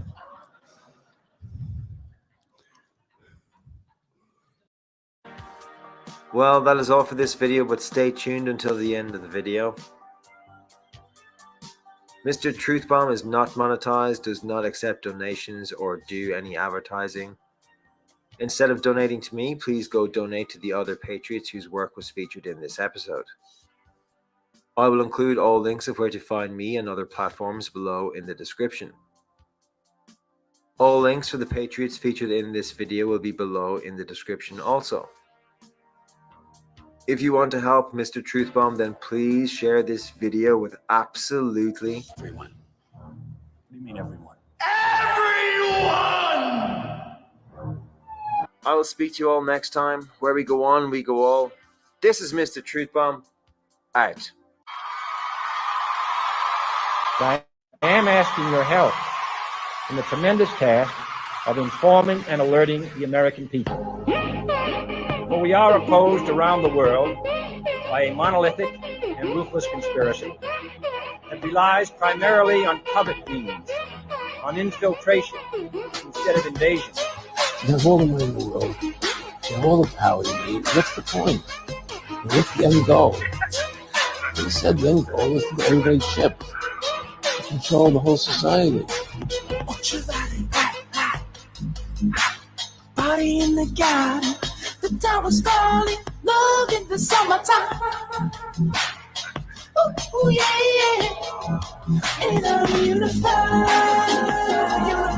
feeling oh so unified. In the lockdown, in the lockdown.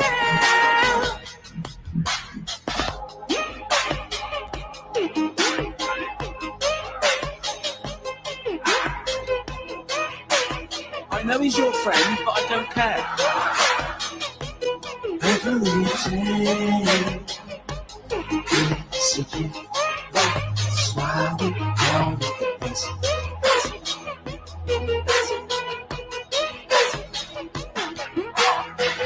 We were born on the garden of Eden, with flowers flowing, little birds chirping. I was in the garden just having a laugh, till I met a monster across my path. Hey girl, do you want some more love? I could get you lit up one of two ways. What's it gonna be, man? What's it gonna be, man? Saying I felt like the whole world was begging me to rain fire above upon my enemies. Till the love washed over me, till I let the love wash over me. Saying I forgot the whole world begging me to rain fire above upon my enemies. Till the love washed over me, till I let the love wash over me every day. It's a gift, that's why we call it the best.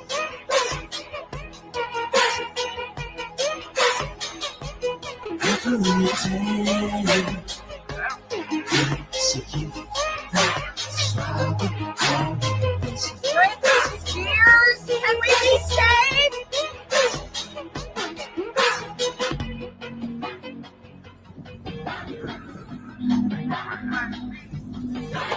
We were going in a direction that was irreversible.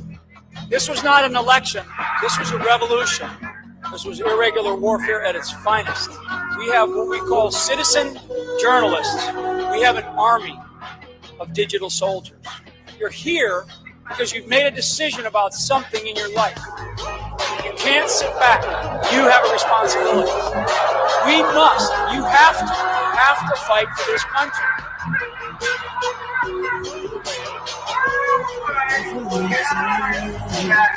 It's going to be biblical.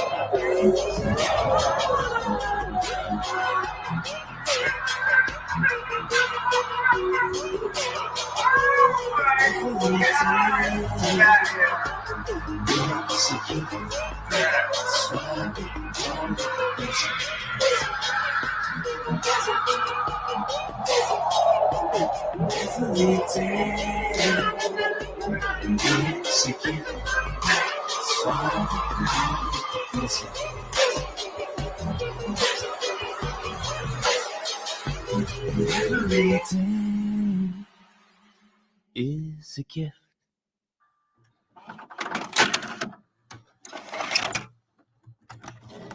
Isaac Cappy. All right. We will make America great again. That's the real Mr. Truth Bomb there on X. Here's his handle. Anybody who wants to follow him. Puts out a lot of good stuff. I've been watching his stuff over the last couple of weeks. I catch a little bit here. Red Pill Drifter is a sharer of that. And thank you, Red Pill, for putting that one up there. And here is his. And yeah. So, let's see here. Let's see.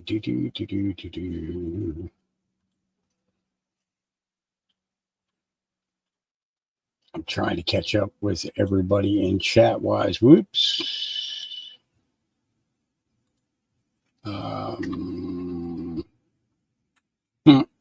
I just messed that up. Okay.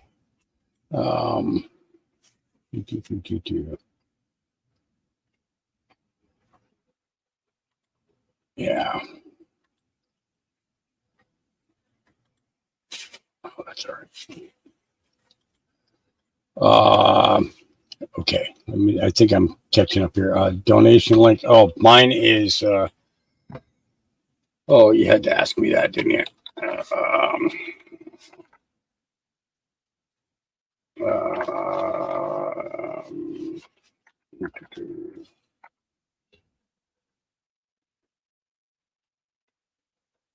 There.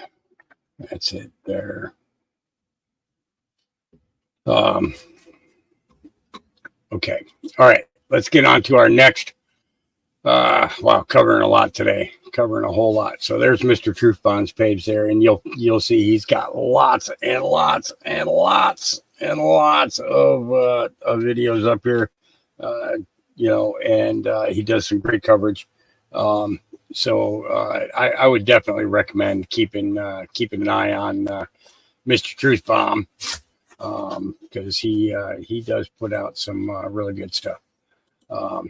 Okay, so let's get over to, and I already dropped the link for Rob Cunningham. I'm going to go ahead and drop the X side of this podcast now.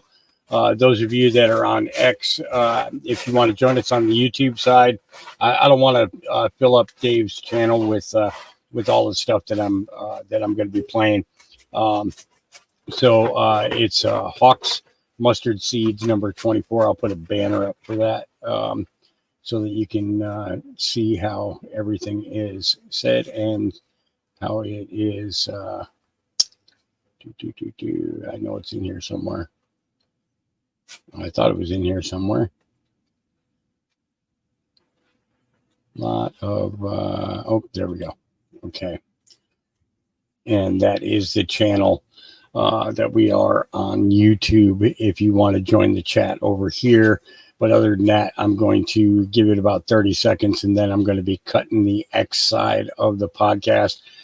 Those of you that did join us for Rob Cunningham and for Dave Snedeker, we thank you very much for joining us. We hope you got some good content out of that and got some good information, and that you have a very, very, very happy New Year. I know it's all going to begin, and we just have to watch and see how this will go. Peace. The rest of you, stay with me, and we are going to continue. Okay, let's jump into our next. Up next, we're going to jump into that X22 that we were talking about before. Here we go.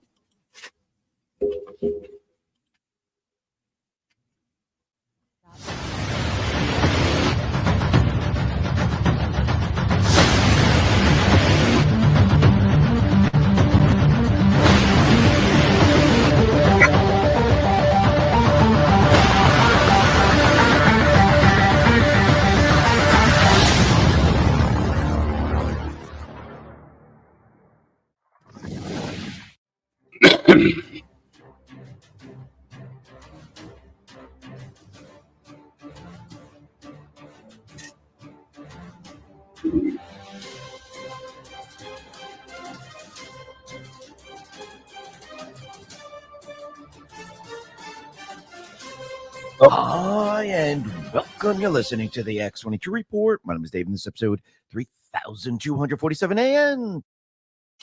And just to let you guys know, it is right now 2:14 a.m.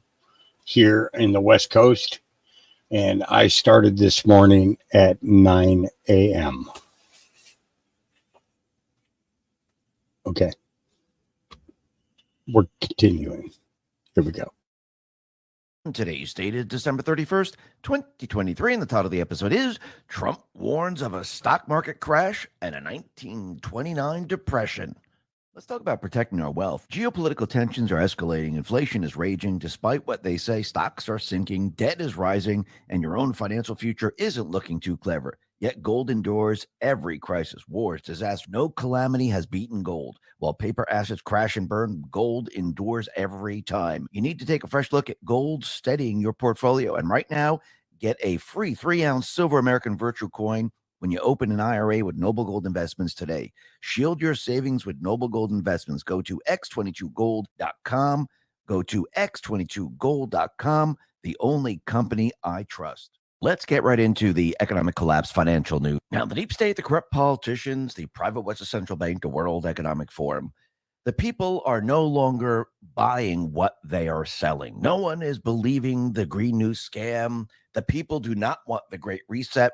And Trump let everyone know that if we continue down this path, yes, we're going to head into a depression and the market will crash and China will produce the automobiles for everyone. And it looks like Trump, his predictions are coming right. And all we need to do is look at the deep state players, the central bank, the World Economic Forum. Forget about what they're saying about the Green New scam.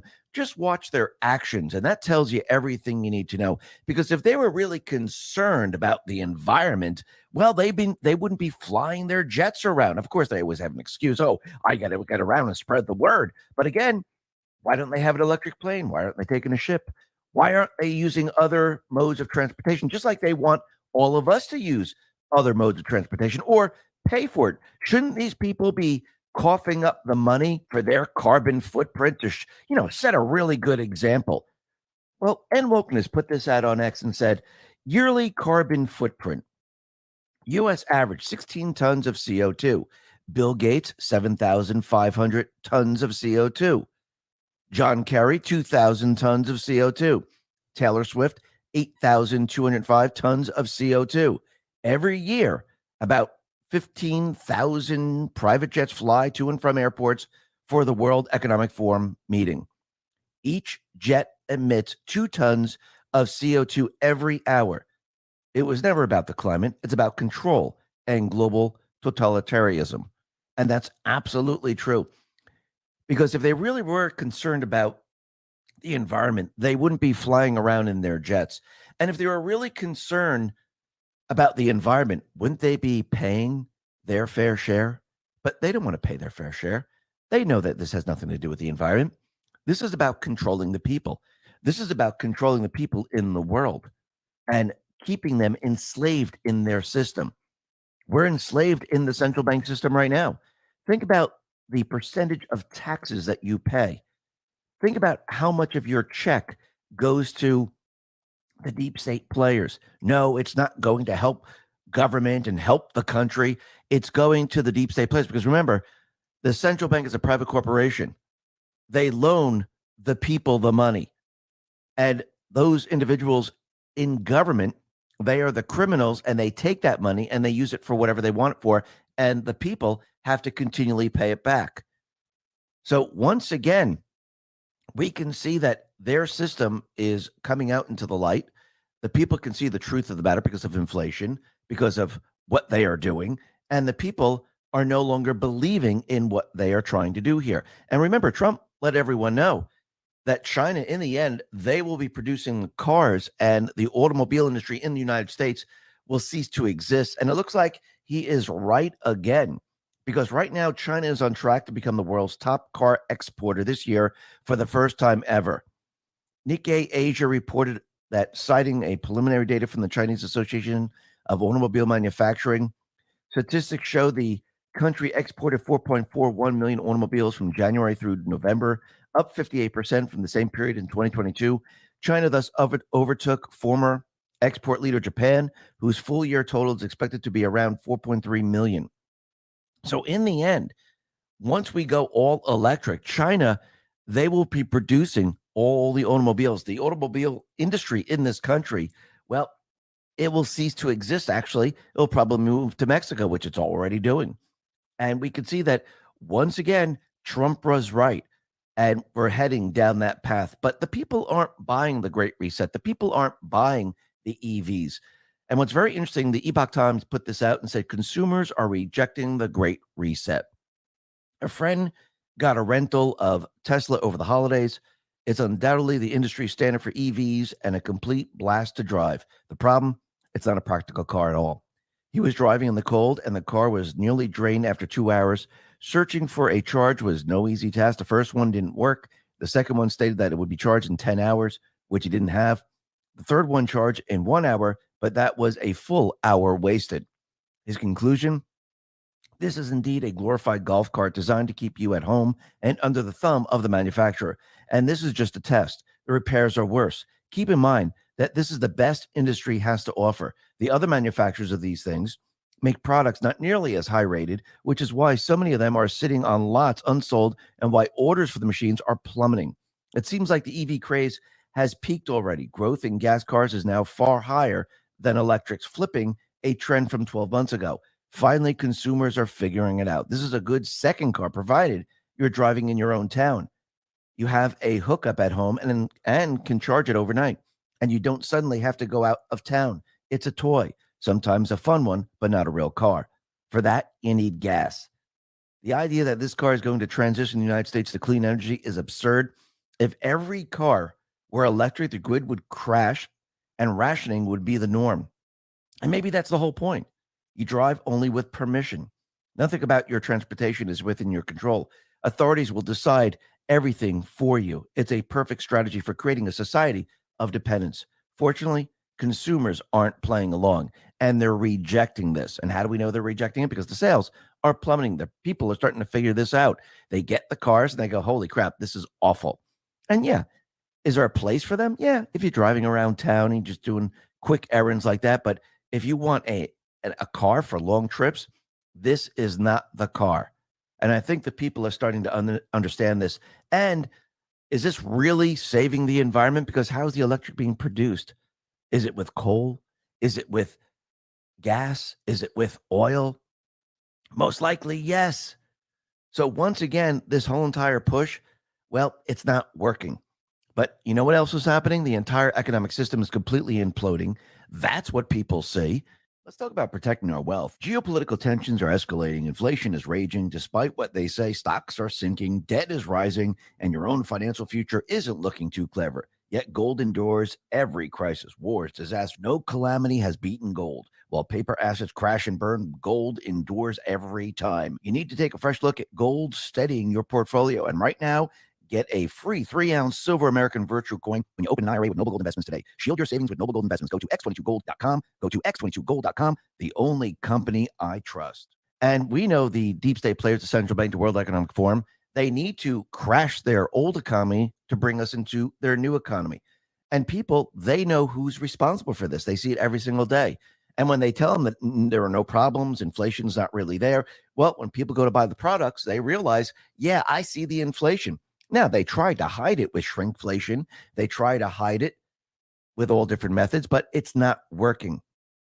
Wall Street Silver put this out on X and said, inflation? What inflation?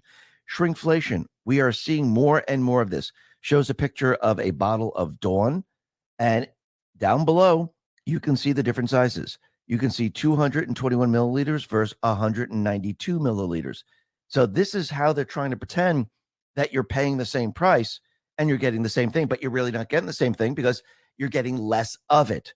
So yes, that is a form of inflation because now your pieces of paper pay for less of that product. So instead of them increasing the price, you're paying, you need less of those pieces of paper, but you actually need more of these pieces of paper because you're going to need the product even sooner because you're getting less of it.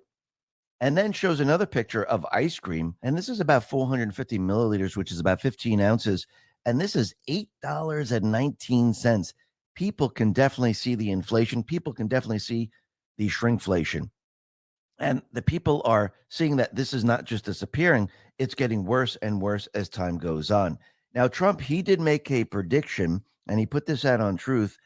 He says that if he's not elected, we're going to see a depression like 1929, and the market most likely is going to crash. He put this out on Truth, and he said the following: the economy is terrible, and inflation, which by some account is more than 30% over the last 3 years, has totally destroyed the buying power of the consumer. The only thing that is keeping the economy alive is the fumes of what we accomplished during the Trump administration. The stock market is only high because people and institutions believe and expect me to win the presidential election of 2024. If I don't win, it is my prediction that we will have a stock market crash worse than that of 1929, a Great Depression. Make America great again. And I do believe that we're going to see the entire economic system break down, because remember, the deep state players, they're not going to give up. They're going to continually push and push and push until the very end, because they don't want him to run. And they're going to try to cancel him. They're going to try to cheat. They're going to do whatever they possibly can. And as we approach 2024, you're going to see the entire economic system completely and utterly break down. And I wouldn't be surprised if there was a dip in the market right before the presidential election. Remember, throughout this year, Trump is going to be making predictions, just like he already did, that, we have a very tough time ahead of us. And if he doesn't win, we're going to be heading into depression. Now, this doesn't mean that the depression will just start out of nowhere. That means the economy is going to be breaking down over the entire year. And if the Biden administration continues on, the economy will go into a depression. And that means the economy most likely is in a deep recession, which I do believe we're already in. And you could see that. I do believe that you're going to see the market take a dip. Now, think about it. He says the market's going to crash if he doesn't get elected. What happens if the market, which I do believe is going to happen, dips in October? I don't mean crash to zero, but what happens if it goes down by quite a bit? Are people going to go, holy crap, I think he's right. The market just, fell off the cliff here. It went down 5,000, 10,000 points. What's going to happen if he doesn't win? This whole thing is going to come to a screeching halt, and we're going to have major, major problems. And I do believe Trump and the Patriots, they know that the economy is headed in this direction. They understand that they're the deep state players, the central bank, the World Economic Forum. They're trying to bring us into the Great Reset, the Green New Deal. And Trump, he's allowing the deep state players, because he knows the playbook, to do this. Why? Because this is going to expose what they're actually doing. It's also going to show who's responsible for this. And remember, going throughout 2024, Trump's going to continually tell everyone, listen, the economy's not doing well. The inflation is picking up, and the economy is going to crash. And people, every day, they're going to see people getting laid off. They're going to see inflation. They're going to see higher fuel costs. And of course, on the other side, Biden's going to continually say everything is great. Trump is going to say, no, everything is not great. And every day that passes, people are going to see the entire system break down, and they're going to realize Trump is right, Biden is wrong. And remember, everyone has this in common. Everyone has the economy in common, because everyone needs to work. Everyone needs to make an income. Everyone needs to pay their bills. Everyone needs to buy food. Everyone needs fuel for their car. Everyone needs these things. And the only way to get it is to have a job, to make money. And when people are being laid off, when people aren't getting the money they need to live, well, everyone has this in common. Doesn't matter if you're Republican, Democrat, makes no difference. Everyone has this in common. And I do believe in the end, as the entire system breaks down, everyone is going to realize who's responsible for this. Even those people are saying the economy is great right now, and I love it. Well, I think eventually what's going to happen, they're going to have to admit, something, it's not going well. I just lost my job. I said it was going well, but it really isn't. And you're going to see everyone completely do a 180, and the people are going to actually admit that Biden is destroying the economy. And this is going to work in Trump's favor. No matter who they replace Biden with, it's still going to work in Trump's favor, because he's been telling the truth this entire time. And he's been telling the people what to expect. So I do believe the Patriots are in control. I do believe they're prepared and ready to shift us away from the private Western central bank system. And I do believe as we get closer and closer to the presidential election, I do believe the entire market is going to have a major, major correction. And this is going to wake up a lot of people. Listen, everyone, thanks a lot for listening. Be well, be safe, and especially be prepared. Thanks a lot.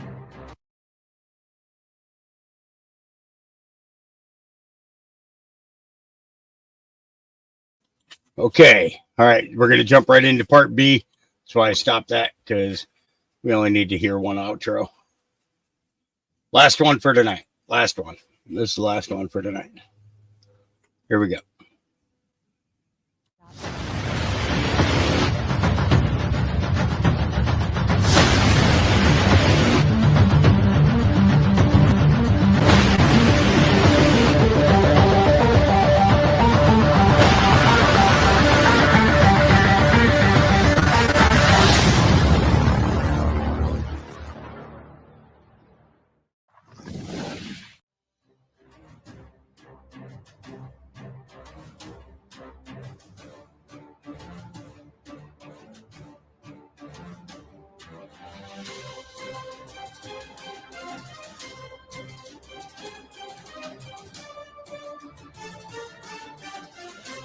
Hi, and welcome. You're listening to the X22 Report. My name is Dave, and this is episode 3247 BN. Today's date is December 31st, 2023, and the title of the episode is Trump Confirms the Deep State Plan to Cheat in the Election. Scavino sends a message. Let's talk about our health. When it comes to stubborn belly fat, we're all searching for a miracle pill. Generally, you have to use multiple products that target belly fat differently to manage excess weight around the stomach. Some products may focus on abdominal exercises or dietary changes, while others might focus on boosting metabolism or controlling cravings. But believe it or not, I found an exceptional alternative that uses naturally sourced and science-backed ingredients from Mother Earth, and it's more effective at targeting belly fat, enhancing metabolism, and promoting a toned midsection better than most weight management products I've seen typically found on store shelves. Tens of thousands of 5-star reviews back up the notion that this amazing pill is not only a breakthrough in a bottle, but that it also helps remove the need for us to use countless diet pills and fat-burning supplements. But there's more. If you place your order now, you'll also receive 51% off, free VIP live health and fitness coaching for life, 2 free new ebooks titled Top 10 Foods That Burn Belly Fat and Top 8 Exercises to Reduce Belly Fat, a 60-day satisfaction guarantee, and last but not least, free shipping. Simply go to trimwithx22.com to take advantage of this limited time deal before they sell out. Let's get into the economic collapse, political and geopolitical news. Now, the deep state, the corrupt politicians, big tech fake news, the puppet masters, they're starting to realize that, hey, we can't stop Trump. They're trying to cancel him. They're trying to do whatever they possibly can. They're trying to remove him from the ballot. They indicted him.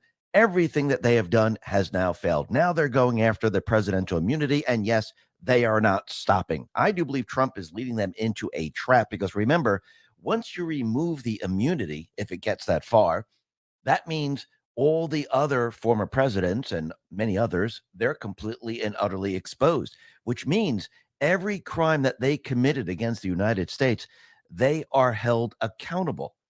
Remember, they're the ones who committed the crimes. Trump has not committed any crimes. And you can see that this is what they're trying to do. They believe that if they can remove the immunity from Trump, that they can charge him with anything and he could be held accountable. But again, he hasn't committed any crimes. And I do believe in the end, if it gets that far, this is something that Trump wants them to pursue because he wants to reverse this and use it on them. Now, let's see how this plays out because this will be very, very interesting. But what Trump did do, he confirmed the plan of the deep state in time. What did the deep state players always done? They've cheated in the election. They installed the people that they wanted. They pretended, hey, this is a fair election. You have a choice. But the people never had a choice. The people want a choice now, but they don't want us to have a choice because, again, it's not what they want. And the people I think are seeing this very, very clearly. And remember, in the past, they've always cheated, not on a scale that they're cheating today, but they had to actually bring in other methods of cheating. And they did this in 2020 because they realized if they just used their old methods of cheating, that wouldn't work. So they had to go all out in creating a new system, which was mail-in ballots and drop boxes. Their problem was, how were we going to implement this? That's why they brought in the virus. That's why they released the virus on the country and shut it down, because this was the only way they'd be able to get Trump out of the position of president. This is the only way they could beat him, because they looked at the real polls and they started to realize, holy crap, there's no way our old system is going to work. We need something new where we can actually make up the difference. We don't need voters. We need ballots. That's what we need. And that's what they did. But now they're cheating. It's being discovered. As more and more people look into it, you can see how they did it. And it's becoming clearer and clearer to the people of this country. Now, coming into the 2024 election, we know that they need to cheat once again. Now, when they look at the poll numbers, the numbers that Trump has right now are double of what he had back then. So is that system going to work the way they want it to work? Well, first, they would have to have the pandemic. They would have to have everyone afraid. They would have to have everyone sitting home. They would have to have everyone using mail-in ballots and drop boxes. And even if they did that, they still wouldn't have enough people.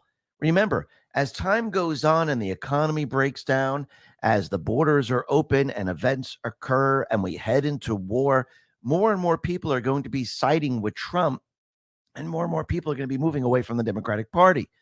This is a major, major problem for them.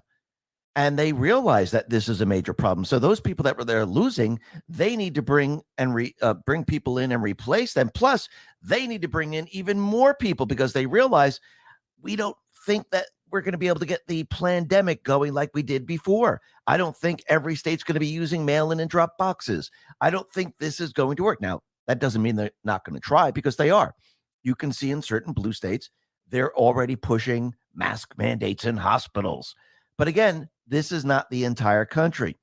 And they realize that the only method they have, they might have another one coming up, but right now, the one that they have is bringing in as many illegals as they possibly can to outnumber the number of Americans voting. Now, do they actually have to outnumber the Americans that are voting? No, I think if they bring someone in that is halfway decent and popular, they think in their minds that, well, all we need is this extra couple of million, and this person will be able to bring the people back. This person will be able to have those people vote for him or her, which I do believe it's a her, and we'll use the extra illegals to put this person over the top. And it looks like Trump is actually confirming that this is exactly what they're doing.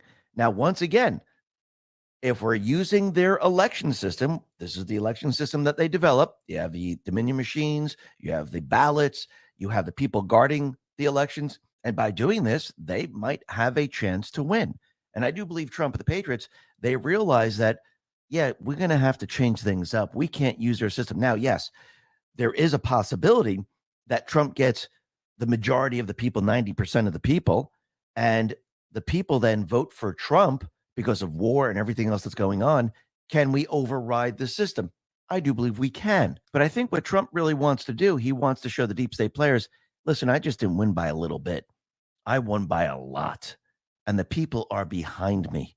You've lost the people. And I do believe this is exactly where we're headed right now. And the only way to do this is to take the control away from them. And we cannot use their system of cheating. Now, Dan Scavino, he also sent out a message.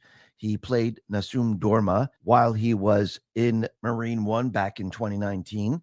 And I do believe he's sending a message saying, and this is taken at night, by the way, that, and it's a picture of the White House, that at dawn, Trump will win, which means right after the election, at dawn, Trump wins the election. And I do believe he is sending a message to we, the people, saying, yes, the plan is on track. And yes, Trump is going to win. And I do believe that the deep state players, yes, they're planning on cheating. Trump's confirming the cheating. I think we all know that he's going to cheat. But I do believe Trump and the Patriots, they have countermeasures in place. Now, we're going to be getting into all of that a little bit later. But first, let's talk about what is happening with Sam Bankman-Fried. Now, people are pretty darn upset because all of a sudden, there was a decision to avoid a second trial charging Sam Bankman-Fried with a conspiracy to make unlawful political donations and bribery of foreign officials. And this has many, many conservatives very, very upset. So federal prosecutors said that they do not plan to proceed with a second trial against Sam Bankman-Fried, citing public interest in a speedy resolution of the case that has seemingly irritated those who were hoping to see the disgraced FTX founder prosecuted to the full extent of the law. Now, once again, you can see that he's part of the criminal syndicate. They're not going to expose certain things. And again, the criminal syndicate takes care of their own. Yes, it might look like they're pressing charges. Yes, it might look like they're going after him. I do believe that's the show. I do believe in the end, they'll just pardon him in the end. And that's what they're planning on doing. John Cardillo, he put this out and said, Sam Bankman-Fried will not face second trial. He had faced 6 charges that had been separated from his first trial. These include campaign finance violations, conspiracy to commit bribery. DOJ is protecting his Dem donation recipients, and that's exactly what they're doing. And it's the same thing with Biden. Yes, they will allow the investigation to go to a certain point. The deep state players will drip certain information out against Biden to replace him, but they will stop it before it goes too far, because one leads to another, which leads to another, and they can't allow this to continue. I do believe in impeachment, even though the House might be pursuing impeachment and might vote for the impeachment. I do believe the deep state does not want Joe Biden to actually have a televised trial like Trump did, because the people of this country would see it. It would call into question quite a bit. Evidence might turn up that this is connected to others that are now in government, and this would be a disaster. And I do believe before that happens, they're going to have to try to cut that off. And the only way to do this is to take him out. But since we're talking about Sam Bankman-Fried, Charlie Kirk chimed in on X, and he said the following: the SBF case became too high profile for the DOJ to completely ignore, but they made sure laundering $100 million of customers' money to Schumer, Biden, and McConnell and other dark money groups would never blow back on the elite. Trump faces 700 years in federal prison, but America's uniparty cabal just gave themselves a get-out-of-jail-free card. You're witnessing DC corruption in real time. And I think people are seeing this very, very clearly. DC Drano put this out and said, this is insane corruption. FTX snowplowed millions of dollars into Democrat campaign accounts. DOJ separated campaign finance charges from his fraud trial. Now, after being convicted for fraud, they're dropping the second trial for campaign finance crimes. Would have implicated too many Dems and rhinos. I know our government is corrupt, but sometimes things like this surprise even me. I don't think it should surprise anyone. If anyone thinks that the deep state players are going to go after themselves, that's absolutely ridiculous. They're part of the criminal syndicate. Why would they expose themselves? It's very, very obvious. And when you take a step back and you start to look at the DOJ, the FBI, DHS, and all the other swamp creatures in government, they're part of the criminal syndicate. Yes, they'll go after the low-hanging fruit, but if it leads to them, they will not pursue it because they're part of the criminal syndicate. It's that simple. I mean, take, for example, Michael Cohen. He's a liar. He went after Trump. He projected everything that he did onto Trump. And what's very interesting is that, and Trump put this out, by the way, Michael Cohen gave his lawyers fake legal citations. He made it with AI. He made up fake cases. He is a liar, a thief, and Trump continually calls him out from the very, very beginning. And they even tried to use him in the New York case, which completely and utterly fell apart. Remember, this guy's a liar. He went to prison for lying. And now he tried to make citations using AI and creating fake cases. I mean, this is just absolutely unbelievable. But when you start to look at it, you could see who these people truly and who they really are. And once you start to realize that this is one gigantic criminal syndicate, well, you start to realize that, yeah, these people, they're going to lie, they're going to cheat, they're going to steal because they're just criminals. They might be criminals in suits, but they're the same criminals that are robbing the jewelry stores. They just do it on a different level. Now, we could see the border crisis is completely out of control, and I do believe this is all part of the plan to wake the people up, to make them start to think like, should we have an open border like this? And the only way to show the people that open borders are a terrible thing is to actually have the people experience it. Because, yes, it sounds great when people say, yes, we got to let the people in. It's a free country. They should have the same rights. They should come in here and they should enjoy the same freedoms. Yes, people are allowed into this country, but they need to go to the point of entry. They need to be vetted, and they need to then be processed to be brought into this country. If you just let everyone in, how do you know what you're getting? Most of it's crap. I mean, put it this way. Would you open up your front door and just let anyone into your house? No, you would vet them. You would say, oh, wait a minute. Who are you? Can I see some ID? Let me do a little background check on you. Have you committed any crimes? I mean, this is our home. The United States is our home. We are citizens in this beautiful country, and we have the right to say, no, we don't want these people in here. We want to check them out first before they come into our home, and we allow them to join our home. But again, everyone now is seeing the deep state's plan, and they're recognizing that the borders are not secure. The borders are not shut. Actually, it's the opposite. And you can see the people out in Chicago and New York, they're all complaining, we need money, but they never say the magic words. Close the border. Let's shut the border. Let's put up the wall. They never say these things. All they want is money. And now in Chicago, we see the mayor out there. He's announced that the city will shift $95 million of COVID-19 relief funds to cover some of the costs of sheltering thousands of illegals. So wait a minute. I thought COVID-19 was so bad. They have the ability to shift that money away from this deadly pandemic and give it to the illegals? I mean, aren't the people pissed off about this? I mean, really think about this for a second. I mean, look what California's doing. Remember, they're the template of the entire plan here. They're going to be the first state in the nation to give illegal aliens taxpayer-funded health insurance. Beginning on January 1st, over 700,000 illegal aliens between the ages of 26 and 49 will be eligible for benefits. So Medi-Cal, the state version of the low-income federal Medicaid program, will cover the healthcare costs of foreign nationals. The question is, who's paying for all of this? Remember, California is in trouble right now. They don't have the money for all of this. So the people of this state, they're going to say, oh, wait, why are our taxes going up? Wait, because we're paying for the illegals? This is ridiculous. We can't live here anymore.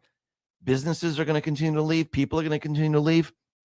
This, in the end, is going to be a complete and utter disaster for California. And it's getting worse and worse for California. And this is why Newsom most likely cannot run in the presidential election. He might throw his hat into the ring, but the people, they're not going to go along with this because they see what's happening out in California. And if he went up against Trump, Trump would knock him down in a second because all you got to do is produce the facts of California. They're all factual numbers. It would destroy him. So I don't believe that Newsom is going to be the guy. I think we're going to have a woman take the place of Biden. Yes, it might be Kamala in the beginning, but I do believe they're going to swap her out and bring in Michelle. I think this is all about bringing Obama front and center to show the people who's really treasonous and who's a criminal against this country and who's actually trying to destroy it. Not just him alone, but he's the main conductor of all of this. Yes, there's other people behind him that are telling him what to do. But again, he was out there pushing all of this. And I do believe Trump wants to bring him front and center. And you can see on the border, this is part of their plan because they know they have to bring all these people in, number one, to vote in the elections, number two, to create chaos, and number three, to replace the people of this country and have them outnumber the people in this country. And this is how you take over a country. Wall Street Silver put this out and said, ICE arrests of criminal illegal aliens in 2023 dropped by 41% under Joe Biden compared to Trump. Wall Street responded to this article and said, he is literally shutting down the system to remove them from the country. That's exactly what's happening. They don't want these people removed. They want more and more of these people. Why do you think they're bringing in thousands upon thousands upon thousands of people, which is going to add up to millions? Because they need all these people to actually have them vote in the election. So once again, if we use their system of mail-in ballots, drop boxes, their Dominion systems, their ballots that they print up, can we have a fair election? No, because they're going to try to use these illegals. But if there is some type of an event like a cyber attack, can the elections then be changed? I do believe so. And how can they be changed? Well, we can go to paper. We can have voter ID because remember, if we are attacked in this country and they hit our infrastructure, the election system is part of our infrastructure. What is the best way to make sure that the elections are secure? You use paper because no foreign country can cyber attack paper. And how do you guard the election to make sure that there's no agent provocateurs or foreign nationals trying to interfere with the election? You bring in the National Guard and the military. And I do believe most likely we'll be heading down this path. Now, the other thing that's very interesting is we could see that as we approach the 2024 election, we know exactly what's going to happen. They're going to start to censor a lot of the big names out there, the people that have a lot of followers, because they don't want people putting out the truth. They don't want people putting out the truth about the elections, about what's happening with the trans movement, with Antifa, you name it. They don't want this information out there. So we're going to start to see certain accounts be banned. We'll be getting into that in just a sec. But first, remember when Elon Musk took over Twitter and they were going crazy over this because they lost one of their bullhorns? Well, now the people are on Twitter. They're not being censored. They're allowing to speak freely. I wish Elon would bring on the rest of the people, because most of the people, they didn't violate anything. But what's very interesting about all this, remember when, going back in time, back to 2022 in November, when San Francisco Mayor London Breed said, oh, well, all those people, 4,800 people that are being laid off in Twitter, we're going to employ them in San Francisco. We're going to hire these tech people. Well, guess what? That didn't happen. They were virtue signaling. They lied to the people. They only hired 16 people. And these people, we don't even know if they came from Twitter back then. So once again, all these things that they were saying never came true. But like we were saying, they're starting the censorship already. Libs of TikTok just got suspended on Facebook. They claim that she violated the community standards. Libs of TikTok responded to this and said, buckle up for the extreme censorship from big tech heading into the elections. They think we're stupid. Thanks again, Elon Musk, for giving us a free speech platform. And there's many different free speech platforms. There's True Social, there's X, there's Rumble, there's BitChute, there's Telegram, and many, many others.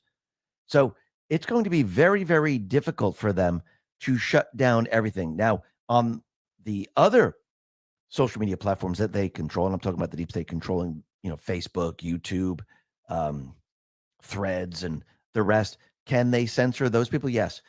But those people, they have accounts on other platforms, and this is going to be very, very difficult moving forward. And they realize that they don't have the control that they used to have. That's why, going back in time, they actually wanted to control it at the ISP level. They really don't have that control today. But again, you can see they're going to become very, very desperate as we approach the 2024 elections, which means most likely they're going to have to just shut down communications. Now, I do believe Trump and the Patriots, they have countermeasures in place, and they will be able to counter what they're about to do. And I do believe this is why we have the emergency alert system to bypass everything that they're trying to do, especially if the country is attacked, which means the Patriots are going to have to use the emergency alert system to actually speak to the people. Now, this could happen after the presidential election. Remember, during the presidential election, will they try to manage everything? Will they try to use AI? Will they try to censor? Yes, they will. What happens when they realize, as we approach the 2024 election, they realize that they can't win the election? Will they shut down the communications right before the elections? Most likely. And they'll try to convince everyone that the elections are canceled. But I do believe that the elections will still be held, but in a different way. And once Trump wins, well, this is when they probably will go ahead and move towards just shutting down everything. And Trump most likely will be sending messages using the emergency alert system, because at this point, they realize that they've lost control, which means they're going to create chaos, bring us to war and everything else. We'll be talking a lot more about this a little bit later. But first, Trump, he mentioned something about the FBI headquarters. Now, remember, they want to move the FBI headquarters out of D.C. And Trump is saying that they should not move the FBI headquarters out of D.C. And this is what he says. The FBI headquarters should not be moved to a faraway location, but should stay right where it is, a new and spectacular building in the best location in our now crime-ridden and filthy, dirty, graffiti-scared capital. They should be involved in bringing back D.C., not running away from it, especially the violent crime. An important part of my platform for president is to bring back, restore, and rebuild D.C. into the crown jewel of our nation. We will make it crime-free and great again. The FBI should not be fleeing for safer yet much less convenient environs. We should make where they are now the safest place on earth. Don't move the FBI. And I do believe they should stay in D.C., and I do believe Trump has better control if they're in D.C. Why would you want the FBI in another location? I think it'd be better to keep them in one location. I know everyone's saying disband the FBI. I do believe it needs a complete and utter overhaul, just like everything else. And there are new rules that need to be in place so we never have this problem again.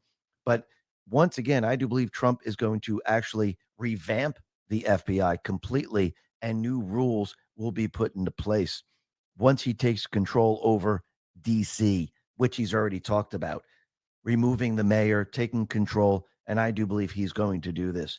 Now, the other thing that we see happening right now, we can see that there's chaos all over the place.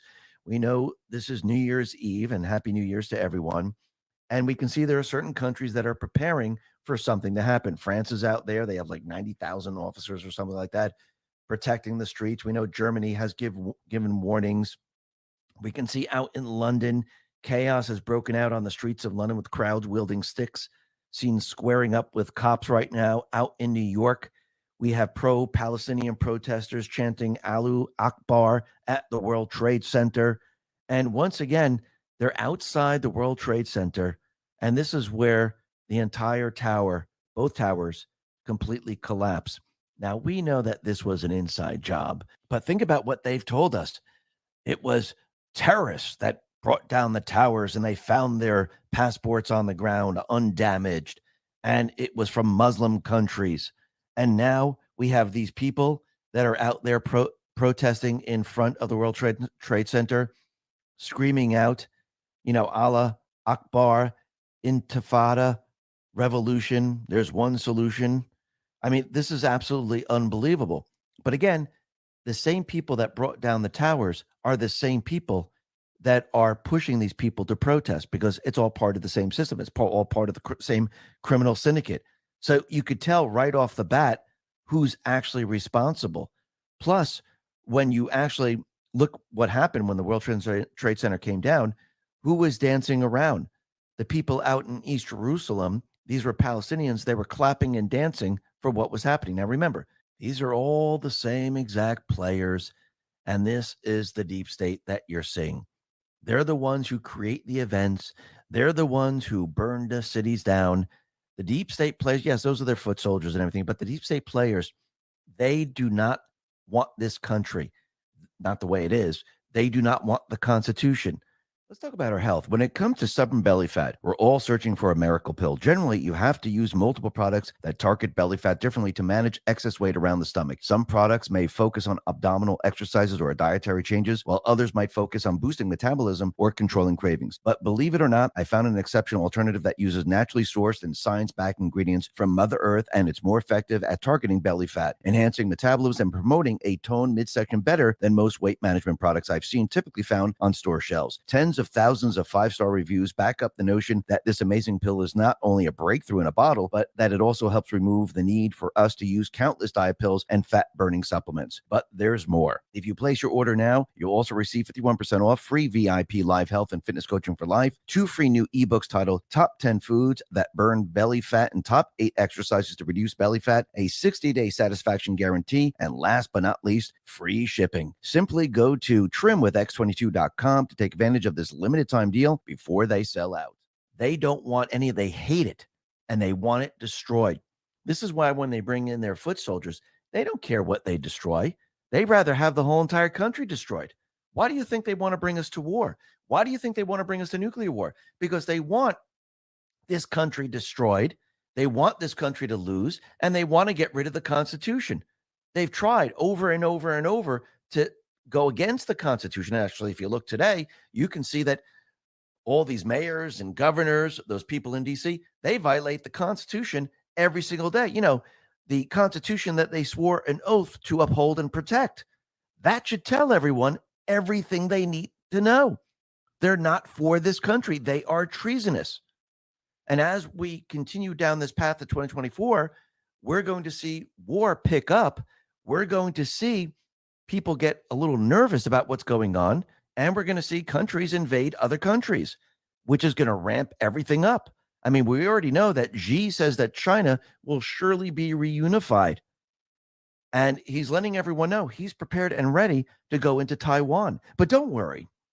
The Biden administration, they've been building up the armed forces. Actually, it's the opposite. They've been destroying the armed forces, and they have been keeping people from joining the military. Now, this is on purpose. Really think about what they want. It's the 16-year plan. They want a war. So if you're going to have a war and you're going to have the United States lose, do you want the best of the best? Do you want people joining the armed forces? Or do you need to actually destroy the armed forces?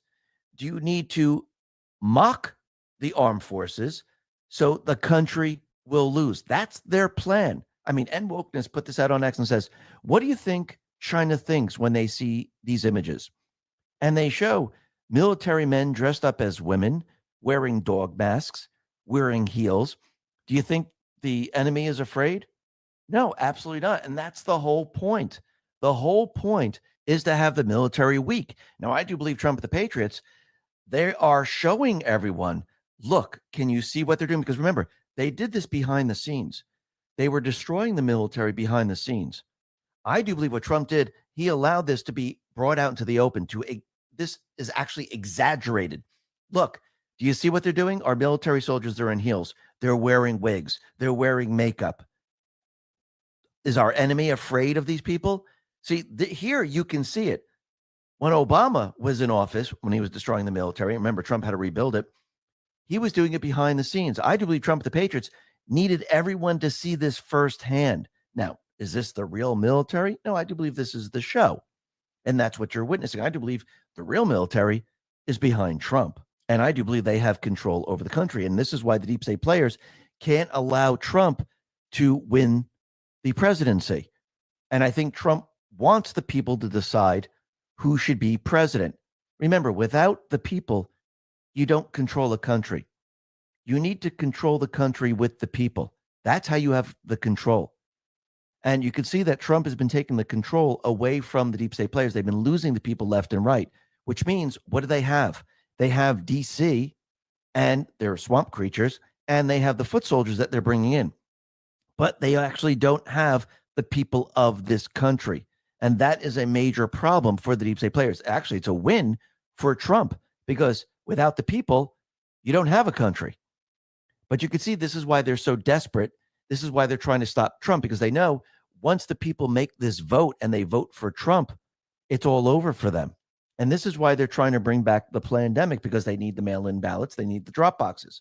And they're going to try very, very hard to bring this back, because we could see they're already starting with the mask mandates in hospitals. Out in Los Angeles, we can see they're reinstating the mask mandate, even though masks don't work to stop a virus. It's absolutely ridiculous. And this is our health professionals. Really think about that for a sec. And it's not just out in LA. New York City Health and Hospital Corporations, the operate public hospitals and clinics in New York City, they announced the mask mandates will be re-implemented at its hospitals. UMass is doing it in Massachusetts. We see many other hospitals around the country. And if you notice, it's all the blue states.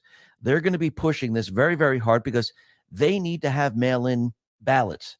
They need this because otherwise, how are you going to cheat? How are you going to win? Yes, you can bring in a lot of illegals in, but it's a lot easier to put their names on the mail-in than to have them march down to the voting center, show an ID, and actually vote in the election, which I don't believe they would take that chance to do. Would they do it with the mail-in? Yes. Are they automatically registered? Yes. So I think this is the way they're going to try to do it, and they need these people to make up the difference. Now, the other thing that's very interesting is we can see now they're trying to blame this new strain, JN1, and they're trying to say with this new strain, this is what's causing the heart problems. This is what's causing the myocarditis, pericarditis. This is the main problem. And they put it out there that COVID scientists issue warning, new variant can cause global heart failure pandemic. Do they really think the people are that stupid? I mean, this is very easy to prove because all you got to do is take the group that's got the bioweapon and take the group that didn't get the bioweapon, and you will know very, very quickly who's having the heart problems. Because the JN1 variant should affect everyone, right? Especially those people that didn't get the bioweapon. But again, they never expected people not to take the bioweapon. There's millions and millions of people that didn't take it. So if millions and millions of people aren't affected by the JN1 variant, where they're not having heart problems at all, and it's only the people that took the bioweapon, well, it's very, very easy to prove. Because remember, what's really giving you the heart problems? It's the bioweapon. I think we all know that. But they're trying to explain this away. Oh, no, it wasn't our bioweapon. It's this JN1 variant that just came onto the scene. And this is going to completely fail just like everything else. Because you know what's going to happen.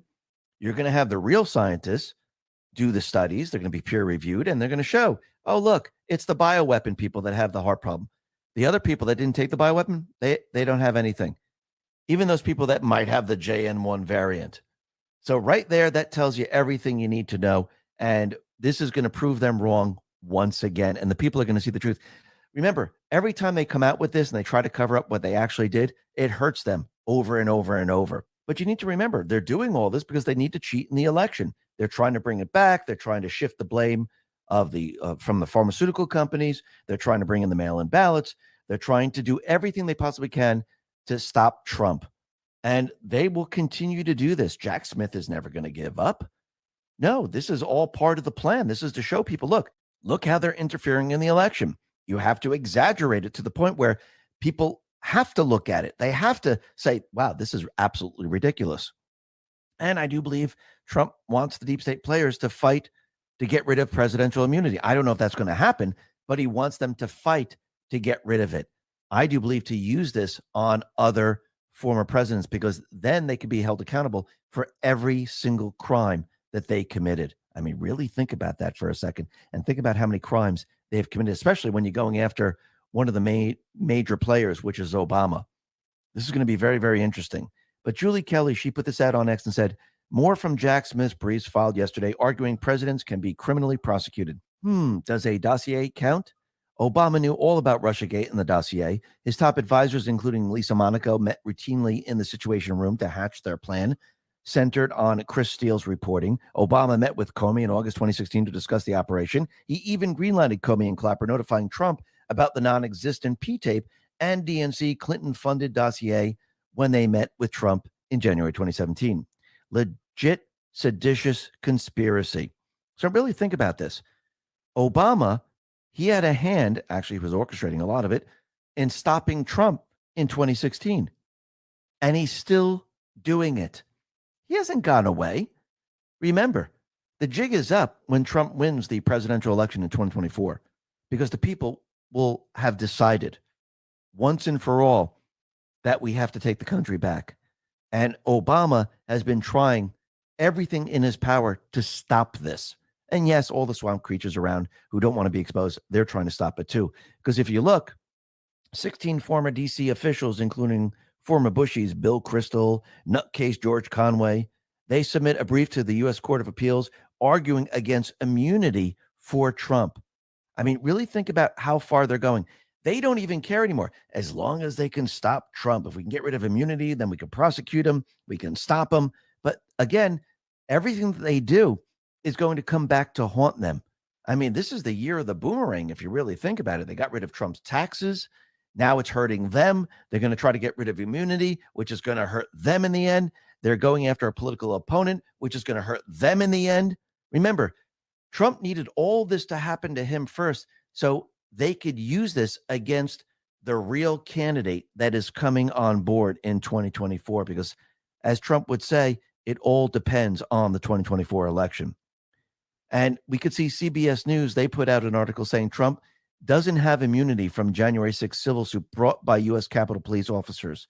And this is coming from an appeals court. Now, remember, I do believe Trump wants them to fight over and over and over, all the way to the Supreme Court, doesn't want them to, skip over the appeals court, go through the process, go all the way up to the Supreme Court, let the Supreme Court make a ruling, just like with his taxes. And I do believe that's where he's leading all of them. Now, the other thing that's very interesting is Trump, he put this out on Truth, and it says that Jack Smith was involved in an extortion scheme while at the International Court of Justice, which means he's dirty, and I think we all know he's dirty. But let me just read a portion of this article. My old friend and business partner, John Moynihan, filed a whistleblower complaint with the Department of Justice Inspector General's office on November 28th, alleging that Jack Smith, a special prosecutor pursuing Donald Trump, was engaged in an extortion scheme while he was working on the International Court of Justice. It is no coincidence that Jack Smith, in the wake of this complaint, made an impromptu move on Monday, December 11th, asking the U.S. Supreme Court to decide whether Trump had immunity to the charges filed by Smith. Moynihan's complaint was filed on November 28, 2023, and Smith, 13 days later, decided to bypass the appeals court. Smells like politics. The Moynihan complaint is political dynamite because it provides circumstantial evidence to support Trump's belief that Jack Smith is not only politically motivated but corrupt. The Trump team wisely has refrained from piling on this news in order to avoid accusations that this was a manufactured hit job. Let's start with the man who brought this complaint. John Francis Moynihan is a former employee of the Drug Enforcement Administration, DEA, and has been a business partner since 1998. We have pursued separate activities over the last 4 years, but remain in close contact and worked on projects from time to time. John is hands down the best expert in the world on money laundering and financial crimes. He lays out his credentials in the opening paragraph of the complaint. And John learned of Jack Smith's alleged involvement thanks to a tip from a friend and DEA agent who had confidential informant who alerted him to the extortion scheme at the ICJ. So right now, we know that he's a criminal. We know that the criminals hired a criminal because it's all part of the criminal syndicate. And if you wanted to show people, look, they're actually criminals, how do you do it? Well, I do believe you exaggerate everything. You show people, look at the criminals, and now people can see it very, very clearly. You see that Biden has been running a family criminal ring, laundering money, selling secrets, having 20 shell companies, and lying to the people. And now he hired Jack Smith, who is a criminal, whereas cases are overturned.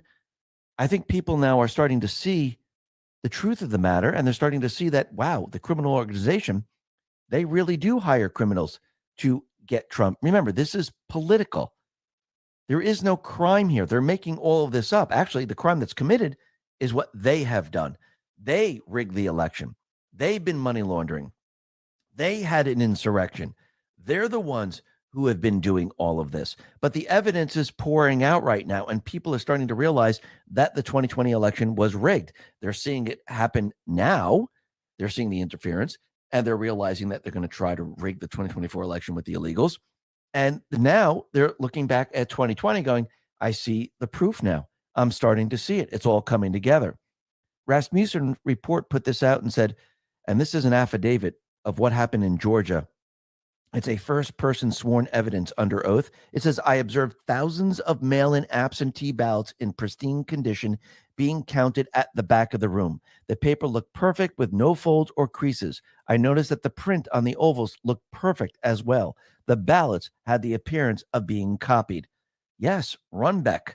Think about it. They copied all of it because, again, Biden didn't win by votes. He won by ballots. How do you produce those ballots? You mass produce them by printing them. And if you control the election centers, if you control the machines, can you pull it off? Absolutely. But there is new evidence that suggests there was never voting machine election audit performed in Georgia following the 2020 election. So Raffensperger lied again, and he got caught again. The Vigilant Fox put this out and said, according to the record, not one country had records affirming or even suggesting that Pro V&V, the voting machine testing company, did an audit of the equipment, meaning the proof is not there that the 2020 presidential election wasn't stolen. So once again, nobody can find this information. So Raffensperger got caught again. Now I know why he doesn't want to testify. This would open up a can of worms, and it would show that he lied about everything. Because you don't think the evidence would be produced? Absolutely. But by not testifying, that tells you everything you need to know. And we can see the deep state players, they're now panicking because Biden is not going to be able to pull this off. Remember, you need someone at least halfway decent to pull off the cheating, especially when Trump is getting more and more people on his side. And his poll numbers are continually moving up. Biden's are continually moving down. The Washington Times put this out and said, Biden sets low poll standard among modern presidents.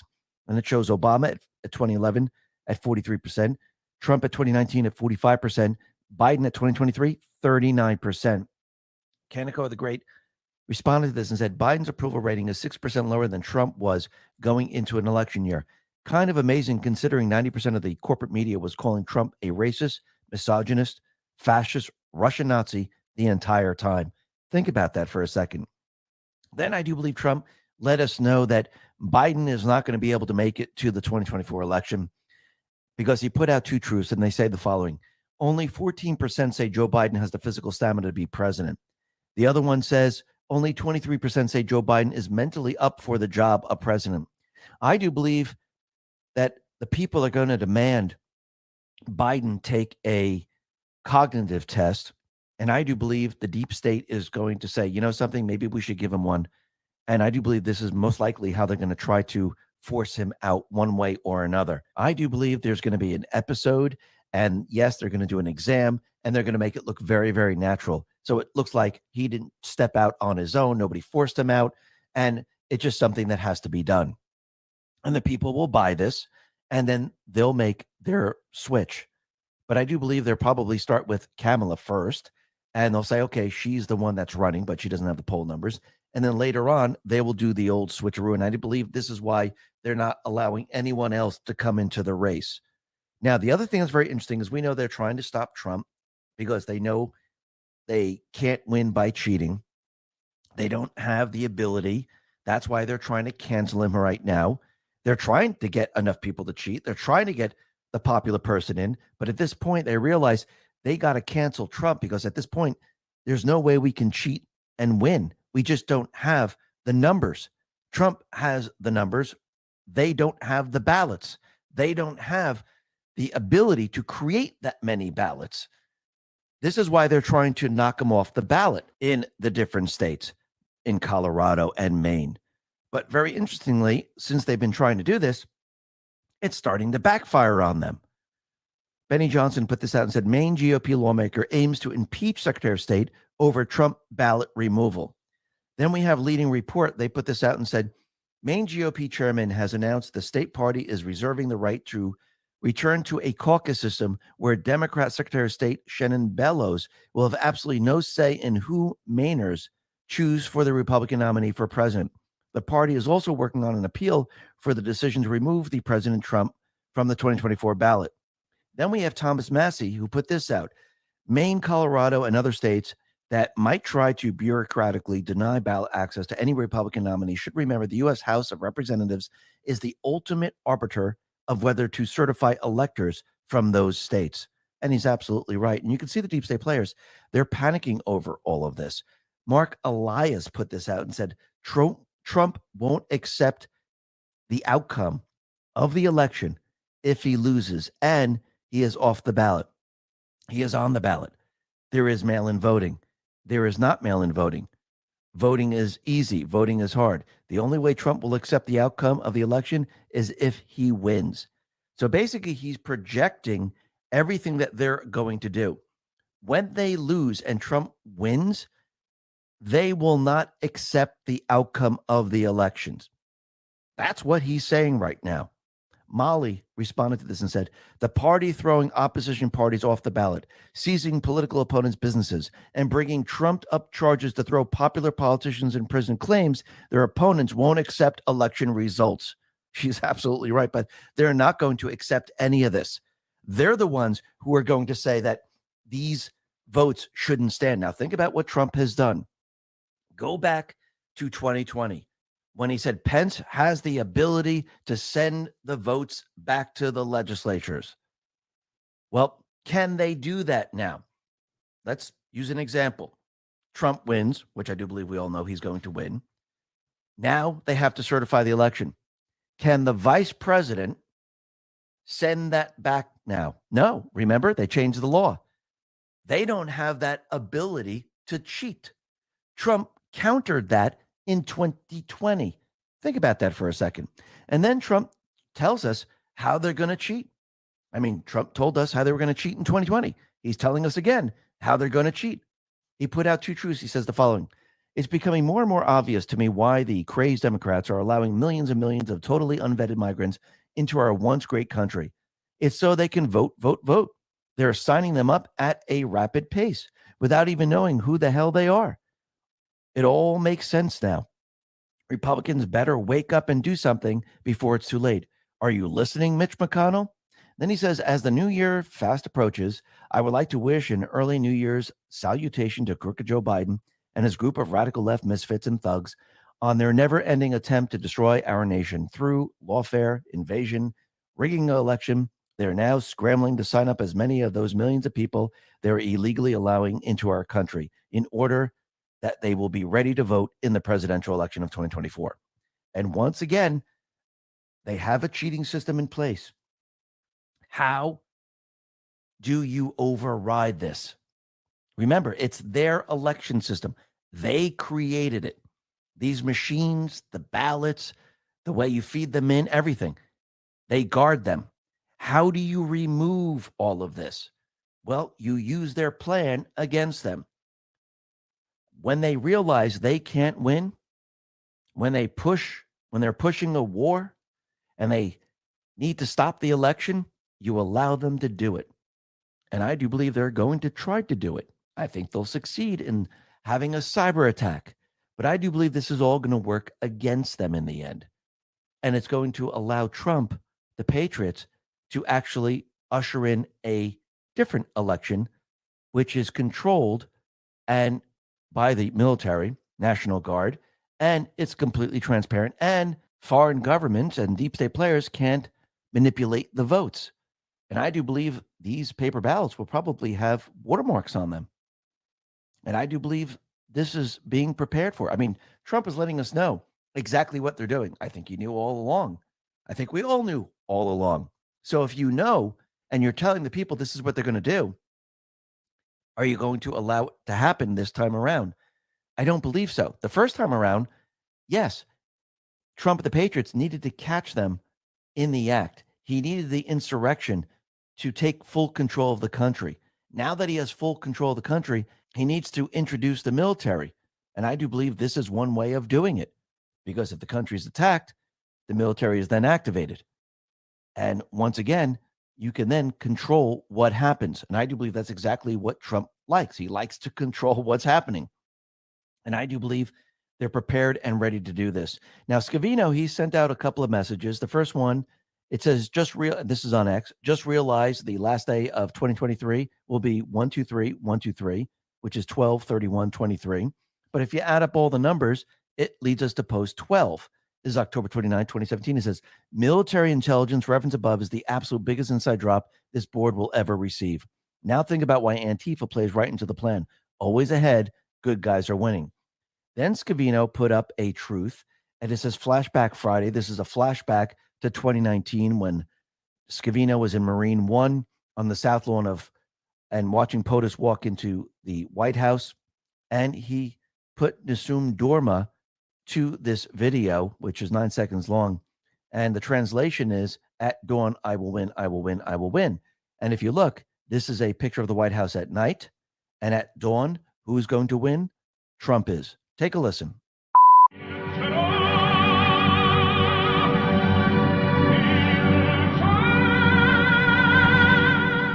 And I do believe that Trump, he did all of this, everything that we're witnessing, everything that they put into place, it was to wake the people up and to have the people take back this country. Because without the people fighting for their freedom, without the people seeing all this, you cannot have a free country. The people must go through it. The people must fight for it. Just like our founding fathers, they fought for freedom. They understood what sacrifices they had to make to get the freedom and to keep it. The same thing is happening right now, just on a different playing field. But I think in the end, as people go through all this with the economy failing, with war, with chaos in this country, I do believe the people, they're going to start to realize, no, we need our freedom. That is the most important, and we need our country back. I think the people are already seeing this. I think the rest of the population is going to be ready to come on board once they hit the precipice. And people reach that precipice point at all different times. I do believe it's going to take a little bit longer for the D's to come on board, but eventually I think they're going to hit the precipice and they're going to say enough is enough. We can't take it. And I do believe at this point, Trump will have the country united. And with the country united, well, the country then can go after the real enemy. Why? Because the Patriots are in control. Listen, everyone, thanks a lot for listening. Be well, be safe, and especially be prepared. Thanks a lot.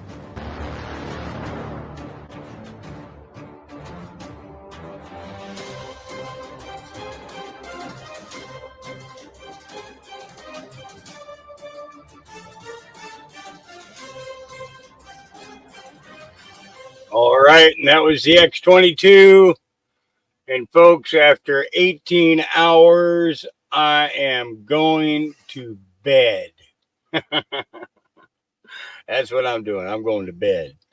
18 hours. We started at 9 o'clock this morning. It is 3:24 a.m. And I am going to sleep the entire day away. I will not be on today. Dave has access to the podcast, so he can jump on here if he wants to. You guys have a great day. And yeah, God loves you. Jesus loves you. I love you. Peace.